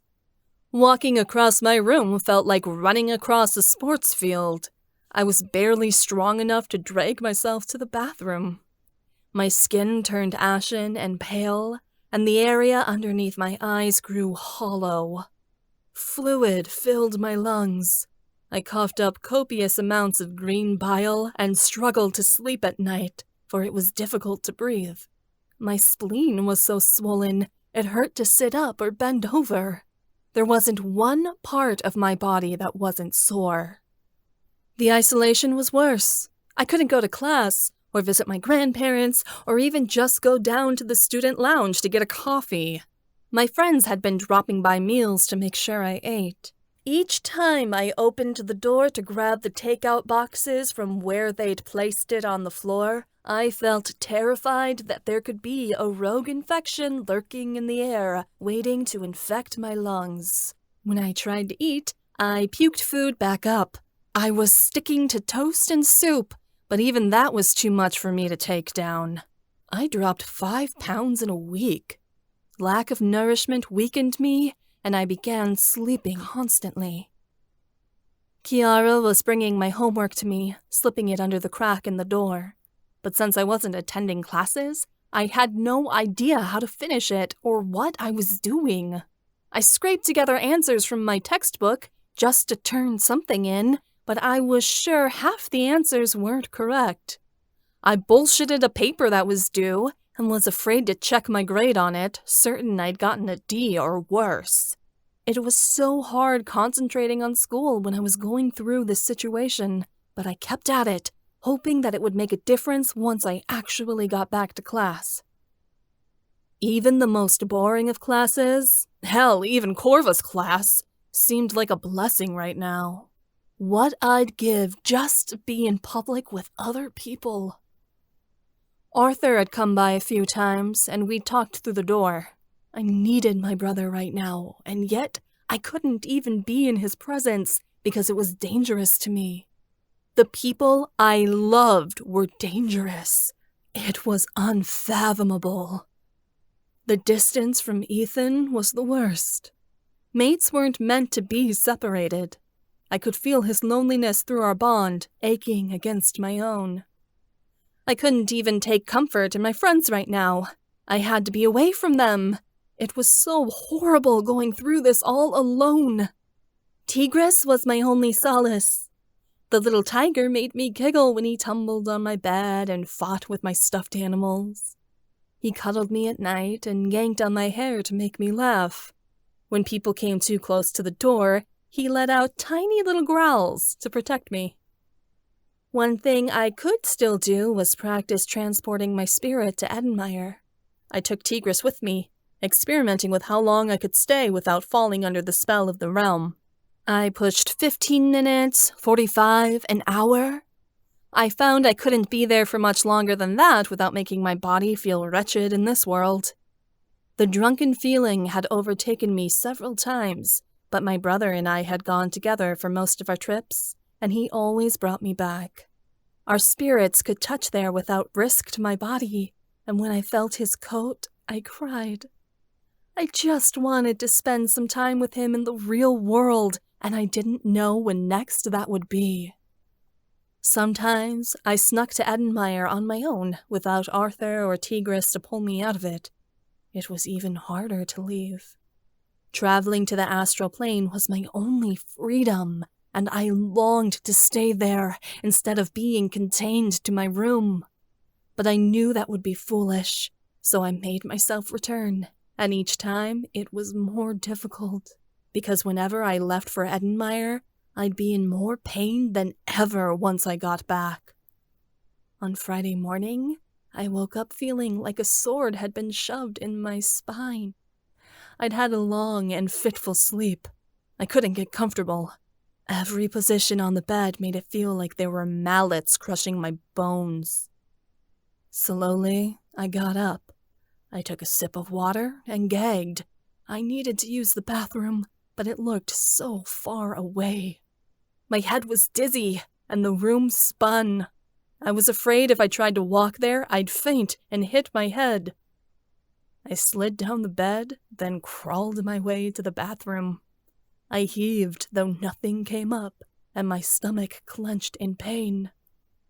I couldn't believe I was like this. I'd spent my whole life living with CVID before I knew I was diagnosed, and it hadn't been so bad. However, as I reminded myself, I wasn't as healthy as I had thought I was back then.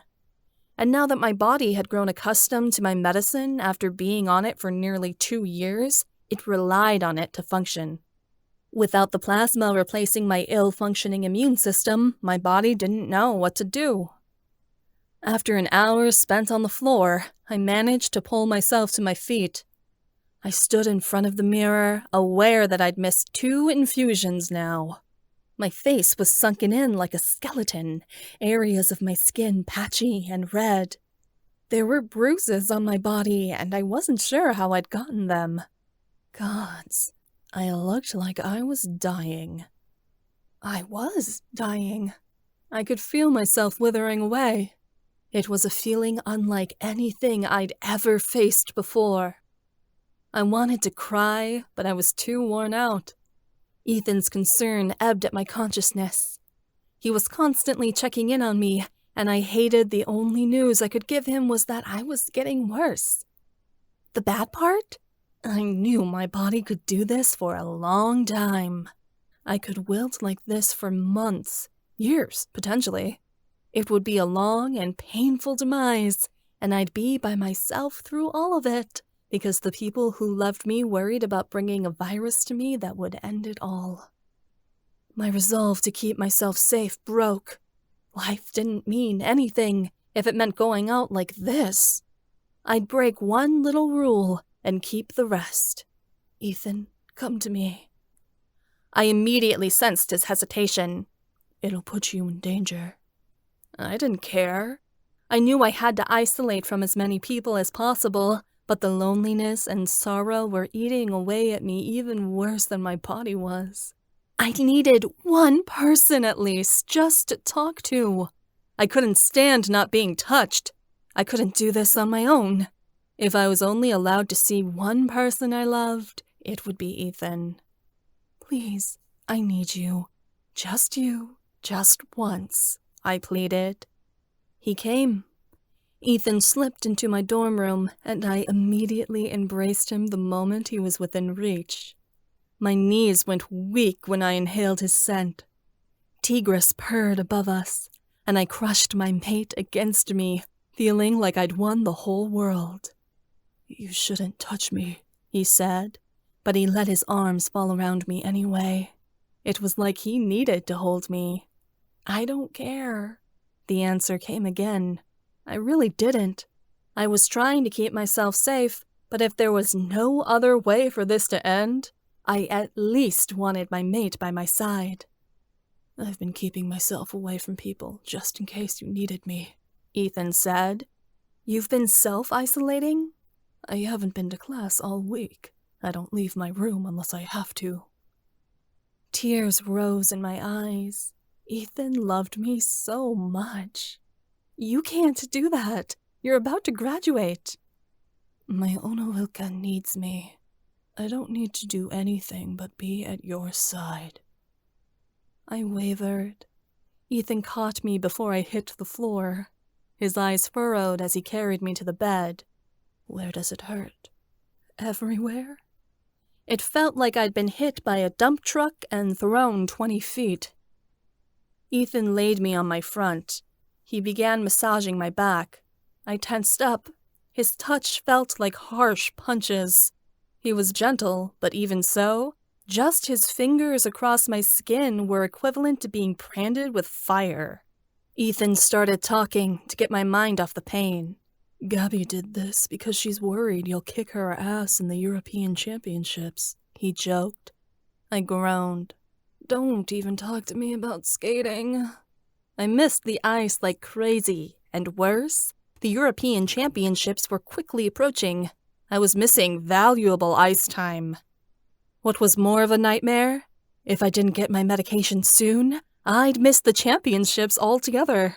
If that happened, I'd crumble to bits. I'd worked so hard to get there. I couldn't let it go now. Ethan caressed a particularly sensitive part, and I hissed. He hurried to say something more. You'll be back on the ice in no time. I promise it'll work out. It was a mistake to tell everyone, I moaned. I never should have let Vara publish that article about my illness. No, Emma, it was strong. But it led to this. Gabby and Eli took advantage of it, I said. And we'll beat them at it, as we always have. Ethan didn't say anything more about the subject, just kept working my tender spots. Eventually, the tension in my muscles faded away, though the soreness remained. I need a shower, I whimpered as I sat up. I hadn't washed my hair in days, but I was too weak to do it on my own. I'll help, Ethan offered. I shuffled to the bathroom. He helped me remove my clothes, and I reached for the handle as he took off his own, turning the heat all the way up. I stepped into the shower, sighing in relief as the water rushed over my back. Emma, that's too hot. Ethan frowned as he tested the water with his hand. You're going to burn yourself. It's the only thing that helps. I wanted to numb the pain. My skin turned red as the water scalded my skin, but it did its job, and the soreness in my muscles ebbed as I lost all feeling. Ethan turned the water down to a heat he could stand. Though it was still hot, I felt like shivering. Ethan needed to use the shower chair in order to get in with me, so I couldn't sit on it. I could tell he felt guilty as he placed it inside and scooted onto the seat after removing his prosthetic. I was just glad I had someone to help me if I collapsed. Ethan washed my body. I put some shampoo in my hand and tried to work on my hair, but my arms instantly got tired. I pulled my hands away from my head. But something came with it. I felt dazed as I saw a giant mass of red hair in my fingers. Ethan stared. Tears immediately welled up in my eyes, and he rushed to say, It's all right. It'll grow back. I didn't know if it would. As I rinsed off, clumps of hair came off of my head and swirled down the drain. I was getting bald patches. Ethan didn't say anything, just continued to lavish love on me, talking about things that didn't matter. I barely heard him. It was tough to understand what he was saying. He was just trying to distract me, but all I could think about was the mess of hair twirling away at my feet. Gabby and Elijah knew what they were doing. If they couldn't best me on the battlefield, they would kill me another way. They'd hit me right where it hurt, where they knew I was the most vulnerable. The worst part wasn't the pain. It was the fact I was powerless. I was a victim to my body, and I couldn't do a damn thing about it. Chapter 7. Ethan. Time passed, and with each tick of the clock, I got more and more worried. There didn't seem to be a resolution for Emma's plight, and as her shifter, it felt like I failed her at a time when she needed me the most. Yet again, I was not proving to be a valiant companion. I could feel the illness coursing through her body. Emma was dying, and not even the gods themselves could reverse the events set in motion now. If my mate didn't get her medicine, she would die, and there would be no way I'd forgive myself for putting her in this situation. I'd spent most of my days feeling barren and hopeless. If there was ever a time Emma needed me, it was now, and I couldn't do a damn thing to help her. Dropping out and getting a job that had insurance benefits had crossed my mind, but it was a foolhardy idea. I was shamed by the Crown. No one wanted to hire a shifter whose last name was Hastek, a former vigilante, no less. I thought of breaking into the pharmacy and stealing the medicine, but it was a highly protected substance, and several missing vials of plasma would obviously trigger some sort of response from the police. So few people used it that suspicion would immediately fall on us, and we'd be fucked. Not to mention her medicine came with other supplies, needles and things. I wasn't sure I could get my hands on all of it. If Emma didn't have everything she needed to infuse, stealing the medicine would be a useless endeavor anyway. Not to mention this was a medication she needed every week, not just once every now and then. The best option would be to get our hands on the product legally. I worked to come up with plans that would get us out of this mess. Nothing miraculous came to mind. As I left advanced monster hunting on Wednesday, there was a twinge at the corner of my brain. Emma was up and crying. I couldn't feel it, but I knew she had to be in great pain. I wanted to go to her, but every time I saw her in person put her at risk. I brushed against her mind to let her know I was there. She reached back, though the effort nearly caused her to cringe away. An idea popped into my mind. I couldn't give a virus to her if I was in my shifter form. When I reached the hallway, I transformed into a wolven and scratched at her door, giving a whine. Emma opened it slowly. Her tear-stained cheeks and red nose broke me. I slipped inside, and she nearly collapsed against the door as she shut it behind her. Shifters were far too big to walk around inside the dorms in animal form, but we had to make it work. Emma fell back onto her bed, her body racked with tremors, and Tigris flew overhead, purring in concern. I put my paws on the bed and pulled myself up. The bed creaked and barely supported my weight. I heard the sound of the timber frame cracking. I hoped it didn't break. I circled a few times and curled around Emma, so she was wrapped in a cocoon inside my body, my nose touching my tail. Emma stroked my fur and sniffed. "It's not worth living like this." "Don't say that, Dona Wilke." A growl emitted from my throat. "I'm in so much pain I can barely move," she whispered as she laid her head against my shoulder. "When does it end?" "I cannot say when, but I promise you it will." Gods, she was breaking my heart. How I longed to rush to the palace and eat Gabby's heart out of her chest. I'd devour it whole in front of my cousin. Perhaps then Elijah would understand the agony he was putting me through. Shifters weren't meant to watch their marked suffer like this. We were meant to take the pain for them, and yet there was nothing I could do in this particular situation. My mind rushed with ideas to pay for her medication. I wished she'd accept Stefan's help, but she was too proud.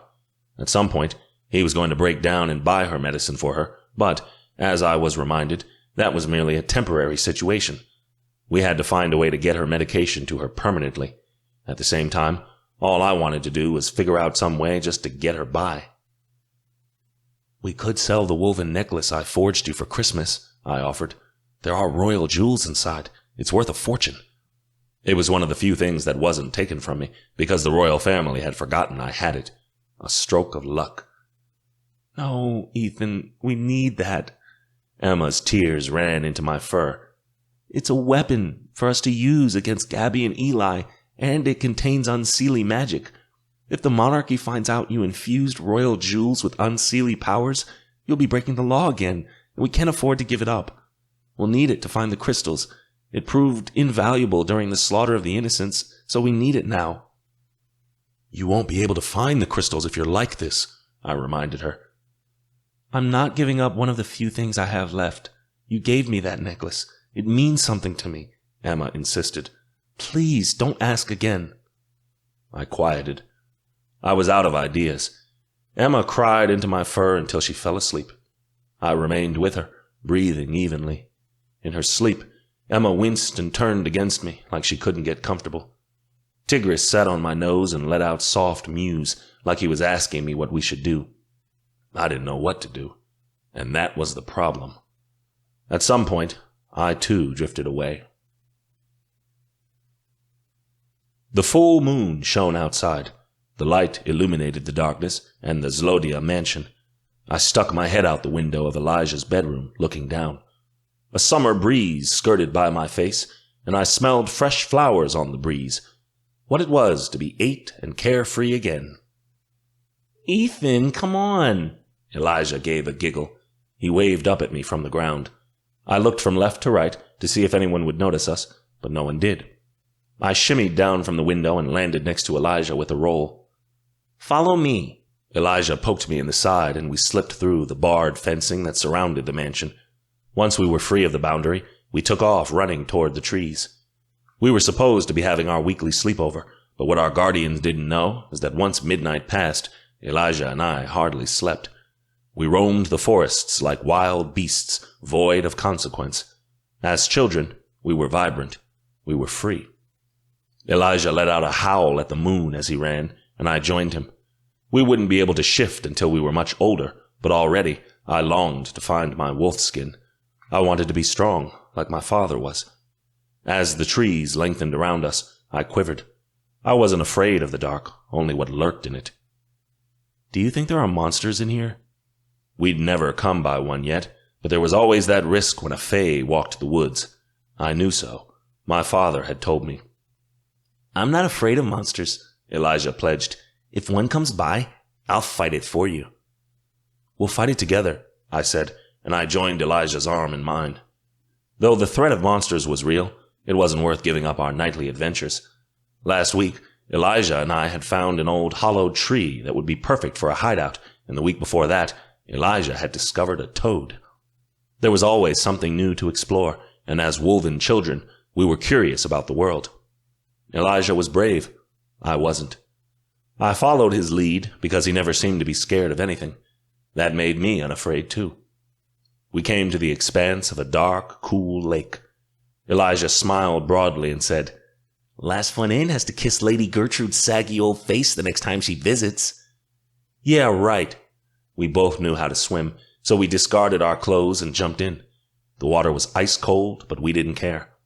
Elijah did a cannonball, and I splashed him in the face. We waded around, looking for fish in the dark. As the night grew longer, we pulled ourselves out of the pond and got redressed, covered in algae from the lake.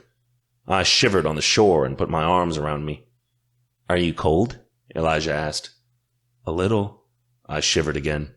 Elijah took off his coat and put it around my shoulders, giving me a pat on the back. Elijah was my little cousin, but I felt like he looked out for me more than I looked out for him. Elijah jumped to his feet and said, "You want to play King Kent and the Masked Caper?" King Kent and the Masked Caper was the best game, and based off our favorite comic book. We loved making up scary stories to tell in the darkness of the woods and acting them out as we told them.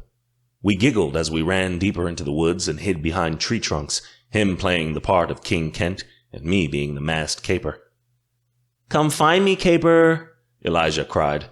We picked up big sticks from the ground and pretended they were swords, smacking them together and laughing. Elijah took off, and I rounded the corner behind a boulder, intent on jumping out and surprising him when he ran back this way. From behind me, there was a terrifying noise. It was slick and wet, like a creature crawling through the mud. I slowly turned around and came face to face with monstrous teeth. I let out a scream and fell backward. The stick dropped from my hand. At the sound of my yell, my cousin came running. "Ethan!" Elijah's voice was panicked. Our mouths dropped open as we looked up at the creature in front of us. It was some sort of fish that walked on land, a scaly monster that was as big as a small dragon. It towered over us, large flippers smacking the ground and sharp teeth sticking out from large lips. The fish monster had black eyes and a fleshy lobe on top of its head that ended in a glowing light to lure prey in. A billow buck. It was a simple monster, fat and lazy, hardly a threat to a grown fae. But to two small children, it was definitely a danger. The billow buck had a mouth so large it could easily swallow Eli and I in one gulp. It most likely lived in the pond we'd just been swimming in and had been hunting us since we'd left. The monster let out a hungry growl, and one of its flippers lashed out to pin me to the ground. I let out another scream as the monster's protruding lips opened to suck me up. "Let him go, you big ugly thing!" Elijah charged at the monster, raising the tree branch he held. He jabbed it outward and poked it into the monster's big, bulbous eye. The monster groaned, and it removed its flipper from my legs. I crawled away, and Elijah ran at the monster, swinging the big stick. "Back! Back!" he ordered it. He poked the monster in the other eye, and the billowbuck shook its head, giving a squinty gaze. It swiped a flipper out at Elijah, but my cousin dodged it. The billowbuck tried to move around Elijah, but he had planted himself in the way and refused to move. The billowbuck gave an impatient groan. It had obviously decided we were too much of a nuisance to eat, so it moved on with a grumble, looking for easier prey back in the pond. When it was gone, Elijah reached out a hand and pulled me to my feet. "Are you okay?" "Yeah." I brushed off my pants and looked up. "Thanks for saving me." "No problem, dear cousin." He flashed me with a smile. "I'm always going to look out for you." I awoke with a gasp. My eyes shot open, and Tigris let out a growling noise. Emma was still curled up against me, deeply asleep, but as for me, it felt like I'd been drenched in that same ice-cold water from the lake years ago. What a troublesome dream. It could have been considered a happy memory before, but all those happy memories now were nightmares. It reminded me of the person Elijah had been and the monster he turned out to be. I couldn't imagine why my subconscious would subject me to such wicked recollections of my childhood now. I hadn't thought about such things in years. To think that the boy who'd saved my life from a monster when we were children had become the same man who'd tried to end my life just didn't make sense. How had things changed so bitterly? Emma let out a pained cry against me, and I looked down. I couldn't be perturbed by thoughts of Elijah at a time like this. All that was behind me, and we had major problems to work out in the present. The past needed to stay in the past. I chanced to look at Emma's clock. It was almost 1. I'd missed lunch, and I had to go to class. I would have foregoed it altogether, but Emma insisted one of us had to receive an education, and I was so close to graduating, she didn't want me to throw it all away. I gently got up, so when her head slid off my shoulder and hit the pillow, she didn't wake.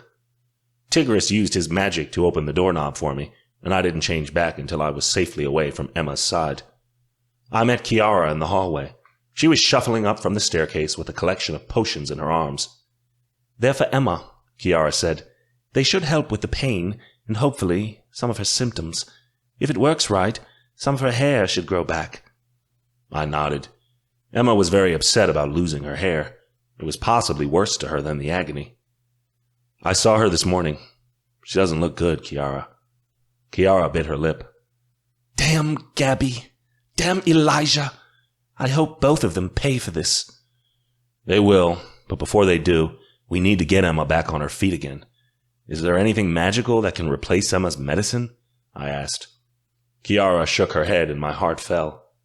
"Certainly not within the realms of fairy magic. Fae can't heal." "What about the other magical races?" I asked in desperation. "The elementals are in a civil war at the moment. They won't be willing or able to help, and even if they could, it'd be a temporary solution," Kiara said. "Emma would have to keep going back to them to get healed, over and over. It's not a one-time fix." "Vampires? Angels? Witches even?" I asked desperately. "One of them has to have something." "A lot of their magic doesn't work on us, Ethan. They don't share our blood," Kiara said sadly. "Gods damn it!" I punched the wall, and my fist caused a chunk of concrete to break off the stone and fall to the floor. Kiara winced. "We need a miracle," I muttered. "I agree, but we can't lose our heads," Kiara said firmly. "Emma was there for you when you were possessed last semester, so you need to pull yourself together, because it's her turn to fall apart." "You're right." I straightened my spine. "I'll see you after class, Kiara." She bustled off with the potions. I did my best to buck up and made my way to senior pack theory. A collection of woven boys was mingling around the classroom when I got there, cracking dirty jokes or putting each other in headlocks. Eyes looked up as I entered, but nobody pestered me with questions about being the Phantom today. Word had made it around school that Emma was very sick, and so everyone gave me a wide berth, either because they respected the pain they knew I had to be going through, watching my mate suffer, or because they were afraid if they bothered me, I'd tear their face to shreds. Finlay was in this class. His gaze roamed me when I entered, as if he was trying to figure something out before he went back to chatting with a friend. He didn't quite bother me, other than the fact that he was obnoxious, and therefore pretty damn annoying. I had gotten over that he and Emma had dated, as Finlay was clearly stricken with love for his current girlfriend, though I didn't think I'd ever forgive him for kissing my mate. I was aware they could have gone farther, and the thought made me want to rip Finlay in two, so I didn't permit my mind to wander that way. Professor Conry entered the room, his face a taut, nervous mess. Professor Lucian was supposed to teach this class, and his presence was sorely missed. Professor Conry was young and new, and didn't know what he was doing. He was hardly a few years older than me, which I couldn't discount him for. It wasn't his youth that made me doubt him, but his inexperience. He'd been interning under Professor Lucian for the past year, and wasn't supposed to begin teaching his own classes for some time. With Lucian's sudden death right before the semester's beginning, the school had struggled to replace him, and went for the first woven teacher they could find. "We'll be working on assessing our surroundings today," Conry stuttered as he came to the front of the room. "Follow me out to the grounds." Conry led the way to the university gardens. He turned to us once we got to the tree line and said, "You'll be working in pairs. Your objective for the day is to survey the land surrounding the university, though your partner will be going in the opposite direction. This is a test of your telepathic abilities and how far they may roam. If you run into any monsters, reach out with a howl to the rest of the group at large, and we will come in for assistance." Conray went with making partners. I was hoping he'd choose someone easy for me to work with, but before I could add any input, he said, "Ethan, you're with Finlay." I frowned. Conray either didn't know about the history between Finlay and I, or he didn't care. Wolvens were all about running in packs and working together, but even so, being paired up with Finlay for the day soured my already poor mood. Finlay came up to my side and playfully punched me in the shoulder. "Looks like you're with me." His Scottish accent grated on my nerves. "I suppose." He changed into a wolven and shook his head. "Better get on with it, don't you think?" I was more than happy to get away from him, so I changed and began running into the woods to the north. Finlay took to the south. Scents invaded my nose, and the sound of paws hitting the ground rose to my ears as wolvens took off in all different directions. I kept my eyes forward as I charged through the forest, keeping my senses peeled for any monsters that might be creeping about. Wolven shifters could travel over 50 miles a day, and could run a single mile in 2 minutes or less. Within 15 minutes, Finlay and I were a sizable distance away, and far off from the university. "Can you hear me?" I called out to Finlay. I didn't know if our magic would reach so far. "Yes, our connection is strong," Finlay replied. I agreed. Finlay and I were 10 miles off, and I could still hear him clear as day. Our connection began to dwindle along the 12th mile, but even as we pushed our boundaries, I could still hear him, although faintly. Around the 15th mile, I lost him. I journeyed back and found that 14 miles was the extension of our limits. By this point, our class was nearing to a close, so we began making our way back to the university. I was panting by the time I reached the university grounds, and so was Finlay. Running 30 miles in one day on an empty stomach was exhausting. Although it was hardly past 2, I wanted to go to the cafeteria, down a steak, then go back to my dorm and sleep. "How far did you go?" Conray asked the group at large when we all arrived back in the gardens. There were mumbles.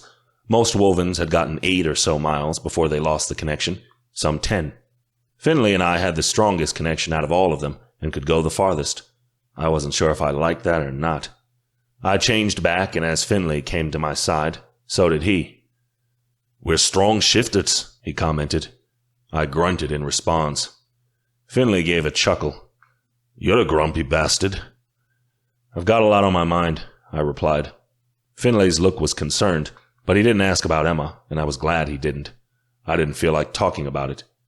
As class ended and shifters began to disperse, Finlay asked, "Ethan, would you mind coming with me?" Curiosity piqued at my attention. For what? Finlay and I weren't friends. I couldn't imagine what he wanted from me. Finlay's eyes got dark. "There's something the group of us have been meaning to ask you. Will you listen?" I bet anything this had something to do with my time spent as the Phantom.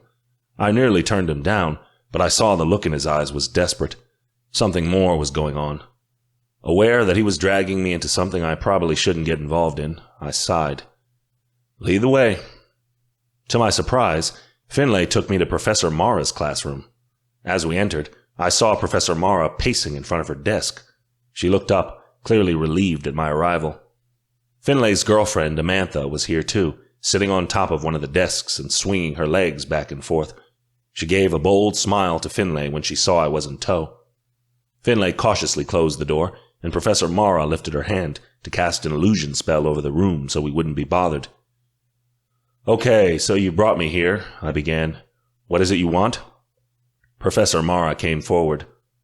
"We're asking for your support." "For what?" She took a hasty breath. "Many of us in the country, well, we agree that something has to be done." "About?" "The king and queen." My mouth ran dry, aware that we were already talking treason. I spun on my heel and went to head for the door, but Finlay blocked my path. "Just hear her out," he said. I scowled, but turned back to Professor Mara, waiting for an explanation. "We are what is called the Malovian Revolution," Professor Mara said. "We are a secret group of Fae in Dolinska who do not agree with the rule of the king and seek to overturn him. Most of us are based here at the university. Many are young, but there are some teachers too." "A revolution of students against the crown," I raised an eyebrow. You have to be kidding me. People were inspired after your trial, Mara said. The Phantom was more than a vigilante. He was an emblem for justice. So many want to take up that mantle and make a change. The Phantom is dead. That life is behind me. We don't need the Phantom. We need you, Mara said. You are a fallen prince abandoned by the crown. There is no better person we could... I became aware of what she was asking me. I took a step back. No, I won't participate in this fool's errand. It's not a fool's errand. Amantha's eyes flashed, and she came forward. The Malovian Revolution is the one way to change things. The more Fae we have on our side, the greater chance we can unseat Gabby and Elijah from the throne. Finley and I joined the revolution because we knew it was a just cause, not a hopeless one. How many do you have? A few dozen, Mara replied without batting an eye. I snorted. That's hardly anything. Nothing to fight against Elijah's armies with. If you wanted to cause such an insurrection, you'd need hundreds, thousands even, if the people of Dolinska chose to rise up with you. Numbers we'll have, if you agree to help us, Mara insisted. What is it you're asking of me? Ethan, you've become a beacon for the revolution, a symbol due to your actions as the Phantom. If you join us, many others will follow, Mara said. I have no desire to lead a revolution. I don't even have an inkling to participate, I said. This was a waste of my time. My priority was getting the stones and protecting Emma. Everything else was unimportant. I'd promised my mate I was done with vigilante work, and becoming involved in a revolution was even worse. Ethan, please, Mara said with a sigh. This revolution won't get off the ground without you. You're a good leader. You can inspire the people to fight back. I apologize, but I'm going to have to refuse. You'll have to find another symbol for your revolution. I see, Professor Mara said, and she frowned. Well, if you change your mind, you know where to find us. We could use someone like you. I laughed darkly. Don't count on it. I went to leave, but as I abandoned Professor Mara's presence, I heard footsteps behind me. Finlay grabbed my arm and turned me around. Hey! I nearly exploded into my wolfskin and tore him apart. Instead, I reeled in my baser instincts and said, What the hell was that? I just got off an execution sentence for being a vigilante, and now you're asking me to risk my neck again for a cause I don't believe in? Stop lying to yourself. You do believe in it, Finlay said firmly. I know you, Ethan. You want Elijah off that throne. And who do you plan to replace him with? I crossed my arms and took a wide stance. Haven't gotten that far, have you? Do you understand that to unseat a king, you'll have to destroy the circle as well and find members to fill all those seats? They're not going to vote in whoever you choose to nominate. You'll never earn the support of the people or the government without a ruler who hasn't won the king's contest. Their rule wouldn't be sanctified by the gods. We still need to work out the details, Finlay ground out. But look at the facts. Elijah and Gabby have to go. You'll send Malovia spiraling into turmoil if we don't have someone ready to replace him, I hissed. Our country has never been without a king. Malovia is already in turmoil, Finlay said firmly. It's only going to get worse if we don't do something.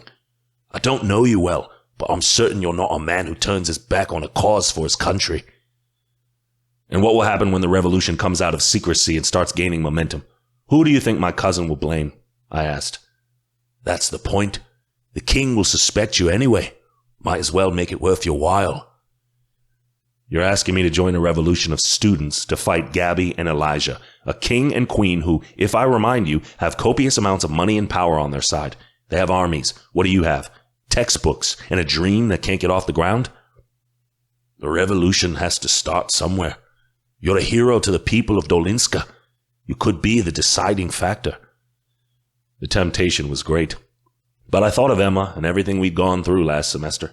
I was no longer a liar. I couldn't break another promise to her for any reason, even for a cause I'd previously fought for. My answer is no. I ripped my arm away from Finlay and stormed off. As my back was turned to him, he called out, You can't run away from this forever. Sooner or later, you're going to want to fight back. We'll be waiting here when you do. Finlay's words haunted me. They ate away at me like the memorable temptation of putting on a mask. For the rest of the day, I couldn't get them out of my head.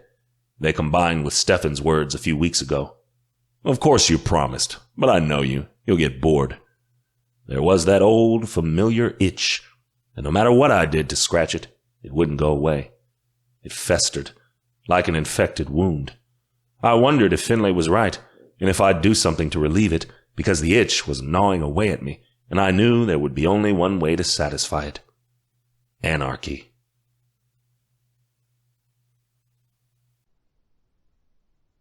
Chapter 8. Emma. It'd been a month since I'd had my last treatment. I wasn't sure where to go from here. I'd missed 4 weeks of class and hadn't seen a single soul in person, besides Ethan every now and then. I was on the precipice of losing my mind, and I feared I was already there. On the morning of February 19th, I awoke to Tigress pawing at my face. I brushed the hair back from my eyes and blearily sat up, feeling like I was going to puke. "Tigress, what is it?" I moaned. I longed to go back to sleep, get a few more hours of respite from my pain. Just then, there was a sharp knock at my door. Feeling lightheaded, I stumbled to the door and cracked it open, wondering who wanted to bother me now. My heart dropped into my stomach when I saw a large white box outside my dorm room door. It was the same packaging that my medicine came in. I didn't care where it came from or how it showed up. I grabbed the box and snuck it back into my dorm before anyone saw. I ripped open the packaging and began ruffling through the bubble wrap. I cried out in relief when I saw that there were 4 bottles of plasma lying at the bottom, along with all the supplies I needed. I almost wept with relief. I sat back on my knees and put a hand over my mouth to hold the tears in. Tigress, who was fascinated by the bubble wrap, began popping the bubbles one by one by bouncing on them. It didn't even cross my mind to hesitate. The medicine could be poison dropped off by Gabby. It could be a trap. I was so desperate, I didn't even care. I hurried to get the medicine in my system. I usually hesitated to put the needles in, but I shoved them into my stomach as quickly as I could, not caring if it hurt or not. I turned the button on my infusion pump and gave a sigh as I felt the medicine slowly enter my system. I sat back against my bed, enjoying the feeling of comfort the medicine brought me. I didn't expect this kind of instant relief. I thought the medicine would take time to take effect, but it was like energy and vitality went rushing back into my system the moment the plasma began infusing. Gods, it was like I was addicted to this medicine. The doctors weren't lying when they said I needed it to survive. My mind unraveled as I tried to figure out where the medicine had come from. Everyone had been trying so hard to get me what I needed, but it'd been beyond our reach. Whoever had helped me, it had to be someone who was in charge. There was only one woman I knew who had that kind of power. The moment my infusion was done, I washed my hair and got dressed. I slipped a hat over my head that Odette had knitted me to hide the thinness in my hair. I hurried down the hallway to Lady Magdalena's office. I was protected now. I didn't need to worry about infections as badly as I did before. People's heads jerked to the side as I walked by. They'd all heard of my situation and were surprised I was out, but I ignored them. I wound up the winding staircase to Lady Magdalena's office and let myself in.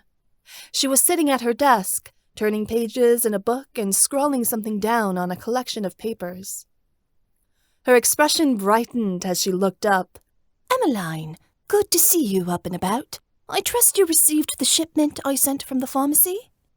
"I'm feeling much better," I said before I hesitated, though I'm not sure how long it will last. I only received a month's worth of treatment. "Yes, well, you don't need to be concerned," Magdalena said quaintly. The school board has approved a healthcare program for all students who are currently attending Arcania University. Your insurance is covered until you graduate. My mouth dropped open. While I was gaping, Magdalena scribbled something down and said, "I'm sorry for the wait. I tried to get it approved as quickly as I could, but these things can take time to push through." That meant Magdalena had bullied the school board into giving in so she could get her way. "But," I stammered, "won't the king and queen just forbid the new program?" "The king and queen have no authority on what goes on inside the university," Magdalena replied. "There is a very old law that was made when the university was founded that the current monarchy cannot dictate the rules of a private institution." "But it's a college." "And not a public entity. Arcania University is run by donors, Emmeline, not funds from the government. The majority of our funding comes from wealthy alumni. We don't accept a cent of taxpayer money. Therefore, the royal family has no say on what we can and cannot do here, and it has been that way for centuries. If the king wishes to change this aspect of our society, he is going to have to change one of the grounding rules of the Melovian Code of Law, and I dare say that will take him a very long time." Thank you," I blurted out. "It is nothing. I am merely providing for my students' welfare." Magdalena winked. "Now, off to your friends. I expect to see you at the rink first thing tomorrow morning." Giddiness leapt in my chest. I nearly cried with relief, but I pulled myself together and took off down the staircase. The possibilities of my new chance at life jumped out at me from all directions. I could still save my classes. I'd taken so much time off, but if I worked hard, I could still scrape by this semester. We could get back to looking for the stones, and I didn't have to worry about where my medicine came from for at least another 2 years. It would give Ethan and I time to work on a plan. My friends were sitting on the couches in the rec room in front of the TV. Gods, it felt so amazing to see them. The weight crushing my insides lifted when I recognized their faces. I ran toward them. Ethan, who was with them, got white-faced when he saw me coming. He leapt up from his seat and grabbed me by the shoulders before I could get to the rest of them. "Emma, you need to get back to your room. It's not safe," Ethan said. "I already took my medicine. Magdalena took care of it," I said. I hurriedly explained what she'd done for me. Everyone's expressions brightened when I reached the end of my story. "Thank the gods!" Odette squeaked, and she threw herself on me. "See, Emma? I told you everything would work out!" "This is such a relief." Ethan brought me in for a one-armed hug. "I'm so happy to hear that you're finally taken care of." His tone was guilty, as if he felt awful he hadn't been able to be the solution to my problem. I gave his hand a squeeze to tell him it wasn't his fault before I looked around. The rec room was pretty deserted this time of the morning. Most people were attending early Friday classes. We had other matters to discuss. "Did you guys manage to discover anything about the stones while I was gone?" I whispered. Stefan leaned in and dropped his voice. "No, we haven't found a thing." "Alexei and I have been poking around in Griffin law, but we aren't making much headway," Kiara said apologetically. "To be honest, we were all too worried to do much of anything without you," Theo confessed. Odette stuck her lip out in a pout. "I haven't had a single vision since the start of the semester. I thought my druid powers would be more helpful by now." "Yes, but the gods don't send visions until the right time," Theo pointed out. "And it wouldn't have done much good for you to receive a vision when Emma was in lockdown, would it?" "I suppose you're right." Odette crossed her arms. "Although I do hope I get another vision soon. We're out of ideas of where the other stones might be, and I'm tired of staring at water all day trying to get an answer." "Give it time, Odette." Theo stroked her hair, and she crooned at his touch. "So where do we go from here?" Alexei asked. "It's been 2 months since we found the Alicorn stone, and we haven't made any progress since then." "We have to figure out if the Griffin stone is on Earth or in Enmire. That would be a start," Kiara commented. Delmere groaned. Oh, great. So we just have to narrow it down to one planet or the other. That should be easy. We can't give up, I insisted. My babka has been teaching me to transport my spirit to Edenmire through meditation. Maybe she has some sort of Unseelie spell that could help me determine whether the rest of the stones are in this world or the other. The group nodded. A bunch of us had to get to class, so the remainder of our friends left. Ethan and I didn't have a Friday class, so we were left alone in the quiet space of the rec room. Since you're officially free to roam, I have something special in mind, Ethan said. He grabbed my hips and turned me toward him, letting his gaze roam my body with a lazy smile. What is it? I was dying to get out and see the world again. It's been some time since we've been on a date. You'll need to bring your skates. My heart started in excitement. I'd been longing to get back on the ice since the last time I'd stepped off it. I'm totally ready. Let's get me out of these walls. The first step outside onto the school grounds was a breath of fresh air, and I sucked in the cold. There was a heavy snowfall that coated every statue and bench. Snowflakes fell in thick chunks from the sky, covering Ethan's coat. I expected him to take me to the rink, but he took a different path that diverged into Dolinska. Where are we going? I asked. The city looked so beautiful, the stone bridges covered in snow, the headlamps glowing as people bustled from the bakeries to the alchemy stores. The smell of roasted coffee beans hit my nose, and shoppers bustled from this way to that. I was captivated by the beauty of the city as if I'd never seen it before. In this light, after being isolated for so long, everything looked brand new. You'll see. Ethan playfully squeezed my gloved hand and didn't answer. We came to the edge of the city, near what looked like a park. Near the woods was what looked like a long path of ice that curved into the trees. People were donning ice skates and getting on the path, skating into the forest. It's an ice skating trail, Ethan explained. It winds through the woods around Dolinska for a mile. Those words practically gave me an orgasm. What are we waiting for? Come on! I grabbed Ethan's hand and dragged him to the start of the trail. We threw our skates on, and I wasted no time getting my blades on that skating trail. Ethan and I skated hand in hand. The skating trail wound around the trees, the city of Dolinska looming on our right side. I felt the cold air hit my face as I skated, and my spirits lifted. I was so happy. This moment was perfection itself. As we skated, creatures began to emerge out of the wood. A feathery, snake-like creature with white and purple fur skimmed by overhead, flying on the wind. A couple of icy tarantulas climbed over the bushes, and white moths with fluffy wings fluttered ahead of us on the path, leaving sparks and glitter behind them. A white horse with tree branches for feet and a mane made of white flowers breathed out a gust of ice particles as we skated by. Ice fakin, Ethan said with a nod. They won't hurt us. They're merely curious. They only come out in the winter. In the warmer months, they migrate north to the Arctic Circle, but in winter, they like coming close to Dolinska. They think shifters and sorceresses are interesting. They were captivating to look at. As I was observing the ice fakin and all their different quirks, something else in the woods caught my attention. There was a silver wolf in the woods. Its coat blended in so well with the ice and snow that I barely noticed it.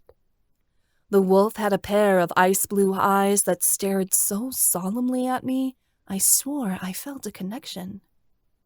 We skated by, and as I glanced back, I saw that the wolf was already gone. What the hell? Who was watching us? Whoever was in those woods wasn't a fakin, it was a shifter. I kept my eyes peeled, though I didn't see anyone watching us a second time. My stomach tumbled with worry, though I pushed it away. I didn't tell Ethan about our little stalker. I probably should, but we were having a good day, and we were happy. We needed a break from all the heavy. If I saw the wolf again, I'd let Ethan know. Otherwise, I wasn't going to stress about it. Ethan and I were popular and controversial. It wouldn't be odd that someone was following us around. Maybe Elijah had sent someone to spy on us. Who knew? He could go back to his king and tell him that Emmeline Sosna was alive and well. It made me snicker to think how frustrated Eli and Gabby would be when they heard I was out and about again, instead of locked away and powerless. When we'd reached the end of the trail, there was a vendor serving hot cocoa and warm cider. We got 2 drinks, then sat on a wooden bench by a raging fire to take our skates off. I was already tired by this point. My medicine had done wonders for me, but it still needed some time to take effect. Not to mention a month's worth of doing nothing in my room was catching up with me. Ethan noticed my exhaustion. Like to get out of this cold? Yeah, I said, though I really don't want to go back to the university. I wanted to stay in Dolinska a little longer and go shopping, but I was too tired. I was thinking the cabin would be an appropriate place to warm up, Ethan offered with a sultry look. Our cabin. How I longed to see it. And I knew exactly what he was thinking. Heat stirred between my legs as I stood up and said, I'm already there. I rode on Ethan's back to campus, to our little cabin. We placed our skates on the floor once we stepped inside, and Ethan got a roaring fire going in the hearth. I was thinking you could dress up for the occasion, Ethan said, and from out of his hockey duffel, he pulled a piece of clothing. It was the revealing blue dress I'd worn last semester to that party where I'd kissed Finley in front of everyone. The same one where I'd stripped for the room and tossed my panties into the air. I laughed. Where did you find that? I might have gone rummaging through your closet a while ago, he admitted. I was wondering if you'd wear it for me. Emma wears the short dress for Ethan as they are intimate together. February 22nd was my first day back at school, and I was seriously so excited to start attending classes again, even if my first class happened to be second-year illusion with Lady Corva. It was rare for down there Odette, Kiara, and I to have class together, but we had signed up to take illusion at the same time this semester, so it made Corva a little more bearable. I opened my books in excitement and readied my paperwork the minute I got to class. Kiara asked, Excited? Yes, I can't wait to get back to work, I said. We're really glad to have you back. Class wasn't the same without you, Delmare said from the desk in front of me. Odette stared ahead blankly, and Delmare poked her. Are you okay? Huh? Odette shook her head. Oh, I'm fine, just a little spacey today. I went to ask if everything was all right, but before I could, Lady Corva waltzed into the room like the tyrant she was. I almost shrunk under her presence, but forced myself to remain upright. I'd gotten through 3 semesters of her persecuting me, and I could tolerate another. Lady Corva noticed me sitting at my usual spot and raised an eyebrow. Miss Sosna, you haven't attended class in a very long time. You are clearly behind. Well, no shit, lady, I missed a month of school, I thought sourly. I told myself to be patient and said, I'm here now and ready to learn. Corva scoffed. I doubt you'll be able to keep up with the other girls, but you're a bull-headed one, so I don't see why you shouldn't try. But don't ask any questions. I don't have time to privately tutor you when I'm trying to instruct the rest of the class, because you were flippant enough to disregard your schedule. You're lucky I'm even allowing you back in my classroom. Corva had no say whether I could attend her classes or not. Under the school's disability office, I was protected from taking time off if I had a medical emergency. Not that she cared. I was sick, I growled out. At the front of the room, Morgan rolled her eyes. Whatever, Emma. You're always sick. It's not like it's anything new. Yeah, stop being so selfish and think about everyone else for once. Other people have stuff going on too, Melissa added snidely. You use your disease as an excuse for everything. I nearly broke my quill in half. Corva's lips twitched, like she thought Morgan and Melissa's bullying was entertaining. Kiara was trying to hide in her books, while in front of me, Delmare's face burned. Odette still had that same odd look in her eyes. I hoped that Corva would have had enough. She'd gotten her digs in, as I expected, and so I figured we'd move on. But before we could even start class, Corva had already jumped on to something else. Miss Sosna, that hat is not an appropriate piece of the school uniform, Corva sneered, pointing at my knit cap. I demand you remove it at once. I balked. But, Lady Corva? At once, Miss Sosna. I seethed. With a trembling hand, I reached up and took off the knit cap. All the girls in the room gasped as they witnessed my thin hair and balding patches. Kiara's potions had helped some of my hair to grow back, but I still didn't have the long, thick locks I did before, and wouldn't for another week. Gossip surged around the room. A good deal of girls looked sorry for me, but Melissa and Morgan were laughing behind their hands. The whispers grew, as well as the snickers. I felt tears well in my eyes, but I kept them submerged. I wouldn't give these bitches the satisfaction. Corva smirked, like she thought the situation was funny. Well, we can't all be pretty now, can we? She turned back toward the board, writing instructions upon it while I sank in my seat. Delmare abruptly stood up, and her chair smacked against the floor. Odette jumped in her seat beside her. "Shut up, you sorry old cow," Delmare growled. Corva's mouth dropped open. "Excuse me?" "Hair doesn't make you beautiful. It doesn't mean shit," Delmare seethed. She opened her hand, and in her palm formed the illusion of an electric razor.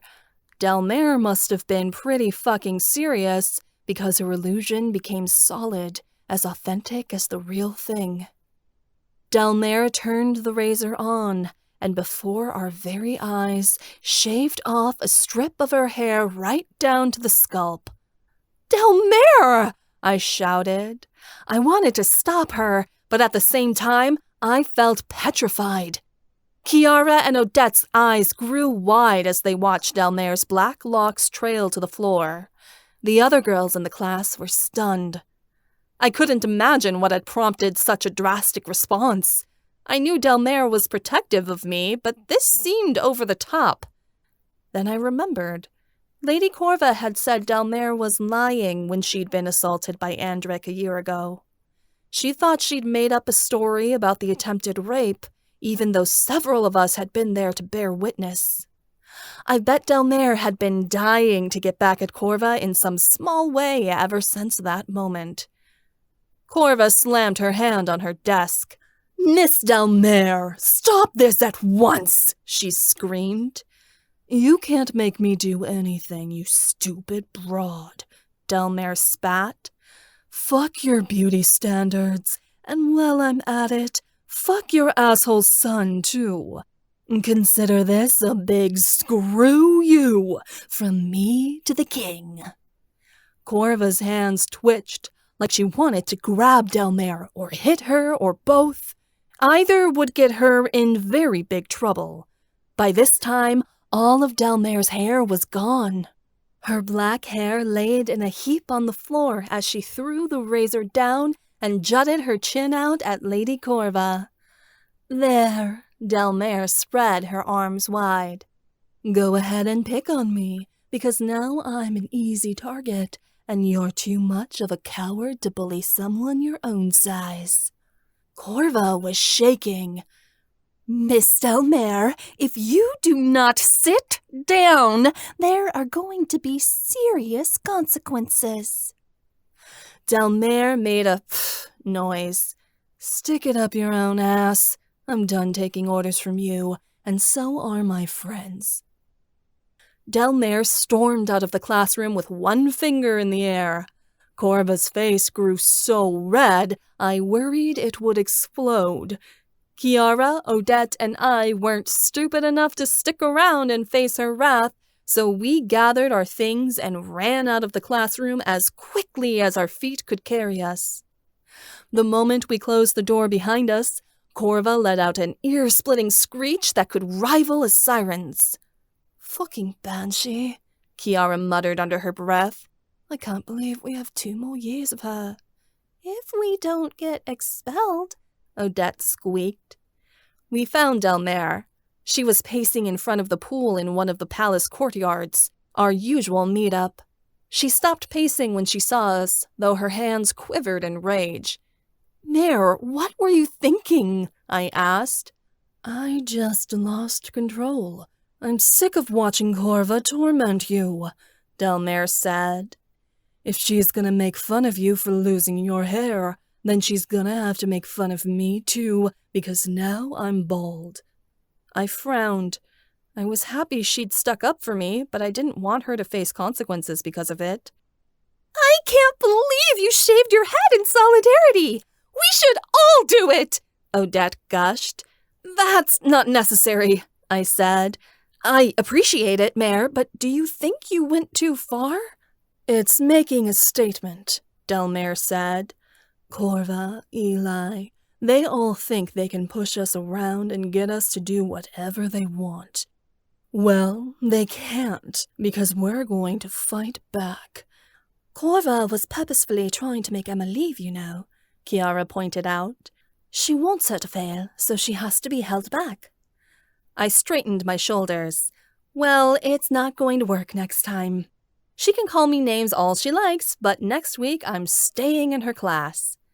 "She's not going to say anything," Odette giggled. "She'll be too worried about Delmare causing another scene and shaving off her eyebrows next." Delmare smirked, but the smile fell away just as quickly as it came. Stefan walked by. He did a double take when he noticed Delmare, mouth dropping open. Delmare got the worst "oh shit" look I'd ever seen. Stefan abruptly spun on his heel and hurried toward Delmare. He grabbed her by the hips and wrenched her against him. His face was mystified as he said, "Irina, that look. I am loving it. You look like a grunge rocker chick. I am so hard for you right now." "We really didn't need to hear that," I complained. Stefan paid me no attention, rocking Delmare's body against his as he swooned. "I always had a thing for hardcore biker babes with shaved heads. They're like my boyhood fantasy," Stefan said. "Really?" Delmare asked. "Oh yeah, babe. I'm totally into it," Stefan said. He sounded giddy, and Delmare smiled in relief. "As riveting as this all is, we should probably get out of here, just in case Corva comes looking for us," I pointed out. "What's Corva got to do with it?" Stefan asked. Delmare explained on our way back to the rec room. When we got there, we saw that Ethan was playing an air hockey game with Theo, while Alexei worked on homework on the couch. Alexei's eyes fluttered upward, but when he met Kiara's eyes, he looked away, and she glanced down. What was wrong with these two? It was nearly painful to watch. When the boys saw Delmare's new look, everyone came rushing over. Delmare indulged them in an epic retelling of what had just happened as we gathered on the couches in front of the TV. Theo placed a bottle of water on the coffee table and said, "Gods, that must have been epic. What I would have given to see Corva's face." "It was quite the stir, wasn't it, Odette?" Kiara asked her. Odette didn't respond. Her eyes were placed on the bottle of water that Theo had put down. They didn't move, as if she was entranced by the liquid inside the bottle. "Odette?" Theo grabbed her arm and shook it, but she didn't notice. Her eyes remained attached to the bottle of water, and Theo stilled. Her strange behavior today suddenly made sense. She was having a vision. Odette continued to scry, observing the water with a strange tilt of her head. Everyone in the group shifted to block Odette from the rest of the room, save for Theo. His eyes were fixated on his mate's face, studying her. She stared at the water bottle, completely enchanted. I could only imagine the messages the gods were sending her. A few moments later, Odette came out of it, shaking her head in a daze. Her eyes connected with Theo's first, as if she just realized he was there. My dear, what did you see? Theo pressed. His face was heavy with concern. Odette blinked as she came back to the land of the living. Her gaze was muddled as she said, Gabby and Elijah already have the Griffin stone. Chapter 9. Ethan. My stomach plummeted. My cousin and his mate had the Griffin stone in their grasp? Did they have the Seelie and Unseelie stones as well? This was shaping up to a horrible outcome.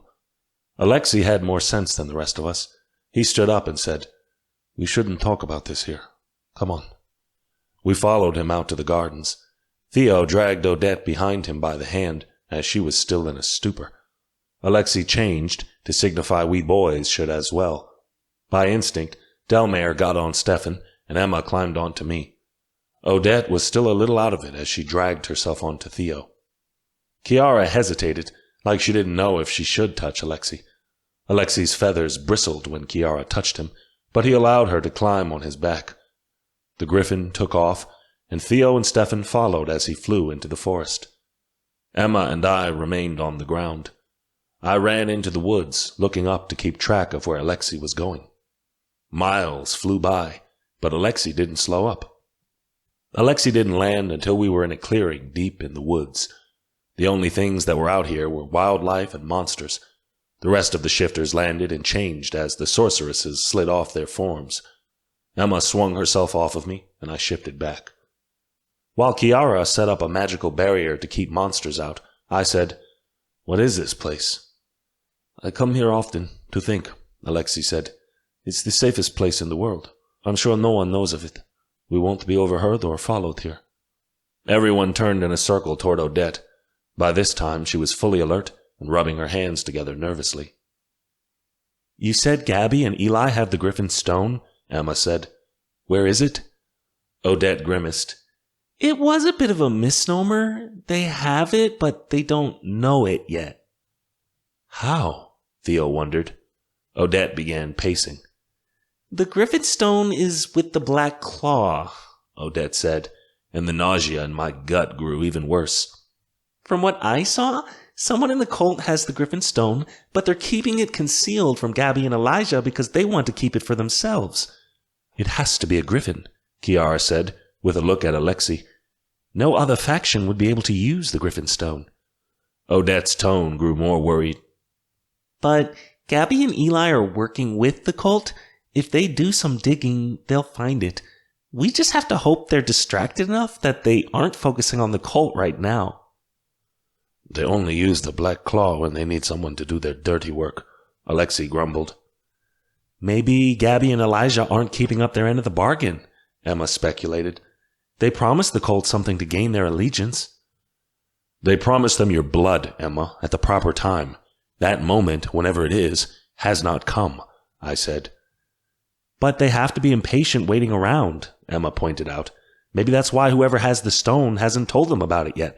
They're keeping it as a failsafe to make Gabby and Elijah fulfill their deal when the time is right." Who could possibly be keeping the stone? The Black Cult doesn't have a leader, Theo wondered. "Unless you count the hidden king, which is Elijah," Stefan subbed in.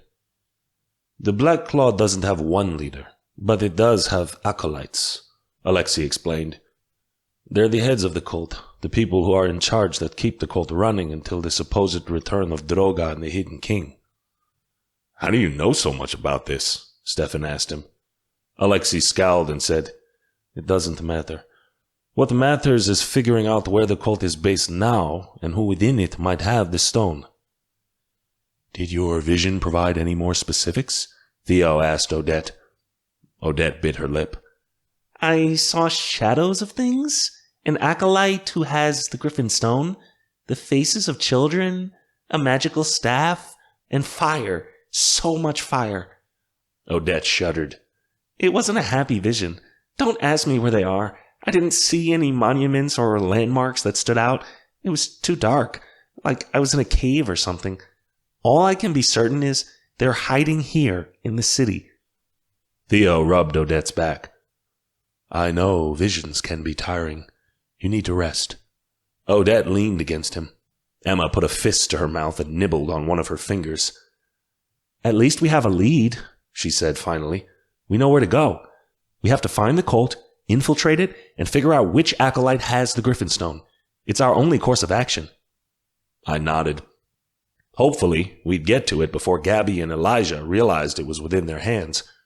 If not, the Griffin stone would be out of our reach forever. Gabby and Elijah would put the Griffin stone in one of the royal vaults and use their armies to guard it, leaving it impossible for us to obtain. And if we were going to save the Fae, that couldn't happen, not at any cost. I truly hoped luck was on our side. We were going to need it. With the news that the Griffin stone was in the hands of the Black Claw, I could barely pay attention in my classes all week, anxious that it could be used for some sinister purpose. Though I knew better than to let my attention roam in my Master of Fey Magic class, as my teacher would accept no nonsense. Professor Hemlock was an accomplished sorceress who had a daughter here at the university, Callista Hemlock, a first year. As I'd heard it, Professor Hemlock's mate had died several years ago, and her child was all the family she had. Professor Hemlock was young, in her early 40s, and very bright, but very strict. She usually taught classes like alchemy, but in Lord Lucian's absence had picked up a few extra classes. Her piercing eyes roamed the classroom as she rapped her knuckles on the chalkboard. Many of you learned in your enchanting classes about boundaries, Hemlock lectured. You can place protective enchantments on objects, places, even people. However, only the most advanced Fae can break boundaries and protective enchantments once they've been placed. Today, we'll be working on breaking such boundaries. Hemlock began distributing old books. She waved her hand, and a collection of them levitated from her desk at the front of the room. They were placed on our desks one by one. The book that landed on my desk had to be nearly 70 years old, tattered with the cover wearing off. I have enchanted each of these books with a protective boundary. The boundary is very strong, Hemlock spoke. You can break it by identifying the root cause of the boundary. Why was it put there? What was the intention? Once you have identified the intention, the point is to make your will stronger than the will of the person who put the intention upon the object. Use your magic to feel your way around an enchantment, then call upon your powers to find the reverse of that boundary and snap it in half. I concentrated on the book in front of me. I tried to open it, but found that Hemlock's enchantment had sealed it shut. I could not turn the pages of the book without breaking the enchantment, nor could I see what was inside. I used my magic to sense that Hemlock's intention was simply to disguise what was within the book. I called upon my curiosity at what was inside to wage war with the protective enchantment hiding the contents. I was able to get a few pages to budge, but besides that, the book would not open. Hemlock raised an eyebrow, appearing impressed that I'd managed to open the book to the first chapter, but she moved on when I failed to go further. I tried for the rest of the class period to break the boundary around the book, and failed. My curiosity wasn't stronger than Hemlock's intention to keep the book concealed, and therefore I couldn't break the boundary. Hemlock sent the books home with us to practice with over the week. I put the book in my bag and rummaged through my things. I had the rest of the day off, and I needed to go into town. Emma was in class all day, and I didn't want her getting suspicious. She'd told me last semester she needed time, needed a fun relationship before we got too serious. Yet things had changed between us in the past few months. Emma had noticed. So had I. My brush with death had made it clear to us that time was short, and nothing in this world lasted forever. And there came the natural inclination to make us something more. I didn't just want Emma to be my mate. I wanted her to be my wife. Therefore, I needed to give her an actual proposal, something she hadn't received when I'd asked her to be my partner in the king's contest. The effort had been rushed, last minute. I wanted to do it the right way this time, with a ring and a magical moment she'd remember. I was nervous. Emma might not be ready for forever. She could say no. I was prolonging my time, waiting for the perfect opportunity.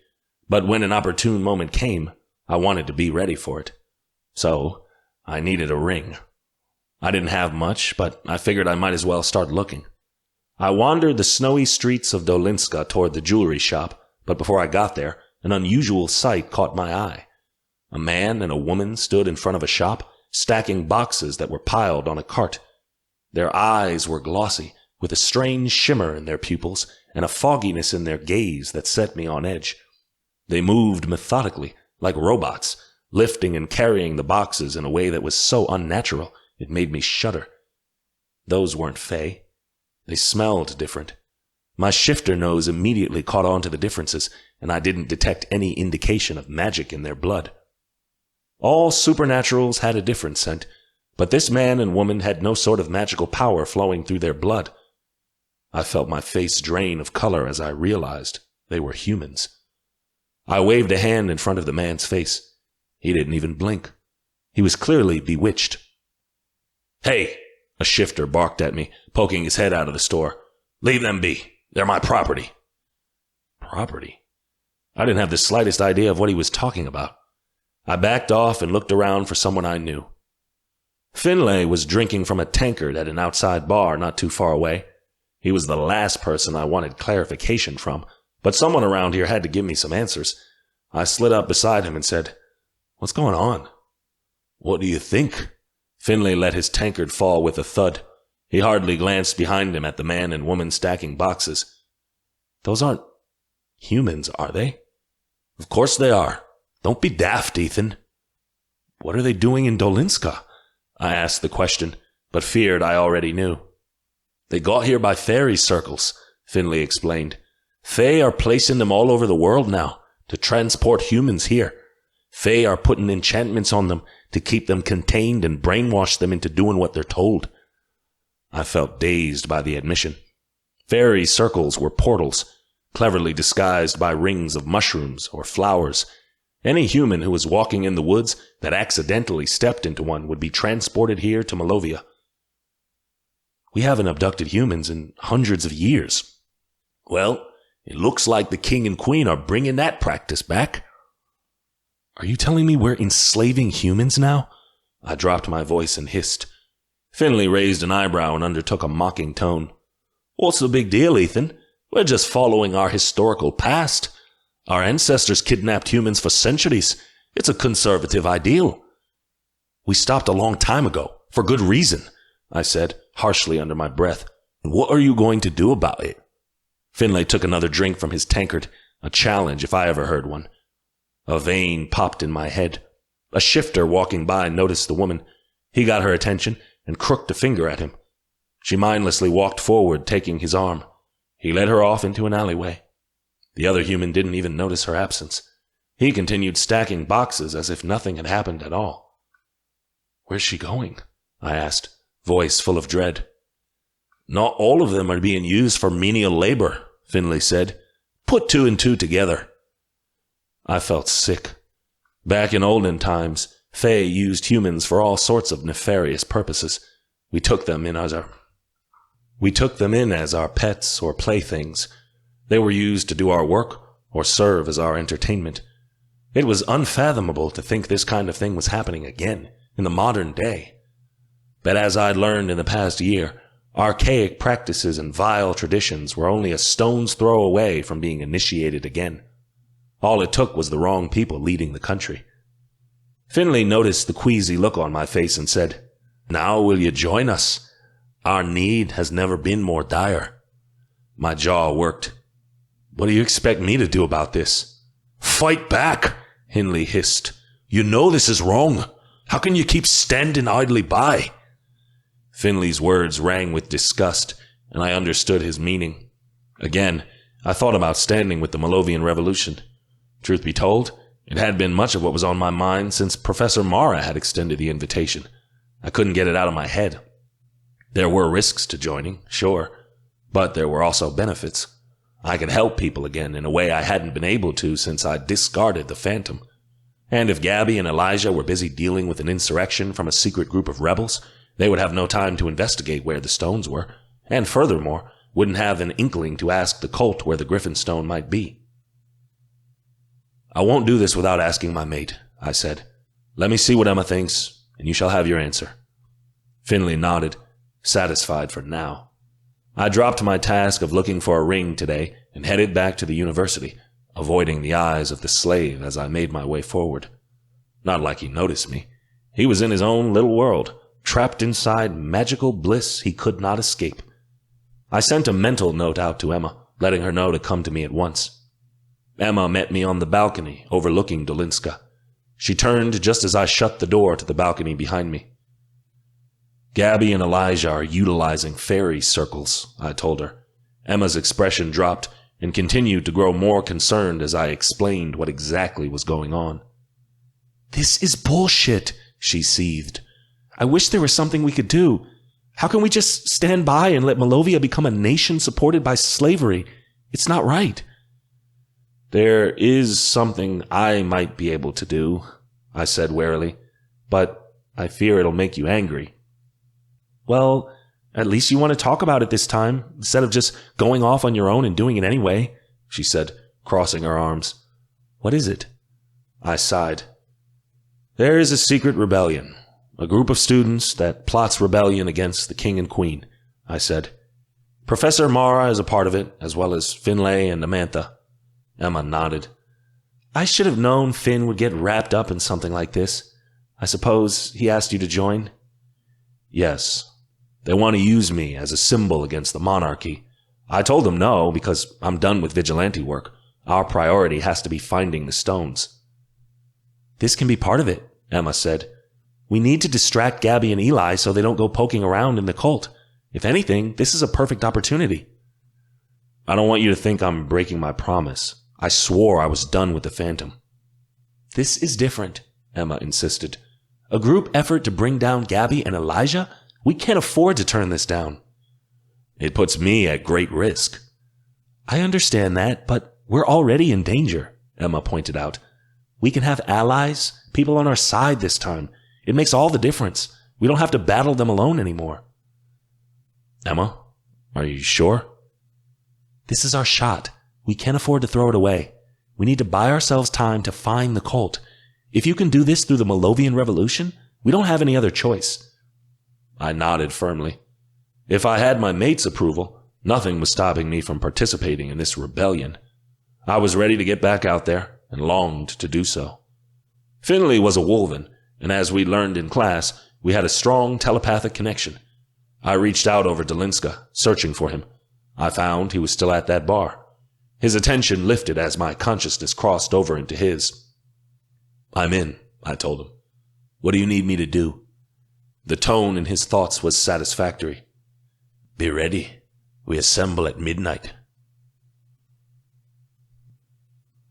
I'm glad you decided to join us, Professor Mara said. She, along with Finlay, Amantha, and a group of other students, were crowded beneath one of the towers on the university grounds at midnight. All of them were dressed in black cloaks, hoods drawn over their faces. I'd chosen a similar outfit and pressed close to the wall as I leaned in. A couple of the students behind me gave excited whispers when they noticed I was among their ranks, but I ignored them. What are we doing? I asked. Already, my pulse was pounding in excitement. I couldn't wait to get back out there. Whatever I'd promised Emma, this was what I felt like I'd been born to do. Professor Mara lowered her voice. Finlay told me you heard about the slaves. The king and queen have amassed quite a few of their own slaves that they have been using for work at the palace. They fired all the servants. My fists clenched. This was so wrong. So you seek to free the slaves working at the palace? It's worse than that. Eloy's been doing this all year, in secret. It's just becoming public now because society's growing used to the idea again, Finlay said. It has slaves working in Malovia's agriculture, tending the crops, and in the caves mining gold. Gold and agriculture were two of Malovia's biggest exports. The Fae often traded magical plants that we grew with other magical societies, and we sold copious amounts of gold to the humans as well. What's to stop them from taking more humans after we set these ones free? I asked. Fairy rings weren't exactly hard to make. They could, and they will, Finley said. But it has taken them some time to gather this many humans, and they can't just hire all the Fae back that they got rid of in one day. All of their money that they've allocated from slave labor is going directly to the military. Disrupting their workers' supply chain like that is going to put the government into chaos.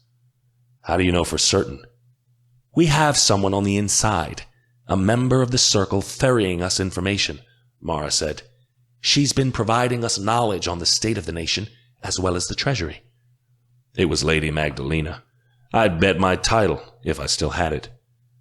There have to be thousands of slaves scattered all over Dalinska. There are.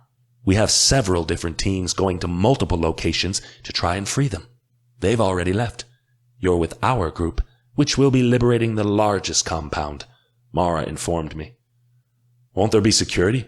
Cameras and alarms? I questioned. We've already taken care of it. Dorina is an expert at dismantling such things, Mara said, with a nod to the girl beside her. When we get close, she'll hack into the security systems.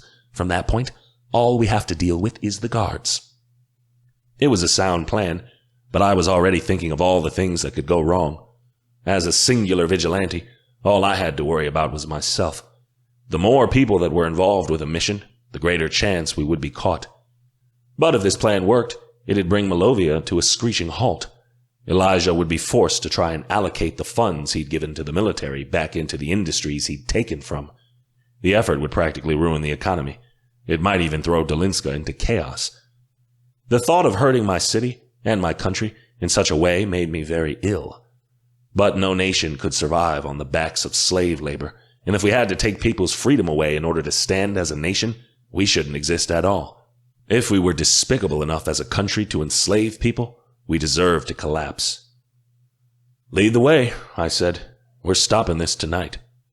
Mara took us off campus and into the streets. We walked for a good part of an hour before she parted back the leaves and said, Look.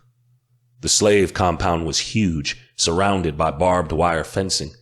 In the center of the compound was a square warehouse where I assumed they had to be holding the slaves. It made me sick to look at. There were 12 guards roaming the perimeter, in their shifter forms and otherwise. I noticed with disgust that some of them wore the uniform of the Arcania Alliance. I couldn't believe the police force was in on this, but as I knew, they were a government entity and probably had little choice but to follow the king's orders. Dorina took a tablet out from the bag she was carrying and began typing in commands. The rest of us waited patiently while she finished her work. As she hacked the security system, Mara began giving orders. Tyron, Philip, Simon, and Rizard, you'll deal with the guards, Mara said, pointing to the 4 shifters on my left. Ethan, Amantha, Finlay, and I will go into the compound. Once we're inside, we'll work on creating portals to get these humans far away from here. Done, Dorina said. The security systems will be down for at least 30 minutes. I don't know if I'll be able to dismantle it a second time. Move quickly. Mara put her hand on the fencing and ran her fingers down it. At her command, the fence cut in half, sliced by her illusion magic. We slipped through the gap, and our 2 teams went in different directions. The shifter boys went on ahead. I heard the sounds of muffled cries and bodies hitting the ground as the shifters ahead of us silently cleared a path for us to walk. Remaining in the shadows was key. As they were dealing with the guards, the rest of us headed forward to the warehouse. Mara opened the door to the holding cell, and we stepped inside.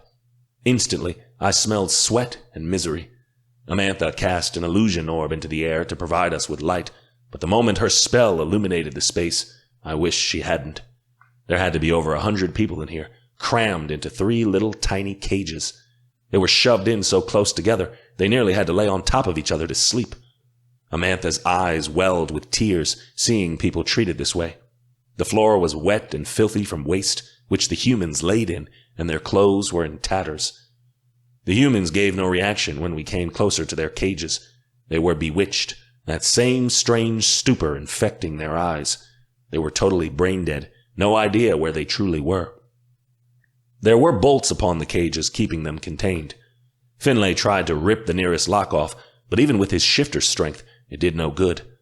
I reached out to touch the bars, but hissed in pain the moment I did so. The bars were made of iron. The metal burned my hand and caused welts to ripple across my fingers. I suppose Elijah had used the first of the human slaves to construct these cages, so any Fae who tried to break them would injure themselves. Clever. The locks, though, were clearly magical, and nothing else. Mara tried all sorts of magic, tossing spell after spell at the locks, but nothing made them come loose. "It's an enchantment. I can't break it," Mara said. She ran a hand through her hair in frustration. "But what kind? I can't feel it with my magic. It's strange," Amantha said, running her hand over the lock. I put my hand on the lock and immediately felt a surge of dark energy. A realization came to me. These cages were made by Unseelie magic, which meant the other Fae in the group couldn't break the boundaries on them. They were Seelie Fae. But, as we discovered last semester, I had Unseelie blood, so I might be able to break the boundary. I put forth the same spell that I'd learned in class yesterday, but drew it inside from the dark reservoir of Unseelie magic inside of me, rather than the Seelie part I knew to be close to my heart.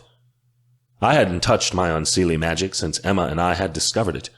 I thought it a piece of the Lashane, a part of the demon, dark and dangerous. Now I knew better. Unseelie magic could be used for good. Emma had done so before, and I would use it that way too. I summoned my Unseelie magic from the depths of my chest up to my fingers and concentrated on the locks. The person who'd put the boundary on these locks had a clear intent to keep these people inside, to manipulate them, to use them. I wasn't able to break Hemlock's enchantment on the book during class, but I didn't care about that. There was little more I cared about than getting these people out of those cages. I wanted to free them far more than Elijah wanted to trap them here. My will had to be stronger than whoever had cast the spell upon these cages, because the locks broke open. The rest of them gasped as the cage doors freely opened.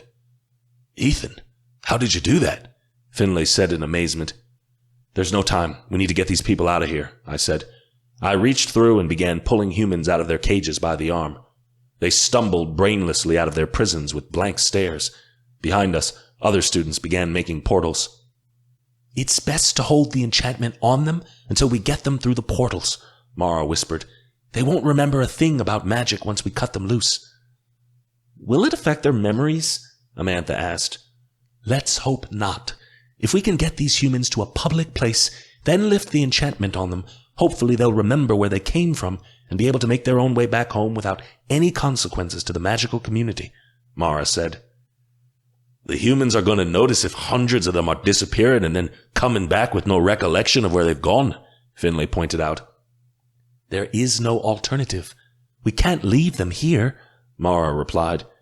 She opened up another portal beside Amantha's. They began shoving humans through them, one by one.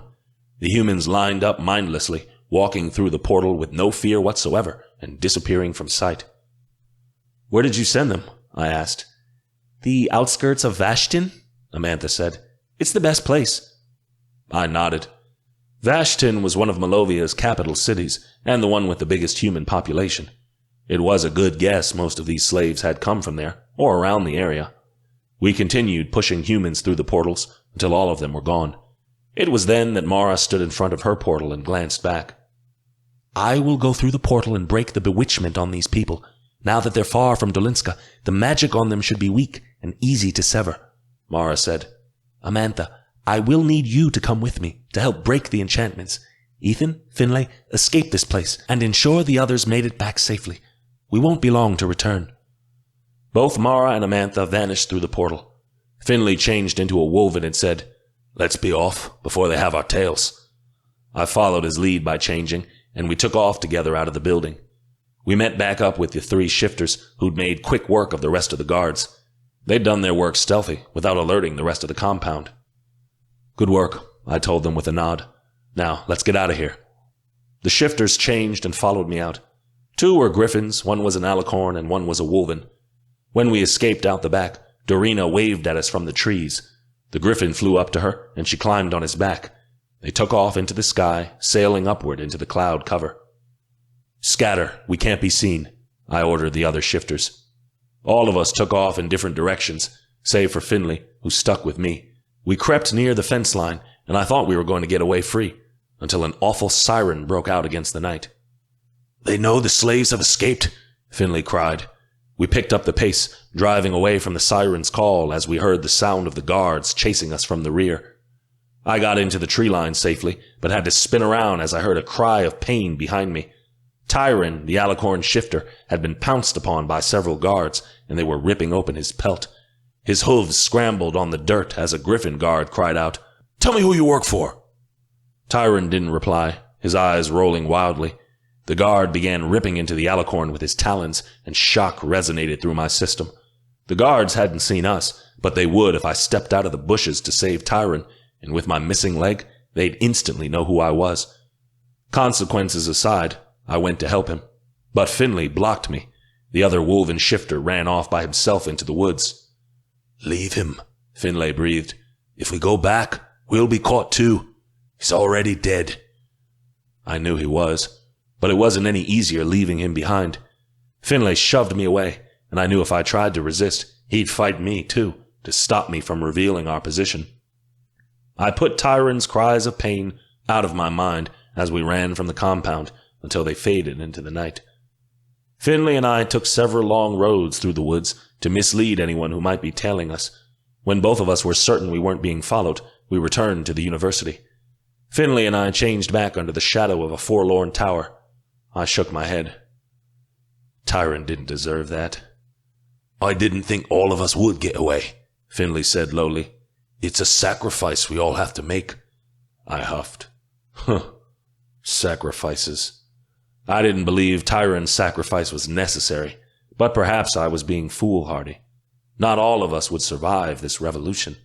We had to make choices on who lived and who died if we wanted Malovia to be free. Finlay leaned against the tower and said, "You sure have a natural talent for this." "Don't praise me too highly," I told him. "There's still much to be done. We've barely scratched the surface." "You should be thankful. We've saved lives tonight," Finley said. "But it's not enough, and you know this," I told him. "I can only imagine the possibilities going forward, and with each one, we need to be more careful." "Can't you just take the win and celebrate?" he groaned. "No, we have a long way to go." Finlay made a face like I was being dramatic, but he didn't get it. I'd been doing this for a long time, and I knew the consequences it brought. Tonight was only the first deadly step toward revolution. And, as I'd known with the Phantom, each step further we took toward bringing down the monarchy would only grow more dangerous. It would merely take one false move to put this entire thing in jeopardy. We couldn't afford any mistakes, not at any cost, or this entire thing would come crumbling down, and Malovia with it.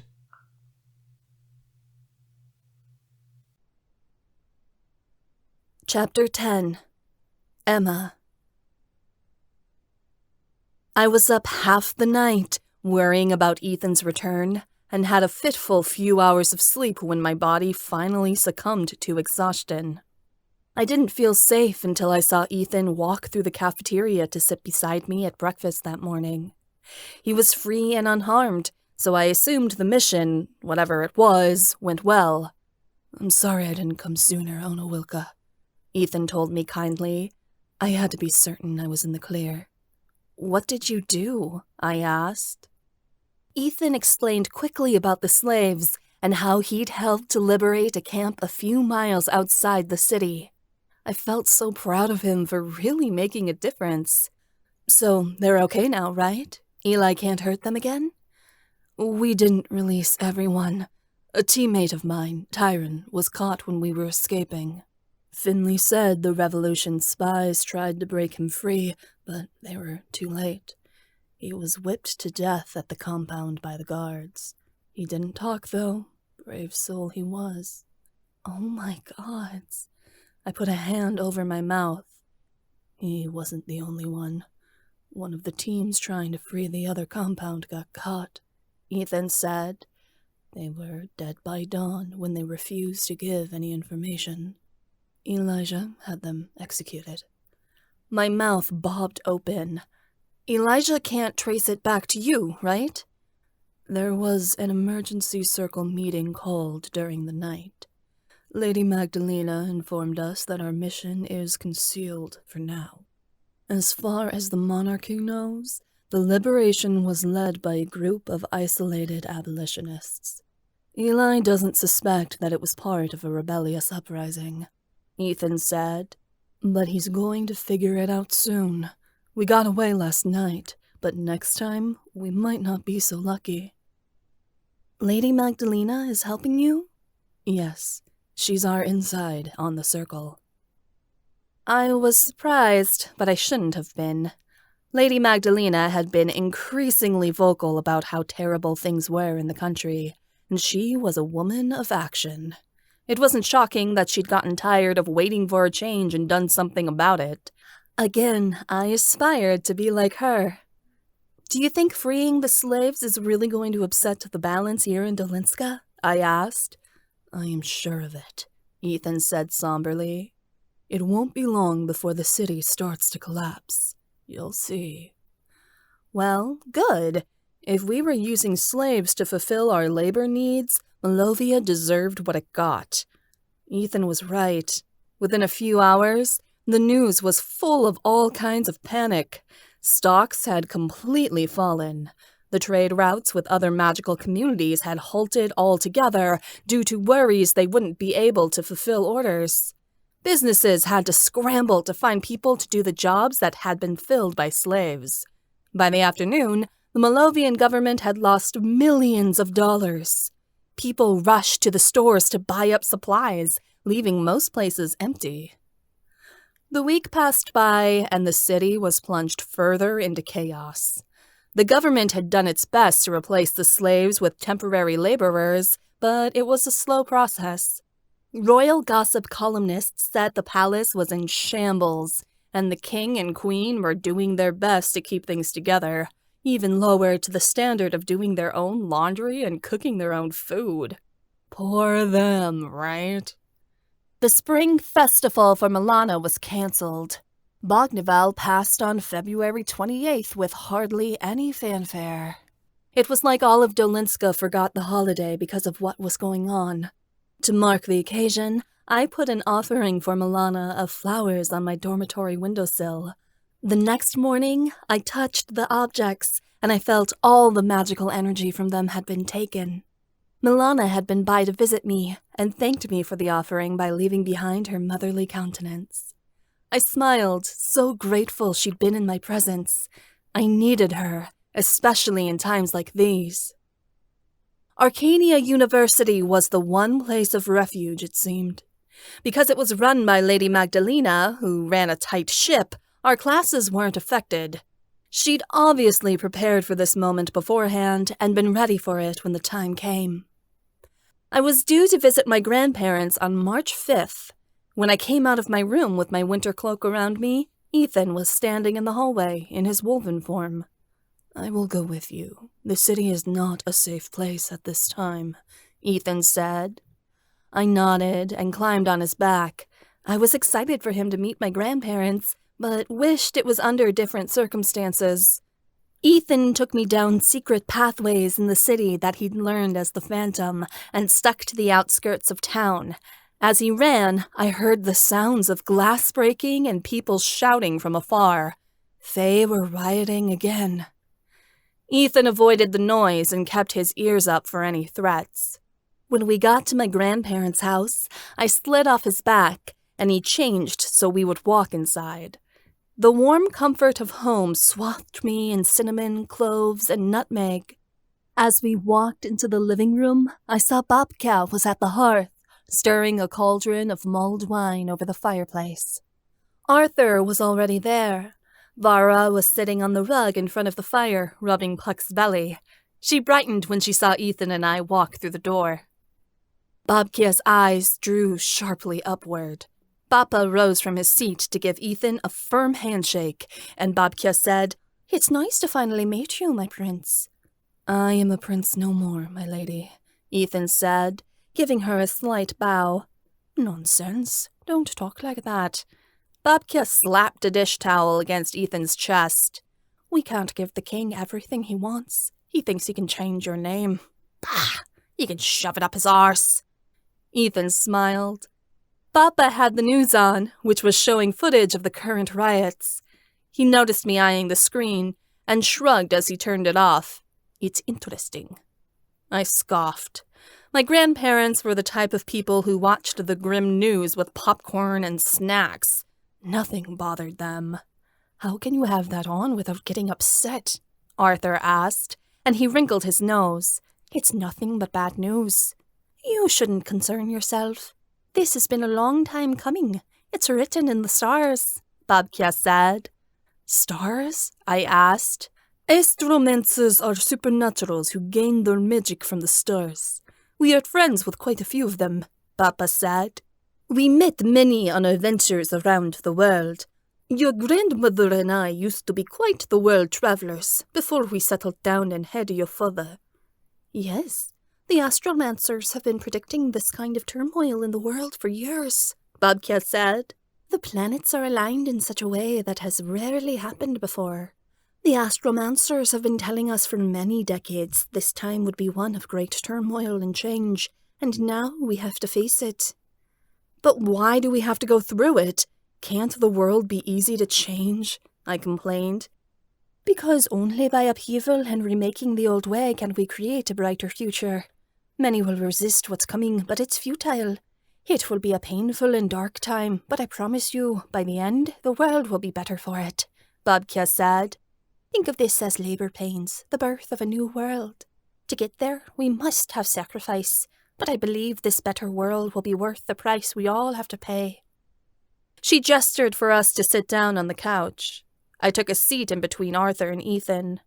Puck laid his head on Vara's lap and drooled. I understand you have Unseelie blood, Bappa said to Ethan. I have some, he admitted, though I'm not sure how to use it properly. Then it's time you were taught, Bappa said firmly. We have multitudes of Unseelie knowledge we need to pass on. Yes, both of you should bring your mates along as often as you can, Babkia said to Arthur and I. There is much to learn. Do you have Unseelie blood, Vara? I asked her. Vara shook her head. I do not, but I am open to learning about different fae paths as a journalist, and this is all very interesting. Today's lesson should be something you all should be able to do, Babkia said. We've been working on transporting ourselves to Edenmire, but today we'll be working on creating an Unseelie hearth fire. What's that? I asked. Every Unseelie should have a hearth fire, Babkia explained.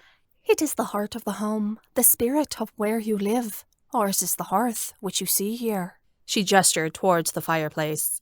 It doesn't have to be an actual hearth or fireplace. The proper designation is a spiritual headquarters in which you can pull magic from, Bappa said. Typically, it is an altar which Unseelie fae keep their magical objects and practice their dark art. However, you can also create a hearth fire in Edenmire, which we will teach you how to do, Bappa said. If your spirit is strong enough, you will be able to store objects and use such a place as a home. Whether it be on Earth or in Edenmire, your hearth fire will be a place where you can draw energy from it at all times. How do you set up a hearth fire? Arthur asked. On the physical plane, you need to designate a space that is yours, which you own, Bappa said. If you don't have a traditional hearth, set up an altar with your Unseelie supplies. Your crystals, any incense, the salt of the earth in a wooden bowl, and a black candle. Make sure the black candle is there, as it will protect you from dark energy. And always include a reminder of your fae ancestors. I looked up at the hearth, noticing all of these things my grandparents had sitting on the mantel above the fireplace. I'd never noticed these small details before, but now I realized how important having a hearth fire was to them. Babkia sat back. We'll begin by entering into a meditation, which will take our spirits to Edenmire. My prince, have you been able to transport your spirit to Edenmire through astral means? I've tried, Ethan admitted. It's something I haven't yet mastered. Then you'll try again, Babkia said simply. Let us take our souls to Edenmire. I closed my eyes and began the meditation. It was easy now, almost like breathing after so much practice. I blinked, and within a few moments, I'd transported myself to Edenmire. We were in a clear yellow field, nestled against a grouping of purple trees. Arthur and Bappa were here in their shifter forms. Babkia was already brushing off her apron like this was nothing. A few moments passed, then Ethan popped up at my side, shaking his white fur. "I did it," he exclaimed in surprise. "You did," I said. I was gleeful. I was hoping he'd get it this time. "It is strange seeing you this way in a different land," Ethan said. He reached over and ran his nose over my tail. "Wolfish ears and all. It's how we're supposed to be," I told him. Vara was absent. Perhaps she hadn't achieved the meditation, or maybe she was just observing us back on Earth. Puck had chosen to stay with her, as he wasn't here either. Babkia gestured for us to come closer. We gathered around her in a group, and she said, "Creating a hearth fire in Edenmire is very different from creating one on Earth. You can use your illusion magic to manufacture whatever you wish here much easier. Better than that, unlike on Earth, what we do here in Edenmire is permanent. What we craft out of our illusions here will stay until we destroy it. Emma, stand by me." I came forward, and Babkia placed her hands on my shoulders. "Imagine the perfect hearth fire, a home of your own. What do you see?" I took an introspective breath. I see a yellow brick cottage with a thatch roof and green shutters. There's a water wheel that turns in a tiny creek and white roses climbing up the windows. A hearth is in the living room, which is connected to the kitchen. There are mismatched chairs around the dining room table and herbs drying over the cast iron stove. It has a door that leads to multiple rooms, however many you need. Multicolored rugs are placed on the wooden floors, and there's a bouquet of flowers sitting on every surface. There's a clawfoot tub in the bathroom, and the bedroom has a king-size bed, topped with the softest blankets you've ever felt. It smells like freshly made blueberry pancakes and maple syrup. There's a writing nook in the corner, and everything is cozy. It's the most comforting place in the world. "Then believe it, and it is real," Babkia whispered. I did. I had the wish that the cottage was standing in front of me, and without a second thought more, a building materialized right before my very eyes. Arthur and Ethan both gasped, and I reached a hand out to grab the antique knob. Delight bubbled in my insides as I walked inside the cottage. It was full of sunlight and cheer. When the smell of pancakes hit my nose, I knew it was my magic that had created it. "It's exactly how I imagined it," I said, walking around in awe. The cottage was decorated in a type of farmhouse style, each piece of furniture and decor colorful and antique. Every detail was perfect, right down to the soft blankets I'd imagined. "It's perfect, Emma." Ethan had his nose pressed to the couch, smelling everything. Arthur's head swiveled from this way to that, taking it all in. I found the door I'd been looking for at the back of the cottage. I opened it and saw that it led down a long hallway with dozens of other doors that went on forever. I knew if I glanced behind any of the doors, anything I wanted would be behind them. Babkia gestured to the fireplace I'd created. "This can be your hearth fire. Here, you'll be able to fashion spells that are far more powerful than the ones you can create on Earth. This cottage will remain here, Emma, until you choose to take it down." As if. I never wanted to leave. This place was my dream home. "Arthur, it's your turn," Papa said. We wandered out of my cottage and through the field until we discovered a spot that Arthur found suitable. He imagined his own hearth fire, and soon we were walking into a large stone mansion, one with a library that had hundreds upon hundreds of books lining the shelves. I observed the shelves with absolute astonishment, still in wonder that all of this was real. "Mates can share hearth fires if they so wish," Babkia said.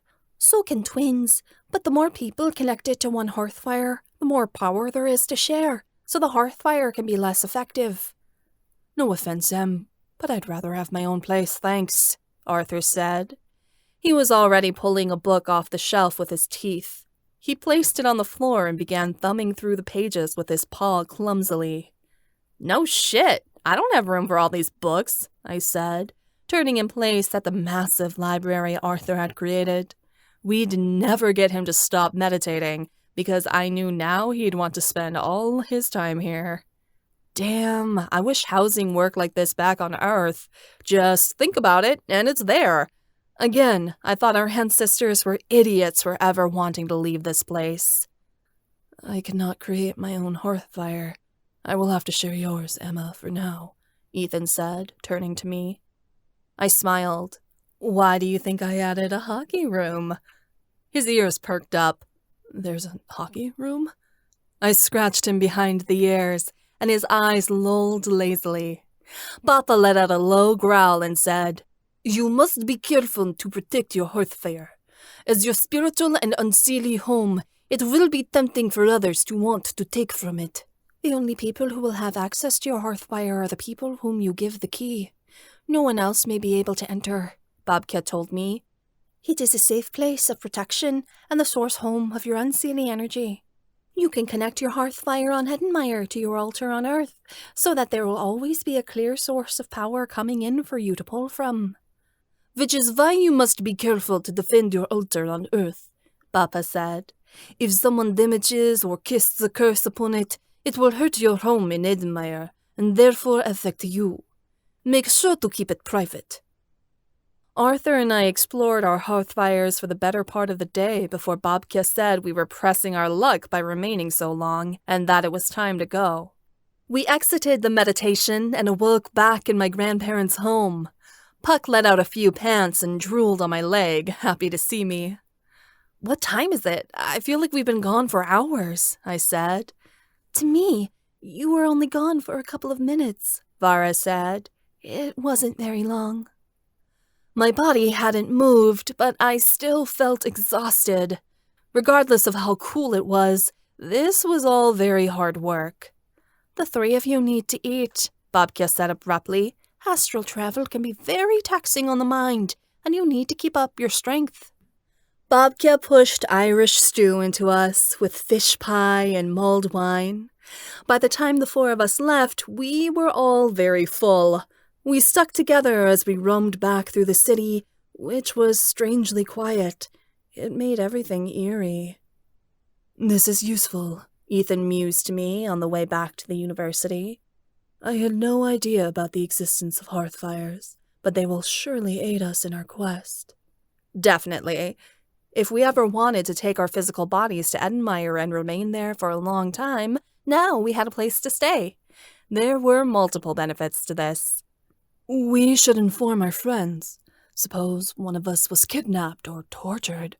It would be helpful for us to meditate our way to the cottage, to keep our spirit safe and well, even while our body is being persecuted. We could still communicate with each other even if we were separated on Earth. This is a good plan, Ethan said. Ethan's words made my gut twist. I wasn't exactly thinking of it like that, but I suppose it could work that way. I wish he didn't always think of the worst-case scenario. Once we got back to the university, I busied myself with setting up an altar straight away to use as my hearth fire in my dorm room and on Earth. I used one of my spare bookshelves to make the space. As I placed my hand upon the altar, I felt a clear flowing connection from my altar on Earth to my cottage in Edenmire, supplying me with a strong source of magical energy. I wasn't worried about anyone messing with it. I kept reapplying the ward on my room every week, so no one who wished me harm could enter. I texted everyone to meet Ethan and I up in the clock tower on university grounds that evening. Odette arrived first. She bustled to me and grabbed my hands before bursting out. Emma, I have something to tell you! Theo and I have decided to start our own dance company! That's wonderful, I said, a huge smile spreading across my face. I'd been hoping Odette would pick up ballet again. Yes, well, with him graduating soon, he's going to need a job, so we just decided to start our own business. I'll be teaching ballet classes alongside him part-time until I'm finished at university.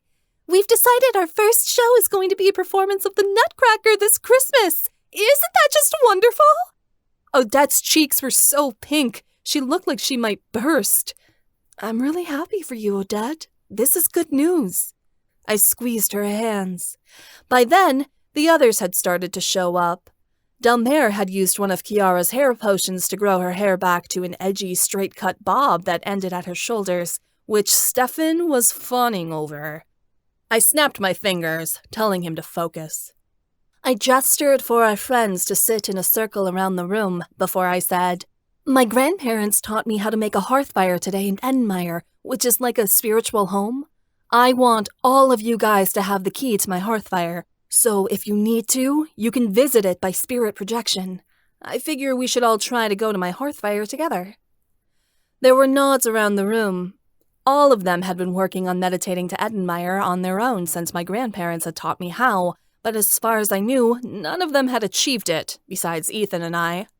We practiced the meditation, with me leading the exercise. Almost instantly, I was transported to Edenmeyer. Ethan appeared beside me. Odette had already arrived and was frolicking through the flowers like she had always been here. She picked up a purple daffodil and twirled it around, singing as Ethan turned to me. It wasn't strange she'd finally mastered it. She was a Draika, and therefore was more powerful than most of the group. How long should we wait for the others? Ethan asked. I opened my mouth to speak, but just then, Kiara and Alexi popped up before us. Their expressions were astounded. Kiara fluttered her wings, testing them out in her spiritual form, while Alexi stared at his talons as if he was seeing things. This is incredible. I feel my body back on Earth, and yet I'm here. I can't believe it's possible, Alexi said. Yes, but it's not the same as being there physically like we were when we found the Dragonstone, I told him. The only way I can transport our bodies here is if I make a portal, and that's not very convenient for the rest of you if I'm not around. We waited a moment longer. I knew time moved differently in Edenmeyer, but I felt like we'd been hanging around forever. I don't think anyone else is coming, Kiara said, breaking the silence. Let's head back. I ended my own meditation. When we came back to Earth, I saw that Theo had fallen asleep. Odette nudged him, and he came back to reality with a sharp start. Delmare appeared frustrated, and Stefan looked bored, playing with a rock on the wooden floor. This isn't working. Delmare opened her eyes with a frown. I can't seem to break through.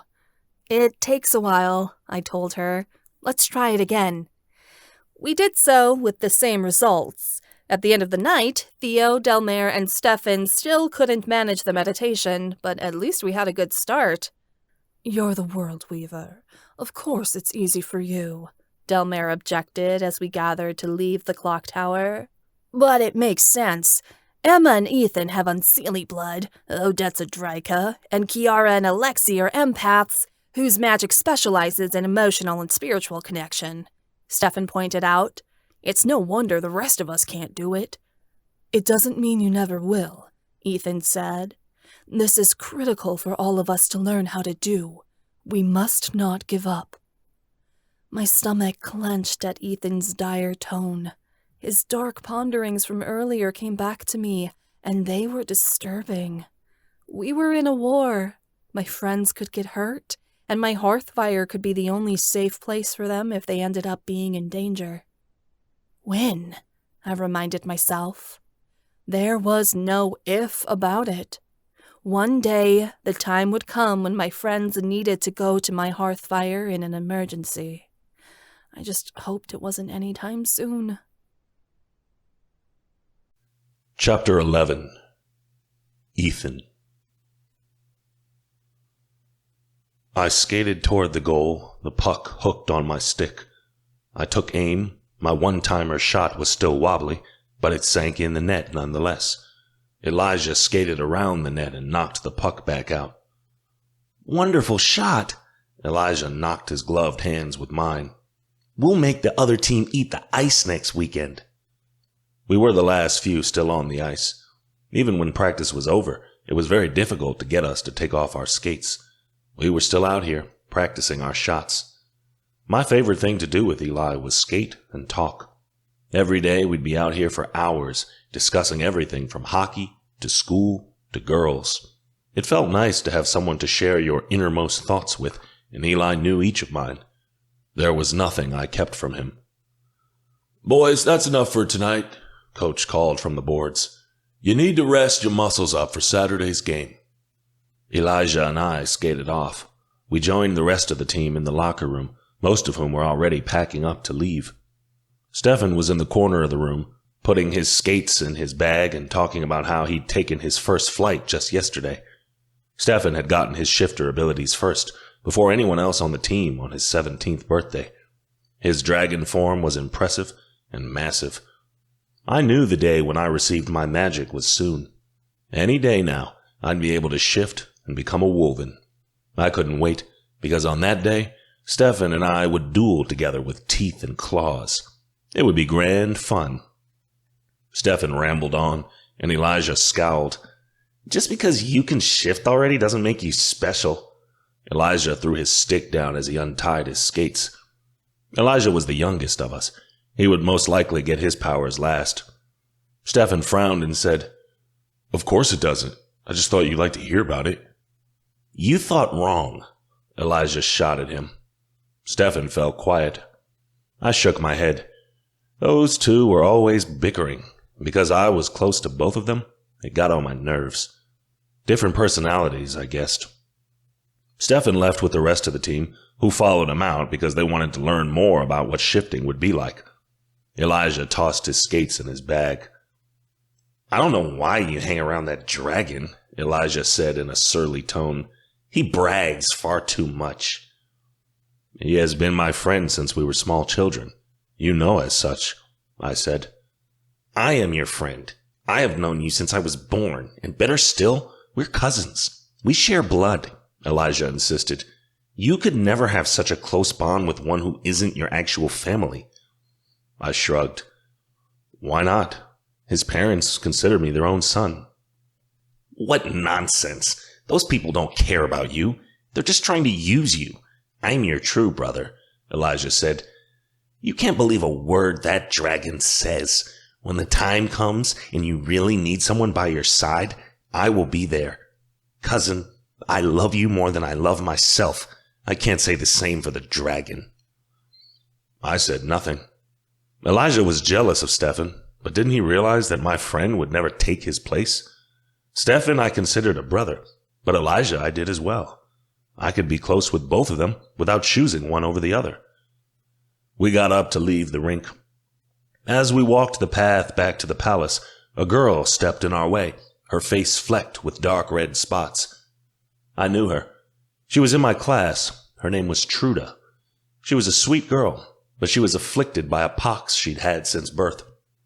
It was a rumor that Truda had witch blood, and that's what caused her condition, but no one really knew for sure.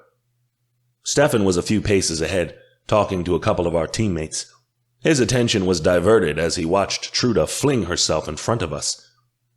"Ethan, I need you to help me," Truda began. Her voice quivered. "You know I'm ill. I've been to every doctor in Malovia, but they can't cure it. It's rumored there's a warlock in Octavia Falls that can." "You want to seek treatment from a filthy witch? Are you mad?" Elijah spat, but Truda didn't acknowledge him. She only looked at me. "This warlock might be my only hope, but I need a specialized passport and a signed royal document that will allow me to enter into Octavia Falls unharmed by their Imperium Council. I've begged the officials for an appeal, but they've denied me every time.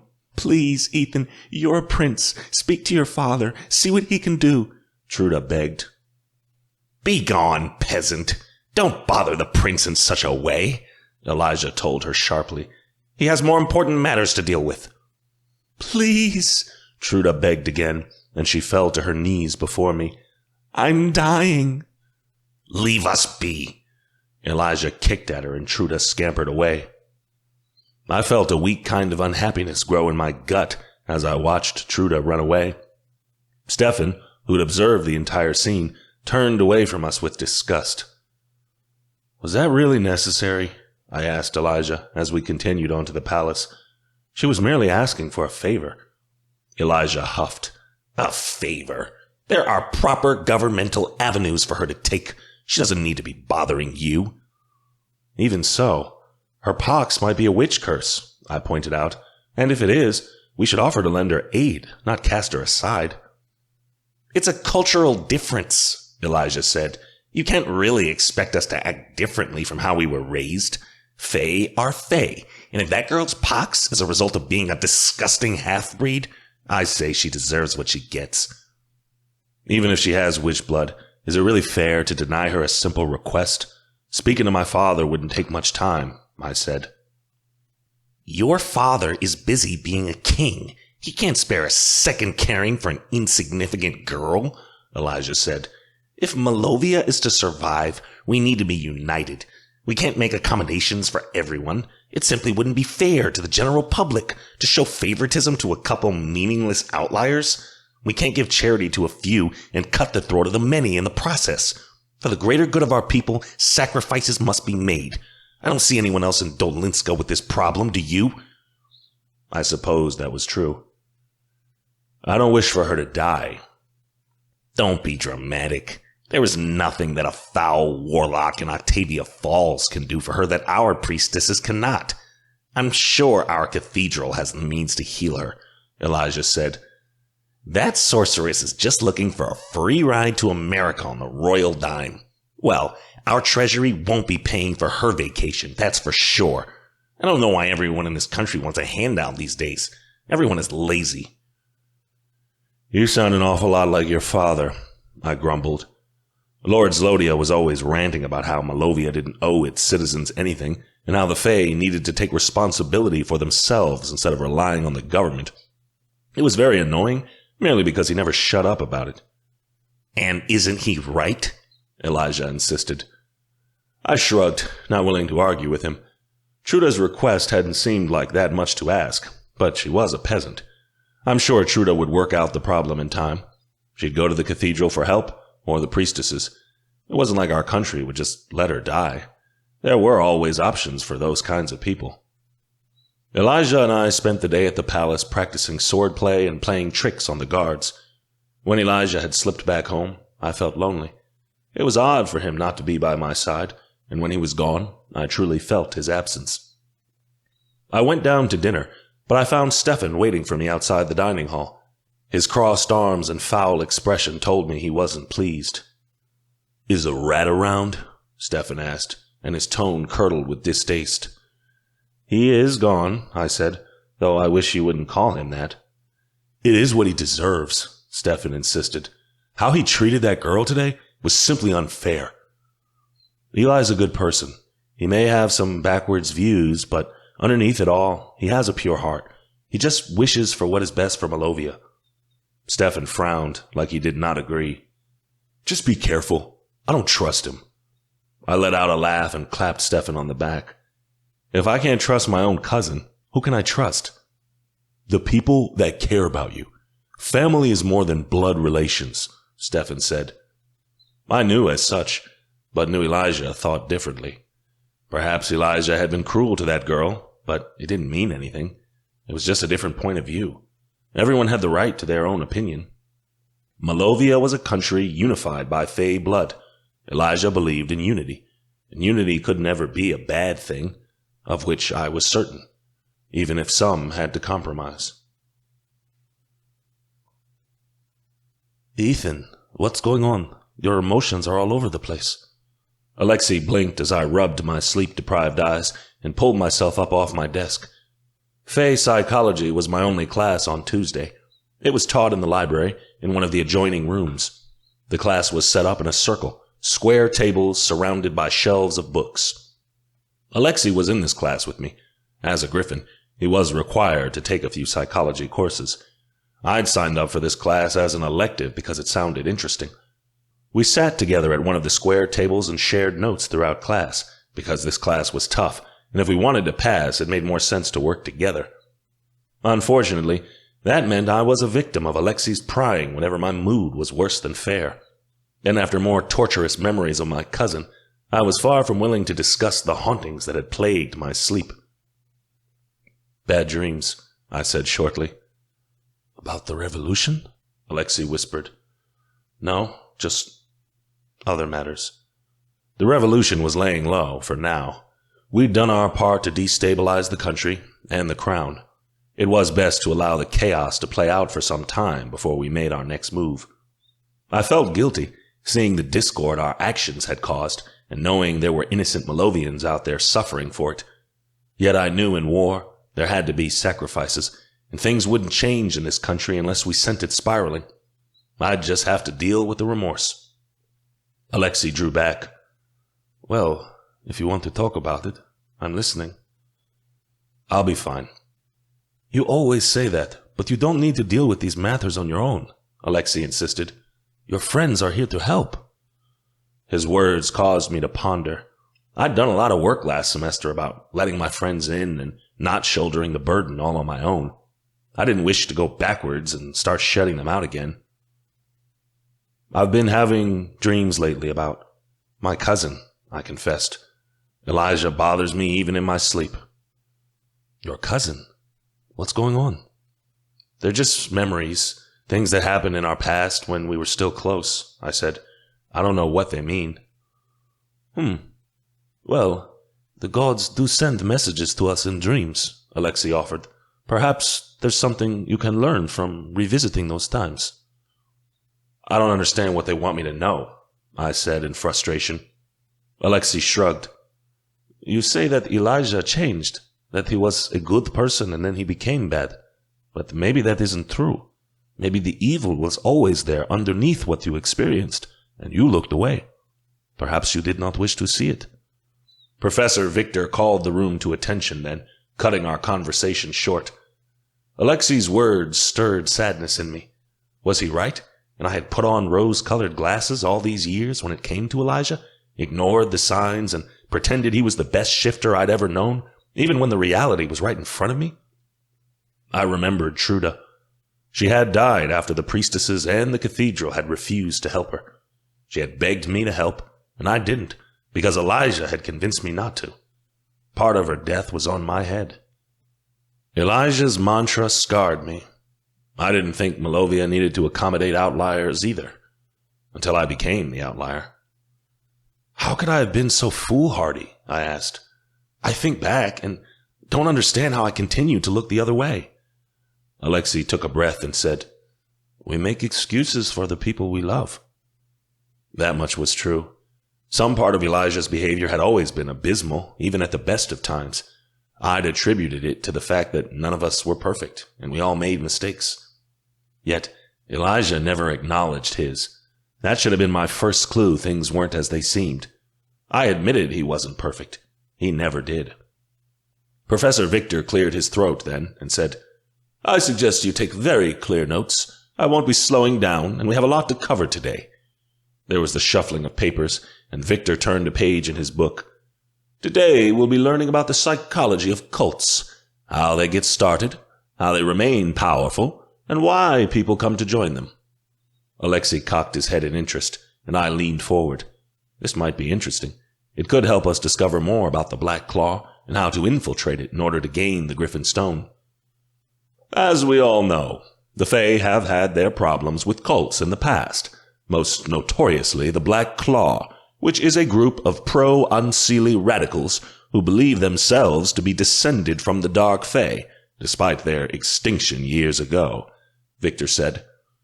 The Black Claw is a supernatural faction, but there are some similarities the Black Claw shares with all cults that are very particular to remain aware of. The Unseelie Fae weren't quite extinct. There were a lot of half-bloods running around in Dolinska, such as Emma and I. I was certain of it. But how many members of the Black Claw were actually part Unseelie? I couldn't be sure. There are many misconceptions about cults, Victor began. People believe that cultists dress and behave in a strange way, that cults are full of mentally unstable people. But increasingly, studies show that cults are composed of intelligent and skilled people who have been manipulated to put the cult's best interests ahead of their own. In fact, the most successful cults are difficult to spot. They blend in with society and act in such a way that it puts potential victims at ease. They are good at pretending to be normal and relatable. Victor tapped his book. What defines a cult is the concept of mind control. Now, this isn't a spell or a magical device that takes away a person's free will. Rather, this is the twisting of that free will through psychological techniques. They deceive, acting under the impression that they are making a better world for its members. For example, the Black Claw operates under the illusion that they wish to make a fair and just world, one where Unseelie descendants can live and practice dark magic freely without fear of prosecution. But once you join, the goal is twisted. The cult will act exclusive, insisting that their way is the only way. The Black Claw insists that joining them is the only way to live as an Unseelie Fae, because to exist openly otherwise would cause them to be discriminated against. Therefore, there is strength in numbers. Victor sat up. A cult is much like an abusive relationship, in that the cult members attempt to control you using a persona of love. They will manipulate your relationships with your family, your friends. In the beginning, when one joins a cult, they will feel as if they found a caring family, someone who understands them. They will surround you with loving members of the group that you won't want to leave. Then, once you're thinking of exiting the cult, the leaders will threaten to terminate these relationships if you don't do as you're told. Alexei was getting very uncomfortable. He shifted in his seat next to me, as if Victor's words were difficult to hear. "You okay?" I whispered. Alexei frowned. His lecture is really hitting home. I didn't understand what he meant. Alexei's gaze was steely as Victor went on. In a cult, everything is controlled. Outside information is forbidden and considered evil. Anything that does not come directly from the cult is a lie, Victor said. Members in the cult are encouraged and rewarded when they report on each other for having thoughts and feelings that go outside the cult's teachings. They keep members so busy with cult activities and meetings, they're too tired to think about their situation. Often, a cult member's finances, time, and relationships are wrapped up in the cult itself, and therefore they have great consequences for considering leaving. Alexei was fidgeting again. It was like he couldn't sit still. His face had gone quite pale. I worried he would pass out. Fear and intimidation are two very useful tools to cults. Once you get to a stage of fear, it is very difficult to leave a cult. In the Black Claw, disagreeing with the acolytes who lead their dark ceremonies is akin to disobeying Droga himself, a sign you disagree with the gods. Punishments and threats are doled out. A cult will tear down and demolish an individual's character until they no longer have a sense of who they are. By this point, leaving a cult is extremely difficult. Those that do manage to escape have typically lost everything. They have to start their lives completely over, and for too many, this is too daunting a task to undertake. So they remain in the cult, and the cycle goes on. Nikolai raised a hand. Why would someone want to join a cult when there's so many consequences? He asked. It seems obvious to avoid these types of groups. But it's not, Victor retorted. Many people who are in cults are completely unaware that they're a part of one. People are never given full information about the cult from the beginning, and don't realize how far in they are until it's too late. How? Why would you want to join in the first place? Nikolai asked. Often, the people that cults target want a greater sense of community. They're missing something in their lives and want to belong to something greater, a cause they can fight for, Victor said.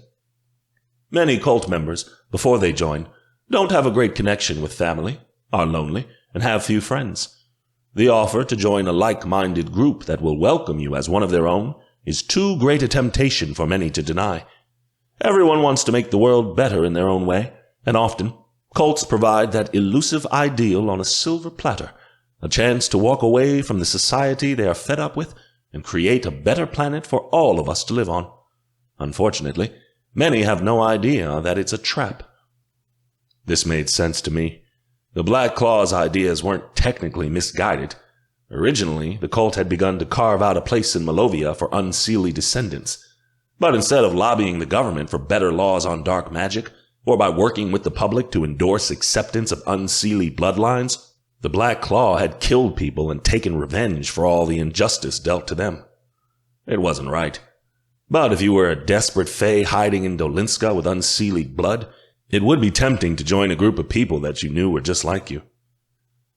Many cults offer their beliefs as a way to make your life better. Cults masquerade as self-help groups, or are posed to give all the answers to the great mysteries of life, which can be very appealing for someone who is looking for solid answers on unanswerable questions. Finally, cults target vulnerable people.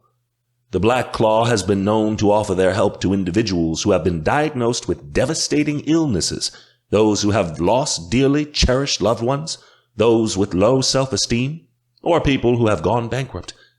These people are in fragile states, and cults know they can be easily manipulated. The fewer opportunities someone has in life, the greater chance they will join a cult. There was a great slamming sound next to me as Alexei leapt up from his desk. He swept his things into one arm and took off running from the classroom. Professor Victor's eyes were wide. "Alexei!" I hissed. I grabbed my stuff and took off after him. He ran through the library, but I was faster. I managed to catch up with him just as he walked out the exit. I grabbed his arm and spun him around. "What was that about?" I asked. I was completely nonplussed. I had to get out of there." Alexei let out a long breath. He bent over his knees and took another inhale. I glanced behind. Well, we should probably return. What he was saying sounded important. "I'm not going back there," Alexei said sharply, with a harsh glance at me. "All right," I shrugged. "Where to now?" "Who knows?" He stormed off in a sour mood. I followed him. I'd miss out on the lecture, and it'd affect my grade, but Alexei needed me as a friend right now. He didn't seem stable. I followed Alexei to the middle of the school. I think he was just walking to go somewhere. It was clear he wanted to blow off some steam. As we entered the grand ballroom, I saw his head swivel as someone let out a laugh. It was Kiara. She and Emma were leaning against the wall. There was someone else with them I didn't know, but he looked like a Griffin shifter. Kiara was laughing at a joke he'd told. I swear, Alexei's eyes burned red. The Griffin shifter leaned in to whisper something to Kiara, and she giggled, twirling a strand of hair around her finger. They were clearly flirting. The Griffin shifter reached out to brush Kiara's hand. She bit her lip as their eyes connected, and I watched Alexei's entire form stiffen. "Shit," I muttered. I went to grab him, but I was too late. In seconds, Alexei had crossed the room. He grabbed the Griffin shifter by his sweater, tossing him on the floor. "Alexei, what are you doing?" Kiara yelled. He didn't hear her. Alexei brought back a fist and pummeled it into the Griffin's face. The Griffin's head jerked back before he swung out his own fist, and soon the two of them were rolling in a scuffle. Blows were exchanged as the two men wrestled, catching the attention of all the students in the room. "Stop! Stop!" Kiara cried out, flailing her hands. Emma's look was pleading with me to do something. The Griffin shifter threw Alexei off of him, then changed. The other Griffin lowered his head and clawed at the floor, daring Alexei to fight. Alexei shifted as well, and soon two Griffins were circling each other, clacking their beaks and beating their wings in an equal challenge. I had to stop this before it became a bloodbath. I leapt forward and pulled Alexei back, wrapping my arms around his neck and yanking him away. It took all my strength to hold Alexei in place, though I think he wanted me to, because he didn't resist, despite the burning in his eyes. The Griffin shifter took his chance and scampered off. I let go. Alexei changed back and turned toward Kiara. There was blood dripping from his knuckles. Kiara's lip wobbled. She burst forward and screamed, "You bastard! You won't be with me, but you won't let me be with someone else? I hate you!" She ran out of the room crying. After watching her exit, the students went back to gossiping. Shifters fighting over other women was something that was common at Arcania University, so no one thought much of it. Alexei looked thoroughly miserable. He stomped away. Emma and I chased after him. Wait! Emma cried as we entered the university grounds, swinging her winter cloak around her shoulders. Alexei changed into a griffin and charged into the trees. Emma huffed. Great. We lost him. We'll find him, I said. I changed and put my nose to the ground, following Alexei's scent. Emma wandered after me through the woods until we came to the same clearing Alexei had showed us the other day. We heard sniffling in the treetops above. I transformed back. Alexei? I began climbing the tree. Emma used her wings to flutter upward, and both of us sat in the thick branches of the largest tree in the clearing. Alexei was curled up in the nook of the tree, looking like a lost child. He wept as he wiped his face with his sleeve. What was all that about? Emma asked kindly. She grabbed a branch overhead to lean in closer. It's nothing. You wouldn't understand. Alexei sniffed again and curled his arms around his legs. Try us, I offered. We can't help you if we don't know what the problem is. Alexei coughed. After a moment's hesitation, he cleared his throat and said, I've been thinking of coming clean for a really long time, but I've been so afraid of what you guys would think of me. I've just been holding it in. Holding what in? Emma asked. The truth. Nobody will want me in the group anymore once they know my past.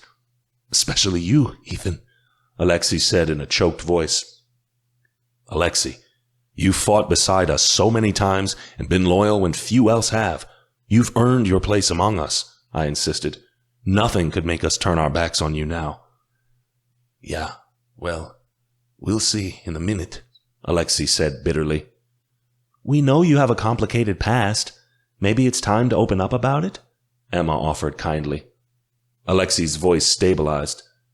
I don't know if you'll forgive me. What could we possibly forgive you for? I asked. Alexei's eyes seemed dead. I was raised in the Black Claw. Distaste immediately flooded my mouth. Alexei had been a cultist? This felt like a horrible betrayal. There was nothing I hated more than the cult, and to think that someone I cared about had been a part of it was abominable.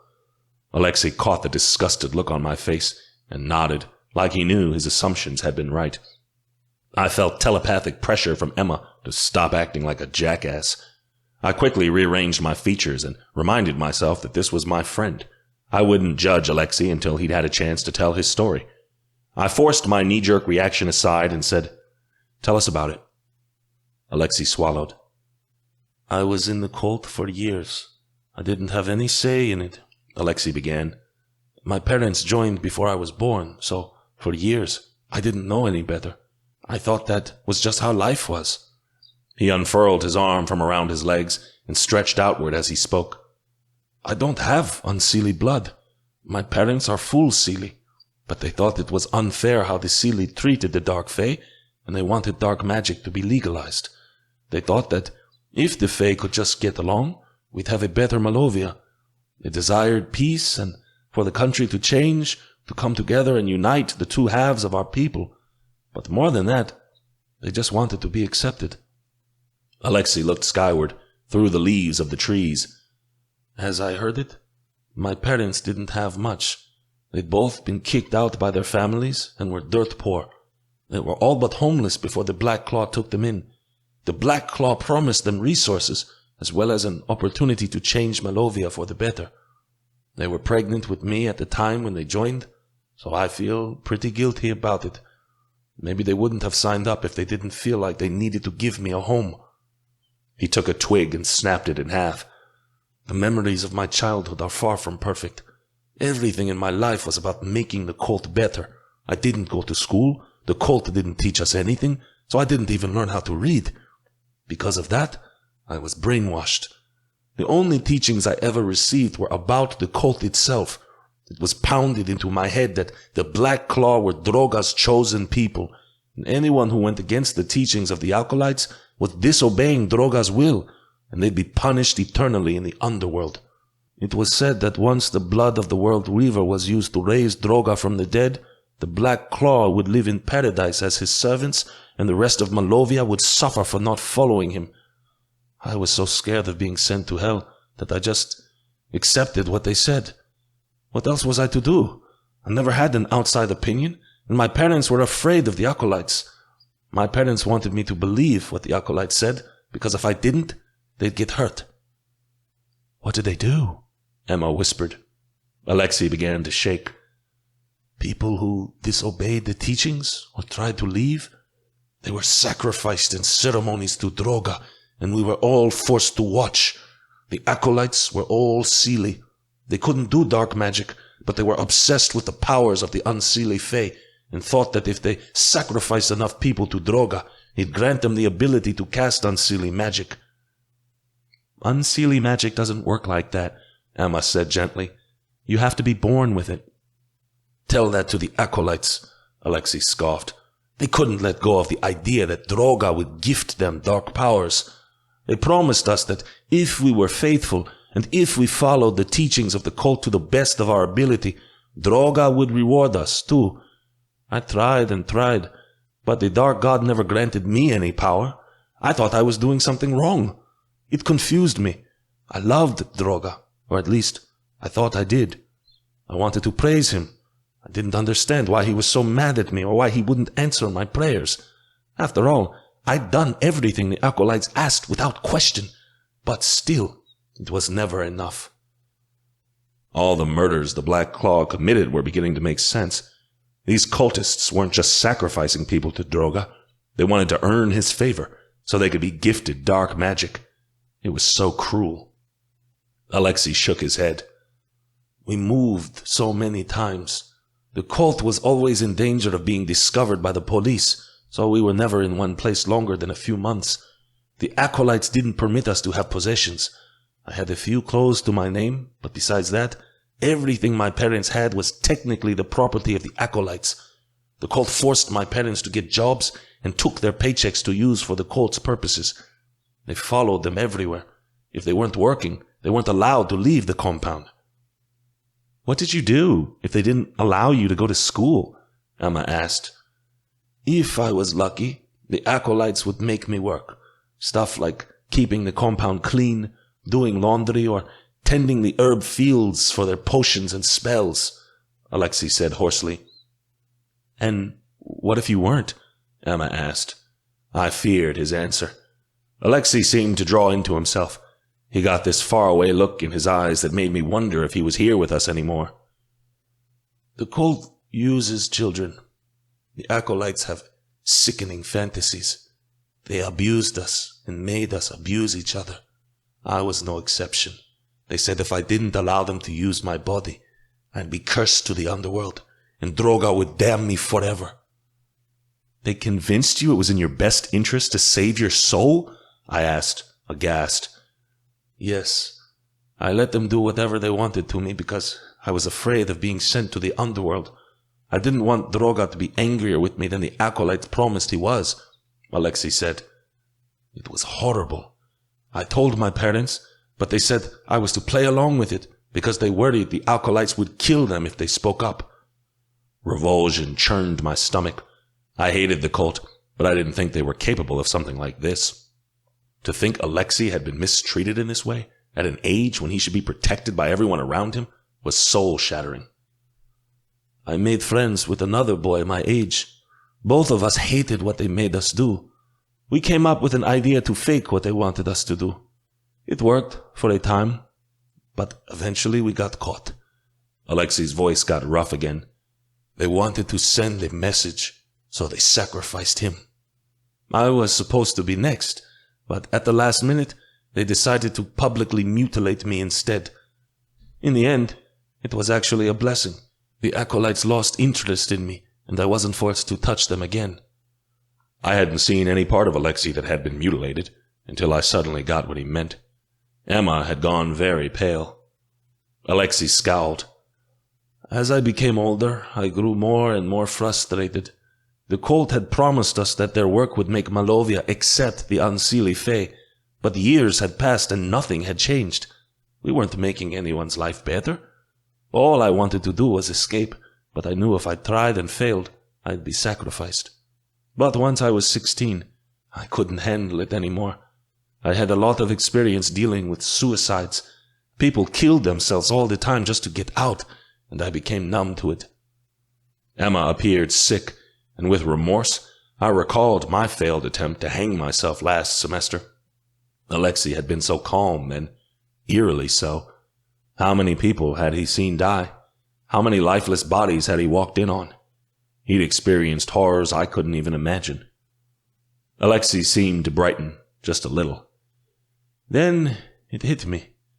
I was afraid of being damned to the underworld, but hell couldn't be worse than what I was enduring in the cult.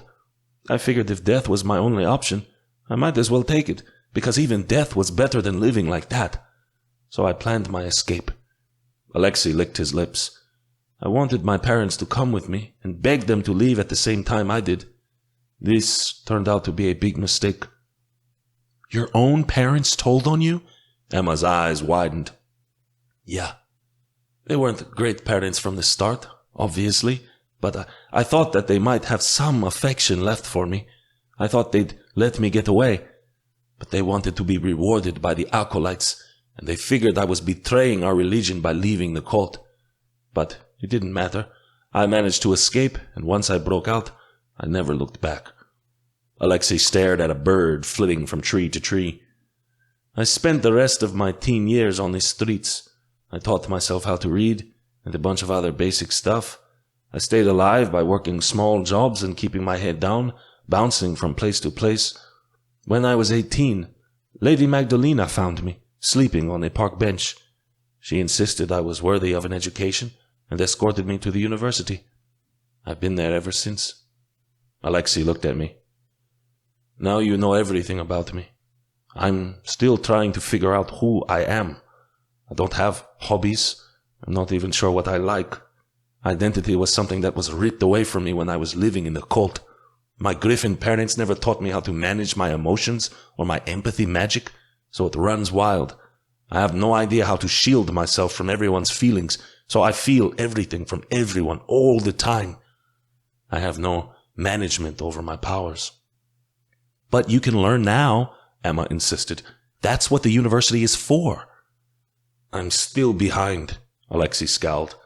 Some days, I think I'll never catch up. Alexei quaked against the cold, but I didn't think it had anything to do with the chill. I'd put my past behind me. I thought I'd gotten over it. Then we went to the pool of memory last semester, and the pool replayed the memories from my childhood, stuff I could never forget. Alexei shivered. Ever since, I can't get it out of my head. Alexei, you could have told us this before. We wouldn't have been upset, Emma said. I was worried you'd kick me out, Alexei said. I never had true friends before, real friends. I know you all hate the cult, and I didn't want to lose any of you. Then I saw how Ethan killed the cultists on the night of the masquerade, and I thought if I told the truth, he'd want to kill me too. Shame infected my insides. This wasn't the first time I'd been sorry for slaughtering cultists, and the more time that passed gave me more reason to regret my actions. This time I'd hurt a companion. I'd never want to kill you, Alexei. You're my friend. I'm surprised you still use the term now. Of course I do. I clapped him on the shoulder, and he flinched slightly. You had no control over your situation, and I'm beginning to see that a lot of cultists don't either. They're pawns for the real people in power. That's where you've been late at night, isn't it? Emma said suddenly. You're out in Dolinska, trying to track down the cult. Alexei nodded. I haven't talked to my parents since I left, but I do still have connections to the cult, people who managed to get out, like I did. If we can find them, we can find the Griffin stone, and since I used to be a part of them, I feel like it's my responsibility to find it. Do you think Odette's vision was right? I asked. I know it was. I'm certain I know which acolyte has the Griffin stone. I just can't prove it, Alexei said. Once we find him, the Griffin stone will be ours. This isn't just about the crystals of harmony, is it, Alexei? Emma asked. Alexei's knuckles cracked as his hands became fists. One day, I want to get revenge on the cult. I want to find them and set all those children free and kill all the acolytes for what they've done. It's my greatest goal in life to attain vengeance. But it's been so hard. The cult is powerful, and I'm just one person. You have us, I insisted. It was my father's greatest work to disband the cult, and I'm here to continue his legacy. I know you loved your father, Ethan, and I have no doubt he was trying to do the right thing, but in some aspects, he made my life harder when he started his campaign against the Black Claw, Alexei said. Cultists weren't seen as victims. We were painted as murderers and villains. That left a lot of us nowhere to go when we finally decided to leave. I nodded thoughtfully. Then we'll have to try a different tactic. I'm sorry, Alexei, for everything you've gone through. None of it was your fault. I can't blame you for not telling us sooner. Does Kiara know about any of this? Emma asked. Alexei shook his head. No, I'm terrified to tell her. She thinks she loves me, but she doesn't realize she never could once she knows the truth. I'm too damaged. That's not true, Emma insisted. I know you're scared, but you have to believe you two could have a future. How? Alexei asked dryly. If the cult finds out I'm still alive, they'll try to kill me, and they'd kill any mate I'm bonded to as well. I have too many enemies. Being with Kiara puts her at risk. It's safer if she stays away. I thought the same way about Emma when I was working as the Phantom, I told him. But it didn't do me much good to keep pushing her away. Fate made it so we couldn't be apart. Even if there wasn't any danger involved, I'm just a broken man, Alexei said. I experienced so much abuse in the cult that it's difficult to be open with anyone now, and I know you have to be open in order to be in a relationship. She'd get frustrated, and it's not like we could ever be intimate. She'd be disgusted at the sight of me, you can be sure.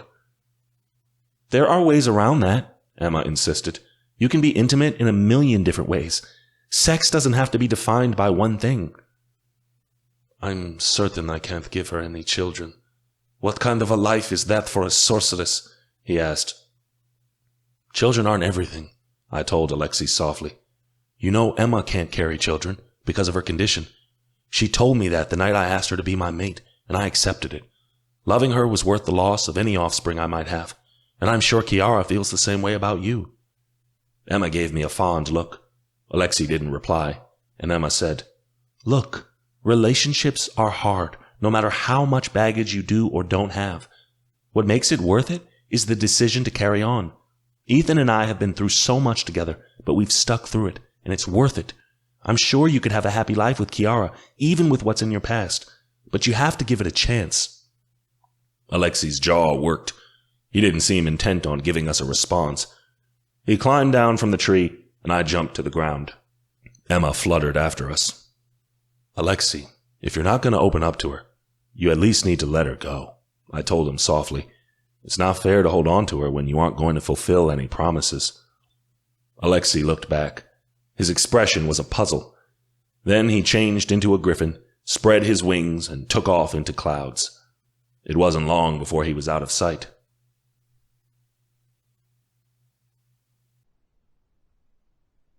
Chapter 12. Emma. Alexei's story had been heartbreaking. I couldn't imagine that my friend had endured that much pain, especially as a child. I wish we could go back in time and reverse what had been done, but we had no such power.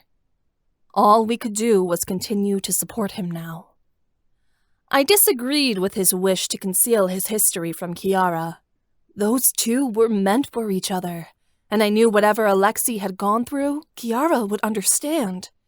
But fear ruled over Alexei, and I worried the two of them would never get together with his dark past in the way.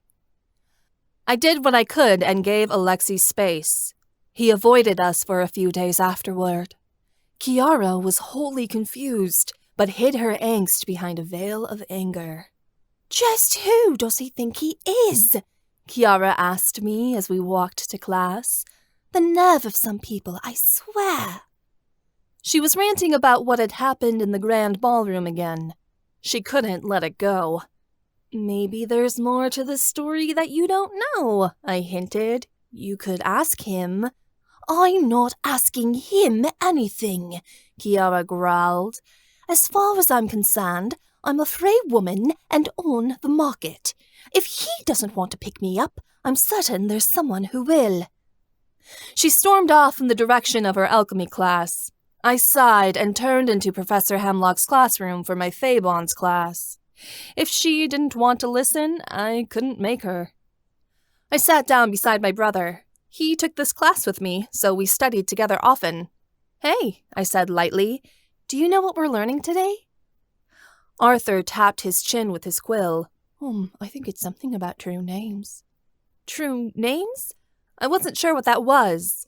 I sat down at my desk, and Professor Hemlock entered the room. Hemlock's daughter, Callista, was at the head of the classroom. She was casting illusion spells, making tiny bubble animals that ran around the room. People laughed and popped the bubbles as they drifted by. I lifted my hand, and a miniature horse bubble landed on it, kicking and bucking before popping delightfully. Hemlock sighed and said, "Callista, can you please stop this nonsense? We're about to begin." Callista was nice, but she was a bit of a rebel. She and her mom fought all the time. Callista wrinkled her nose and said, "I'm just playing around, Mom. Gods! If you played around with your textbooks a little more than with your friends, we wouldn't be considering putting you on academic probation now, would we?"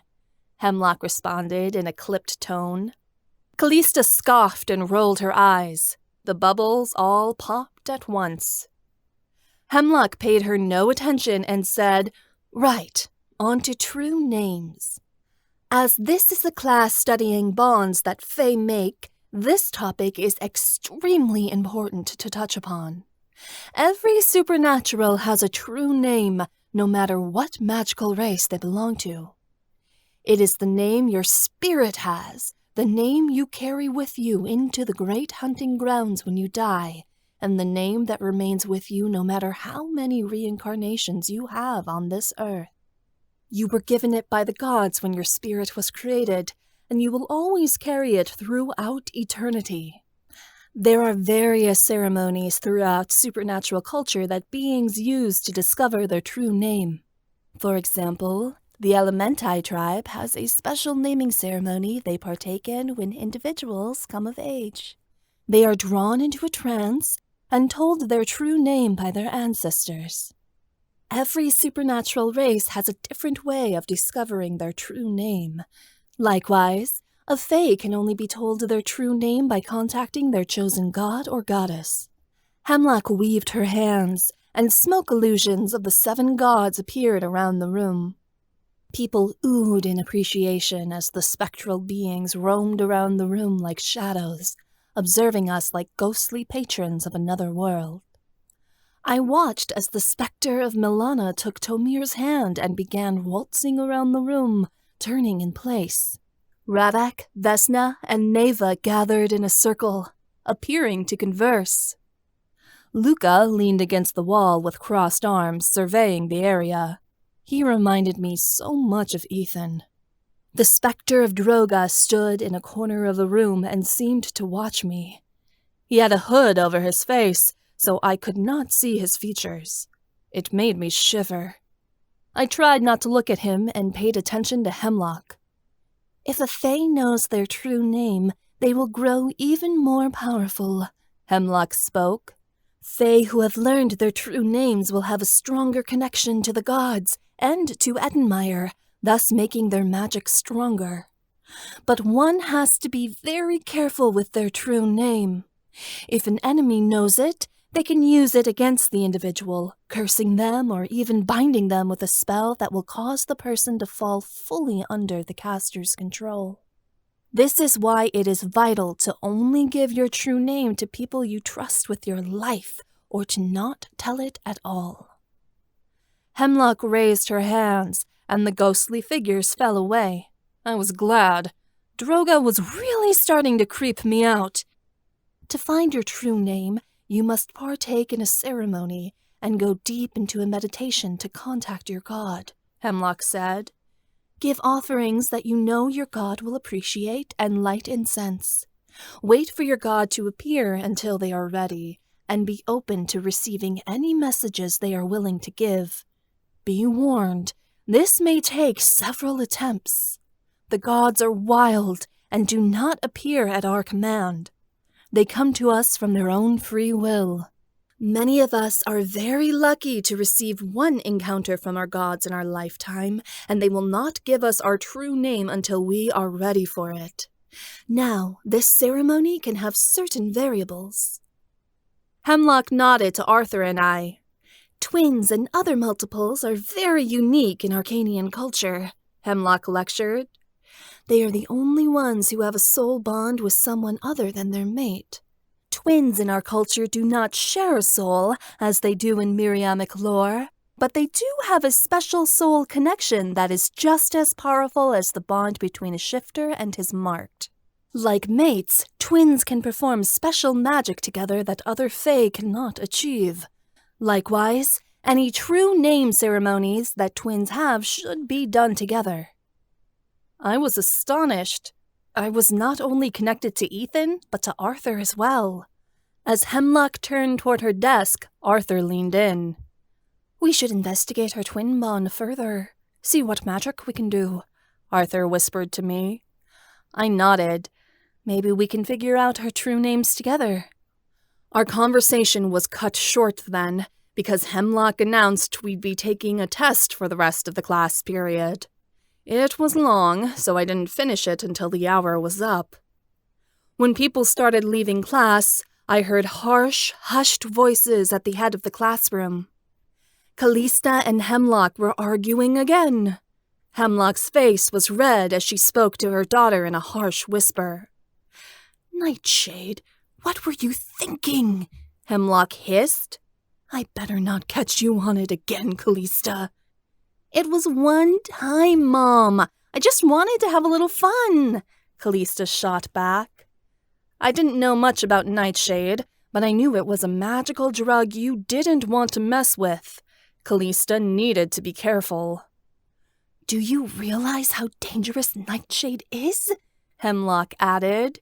"You're playing with fire." "You act like I'm an addict. I can't believe you. It's like you don't even know me," Callista snapped. Arthur glanced at me when Callista mentioned the Nightshade. I didn't want to interfere in any Hemlock family arguments. I gathered my things, and Arthur and I left the classroom. "When should we perform the ceremony to discover our true names?" Arthur asked. "Probably when I get back from European Nationals," I told him. "It's next week, and I don't want to be distracted. The gods will want my full attention if we're going to connect with them." Arthur nodded. "April it is, then." "We should ask Papa and Babka if they know anything about twin magic. Maybe there's an Unseelie spell we can work on together," I suggested. "I bet anything there is," Arthur replied. "Though Hemlock hinted it was difficult, they might not think we're ready for it." "We'll prove to them we are," I said.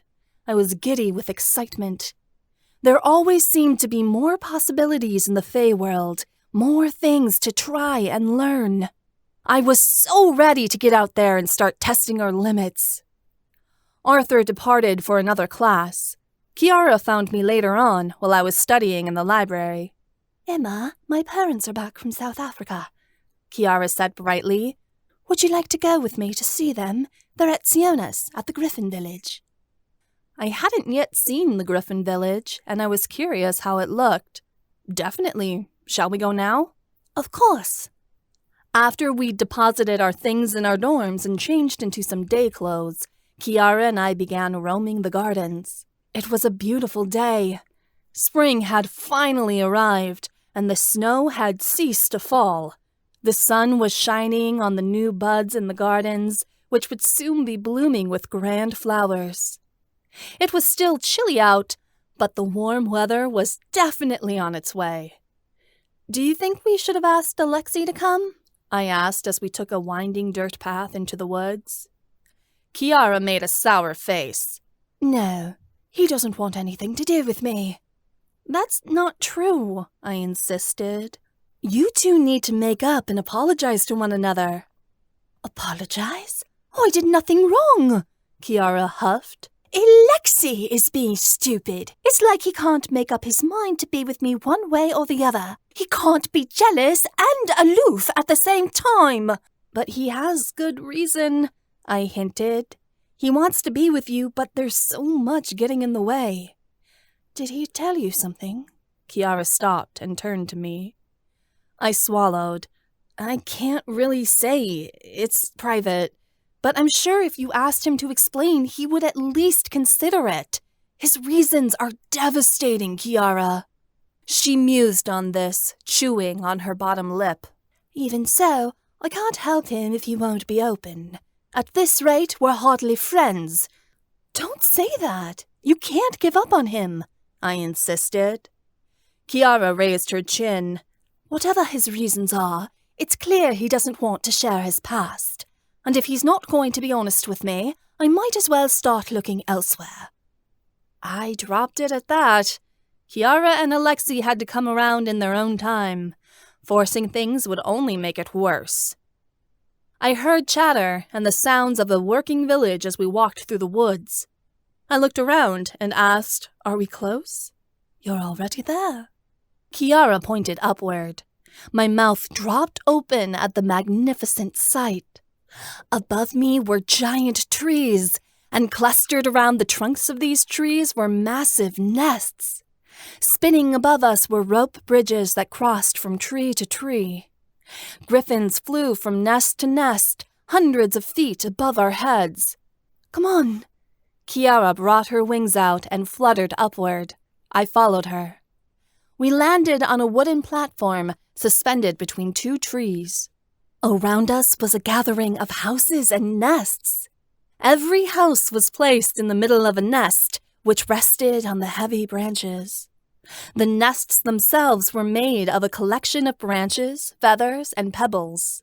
The nests spanned hundreds of feet in diameter to contain the houses in the middle of them. Each of the houses was small, barely a cottage, with thatch roofs and tiny crooked windows. Little magical yellow lights hovered between the leaves of the trees, providing light all on their own. Vines hung down from the trees, which Griffin children swung from with loud whoops.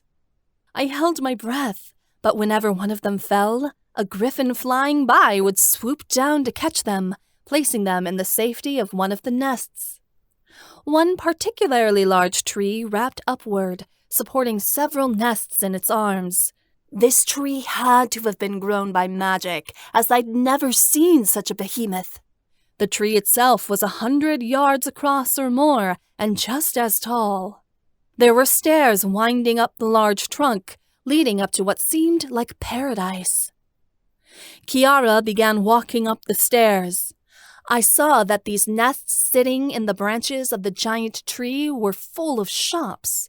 There were cozy bookstores mingled among places for magical ingredients, apothecary houses, homeopathic remedies, and potion stores.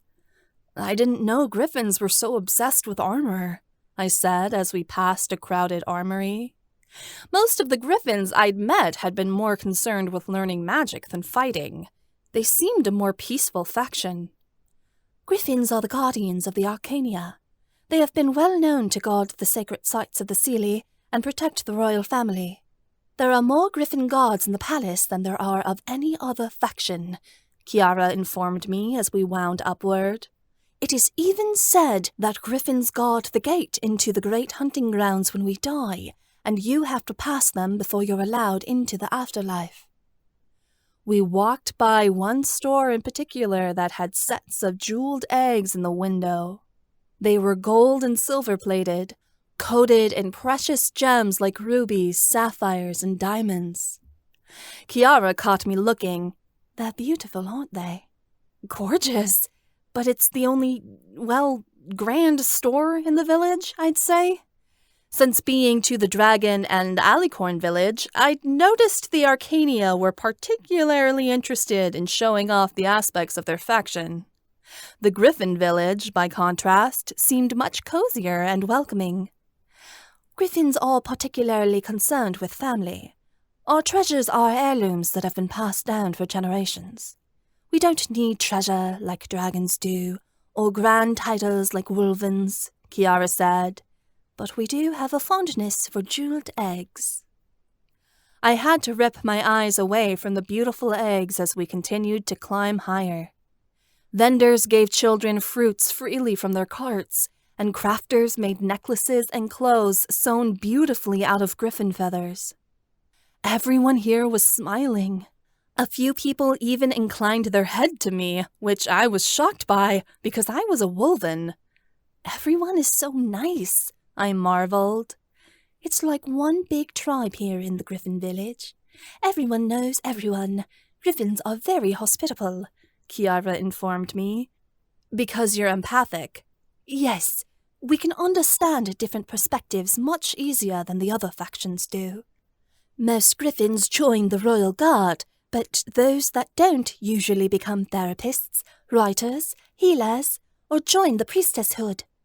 Out of all of the factions, we're the ones who rely on our magic the most, and are the most accomplished sorceresses and sorcerers.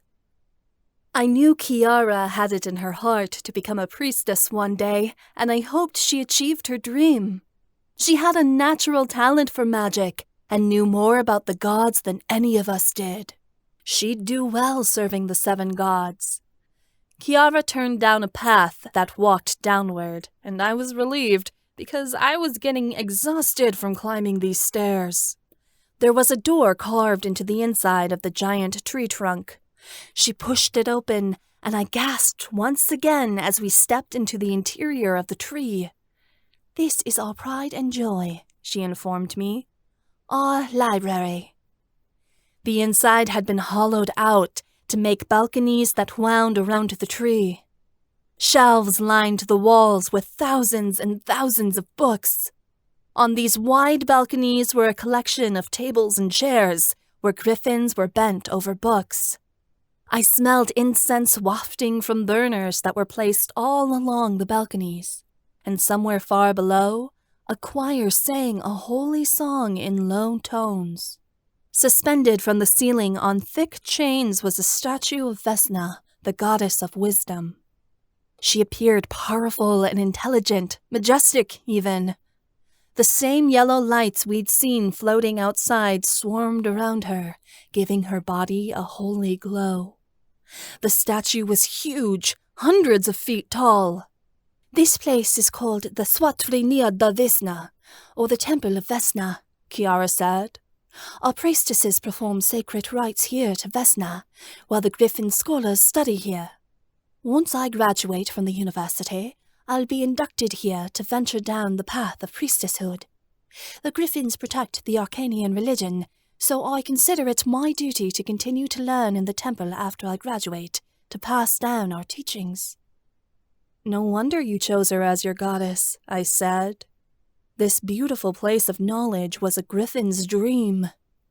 "Vesna is the chosen patron of most griffins," Kiara informed me. "I'm only following the path of my ancestors." Kiara took another door out of the tree, which was a shame, because I really wished to stay. We walked for a few more minutes before she gestured ahead. "This is my sister's house." Siona's nest was quaint and had stairs leading downward to her cottage. We wound down the stairs in the nest, and Kiara opened the door to the cottage. We stepped inside, and I pushed aside feathers that were scattered all over the floor with my shoe. Siona had all sorts of knickknacks and books packed in here that she had collected, placed in piles all over the cottage. I supposed most of them were for the shop. Sitting at the kitchen table were 2 people. They looked very young, but by their features, I could tell they were Kiara's parents. Both of them rose to their feet when I entered. I knew Kiara's mom was a sorceress, but her dad was a human. I could tell, too. Since spending so much time with the Fae, there was something about humans now that just seemed different. They didn't resonate magic like we did. Still, his smile was kindly and welcoming. "How do you do?" the woman began. "I'm Leslie, and this is my husband, Tumelo. You must be Emma. Kiara has told us so much about you." I shook their hands. "The pleasure's all mine." I cast a glance toward the open window, and Tumelo gave a small laugh.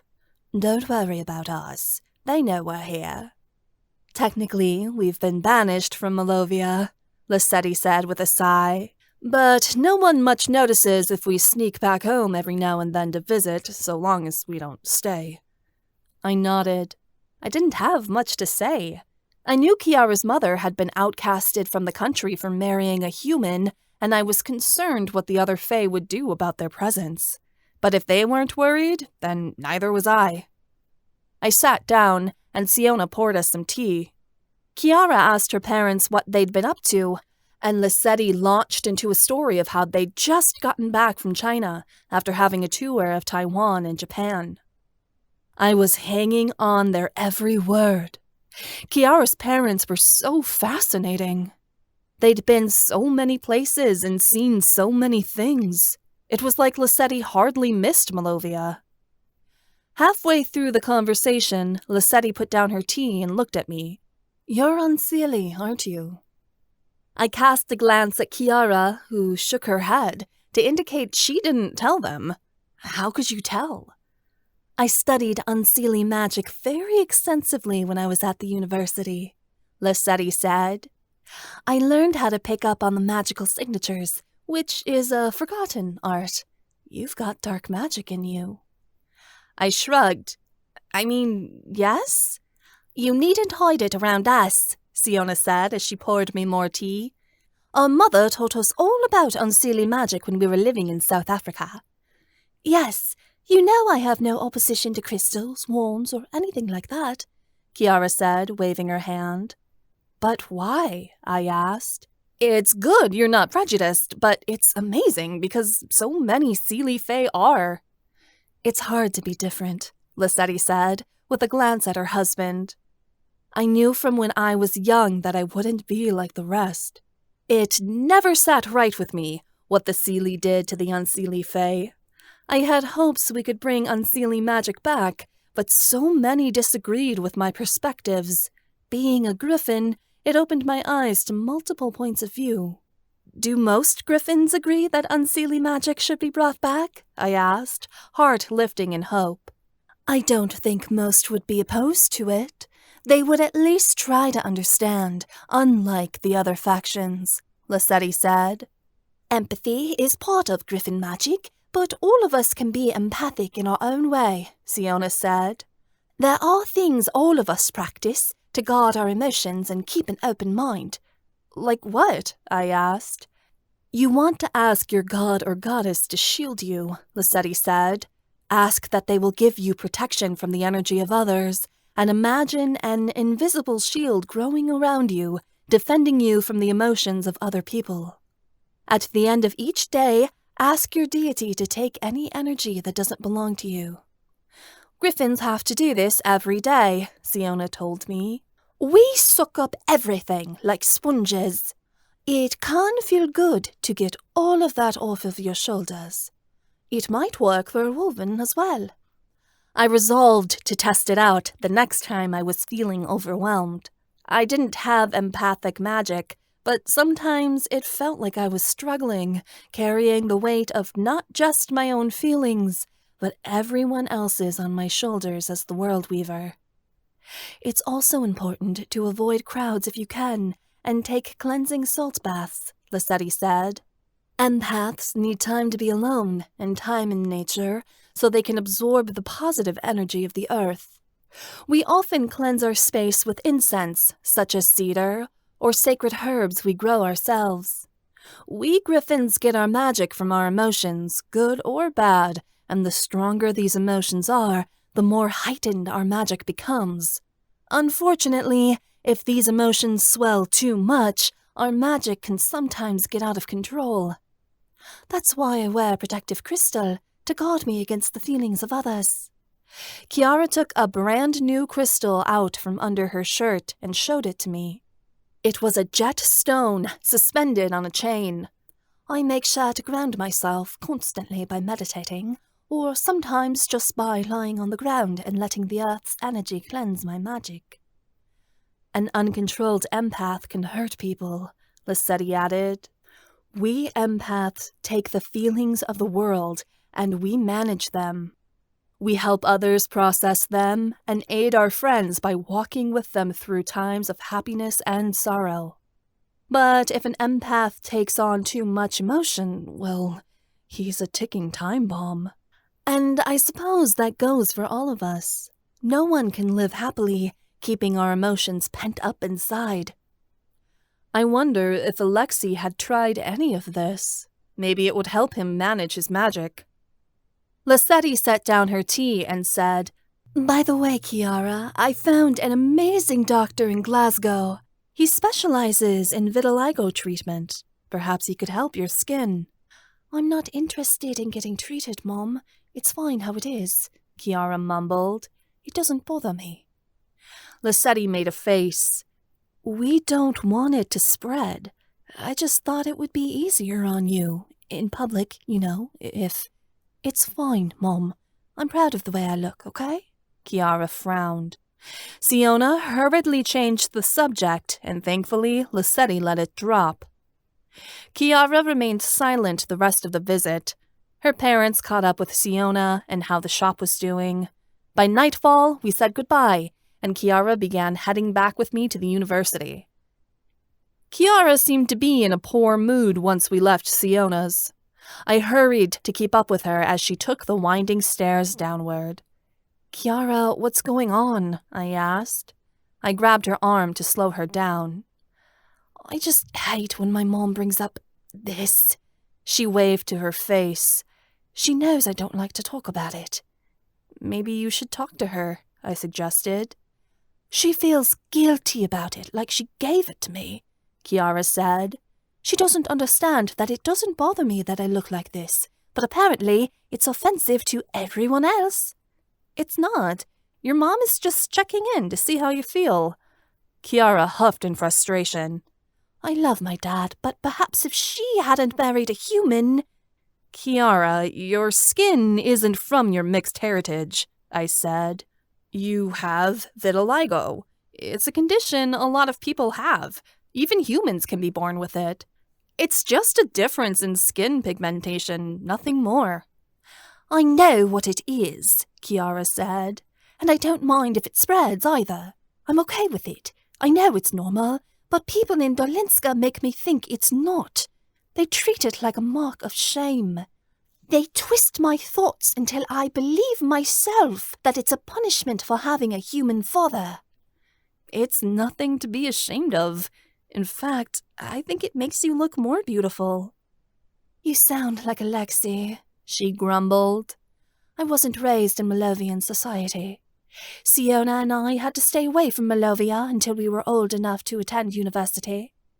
"That's not unusual. Fae are based all over the world. They send their kids to Arcania University once they're old enough. That's why the classes are taught in English," I said. "By choice," Kiara said firmly. "Not because they have to. I was banished from my country because of who my father was, and I missed out on so much. Then, once I got back, everyone knew what my mother had done because they assumed the answer was written all over my face. You don't know what it's like to be different than everyone else." I raised an eyebrow. "Oh, don't I?" She reddened. "I'm sorry. It's just... my family was always considered strange. Sometimes I wonder what it would be like to be normal, to think like everyone else. It'd be easier than trying to convince everyone to change their minds." "If you thought like everyone else, you'd be just like the people who want Gabby and Elijah to stay in power. And what good does that do to anyone?" I pointed out. "It's the people that see things from a different view that change the world. And it's people like us that think a different way that can change things in Malovia for the better. For the Unseelie Fae, and for people like Ozzy and Jasper. Even for people like your parents. Just because a Fae chooses to love someone of the same gender, or chooses to love someone outside of their supernatural race, it doesn't make that love wrong." Kiara nodded. "You're right, Emma. I'm being silly." "You're not. I know this stuff is hard," I said. "Changing the world is far from easy. And it's rare for anyone who makes a stand to live long enough to see the changes. Yes, but we're making a better world for our future kin, Kiara said resolutely. If my daughter chose to love a human, I want her to be able to stay in her home country. The laws in society need to change for the generations that come after. That's enough to make sacrifices for. I wanted that for my descendants too. I wanted them to be free of the judgments and chains that our world so often fastened upon us. I just didn't know how much we'd have to sacrifice, or who, in order to bring about a better tomorrow.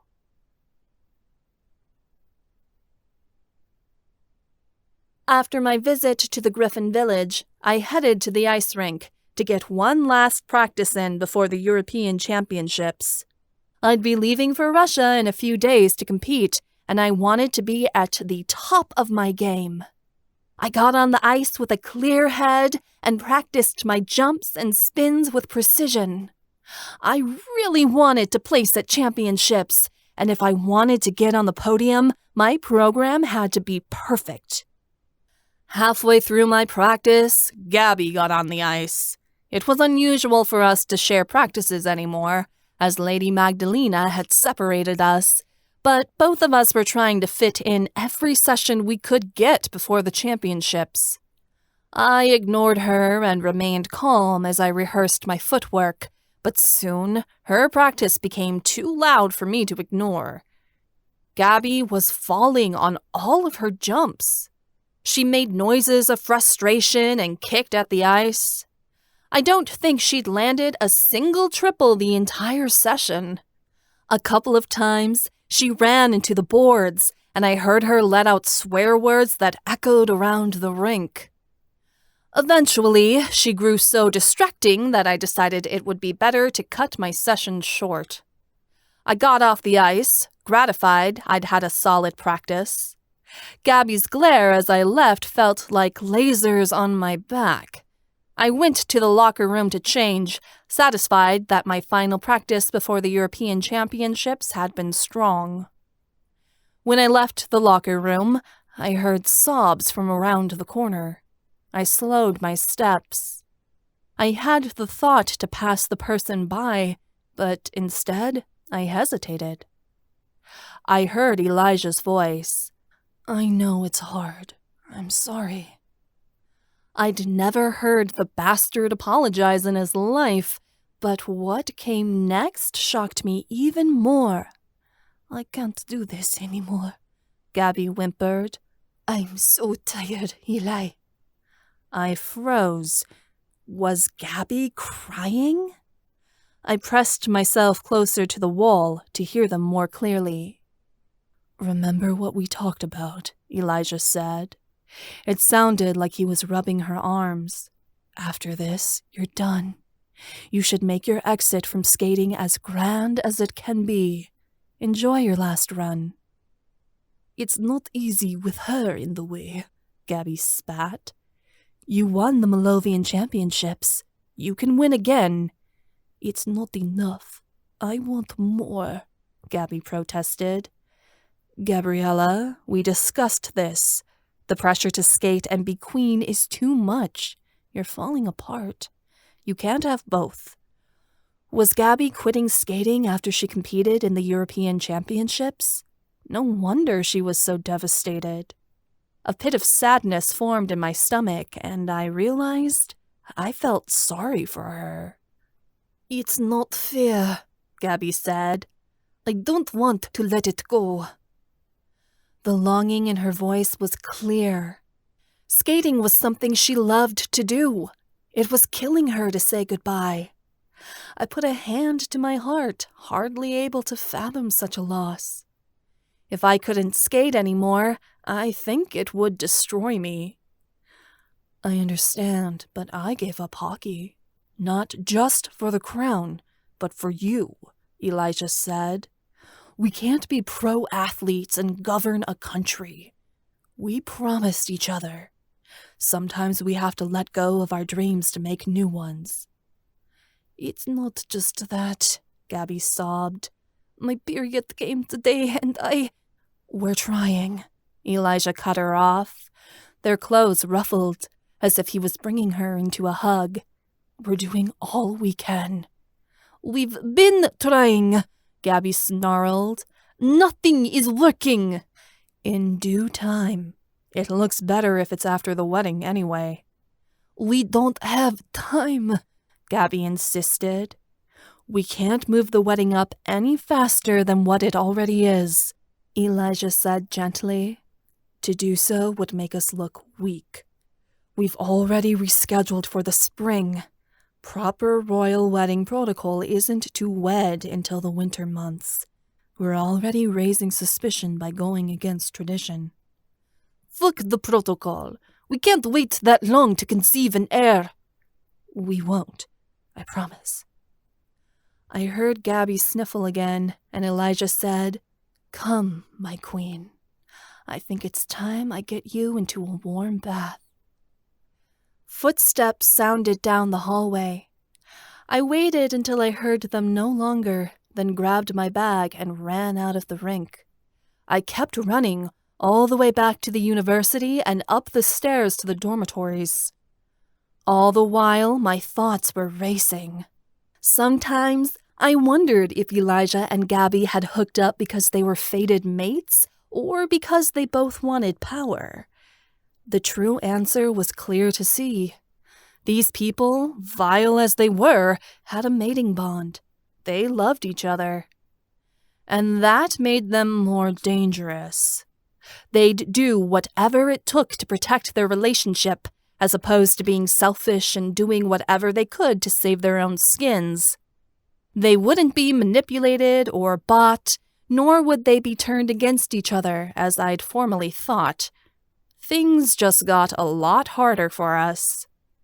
I flung open the door to Ethan's dorm.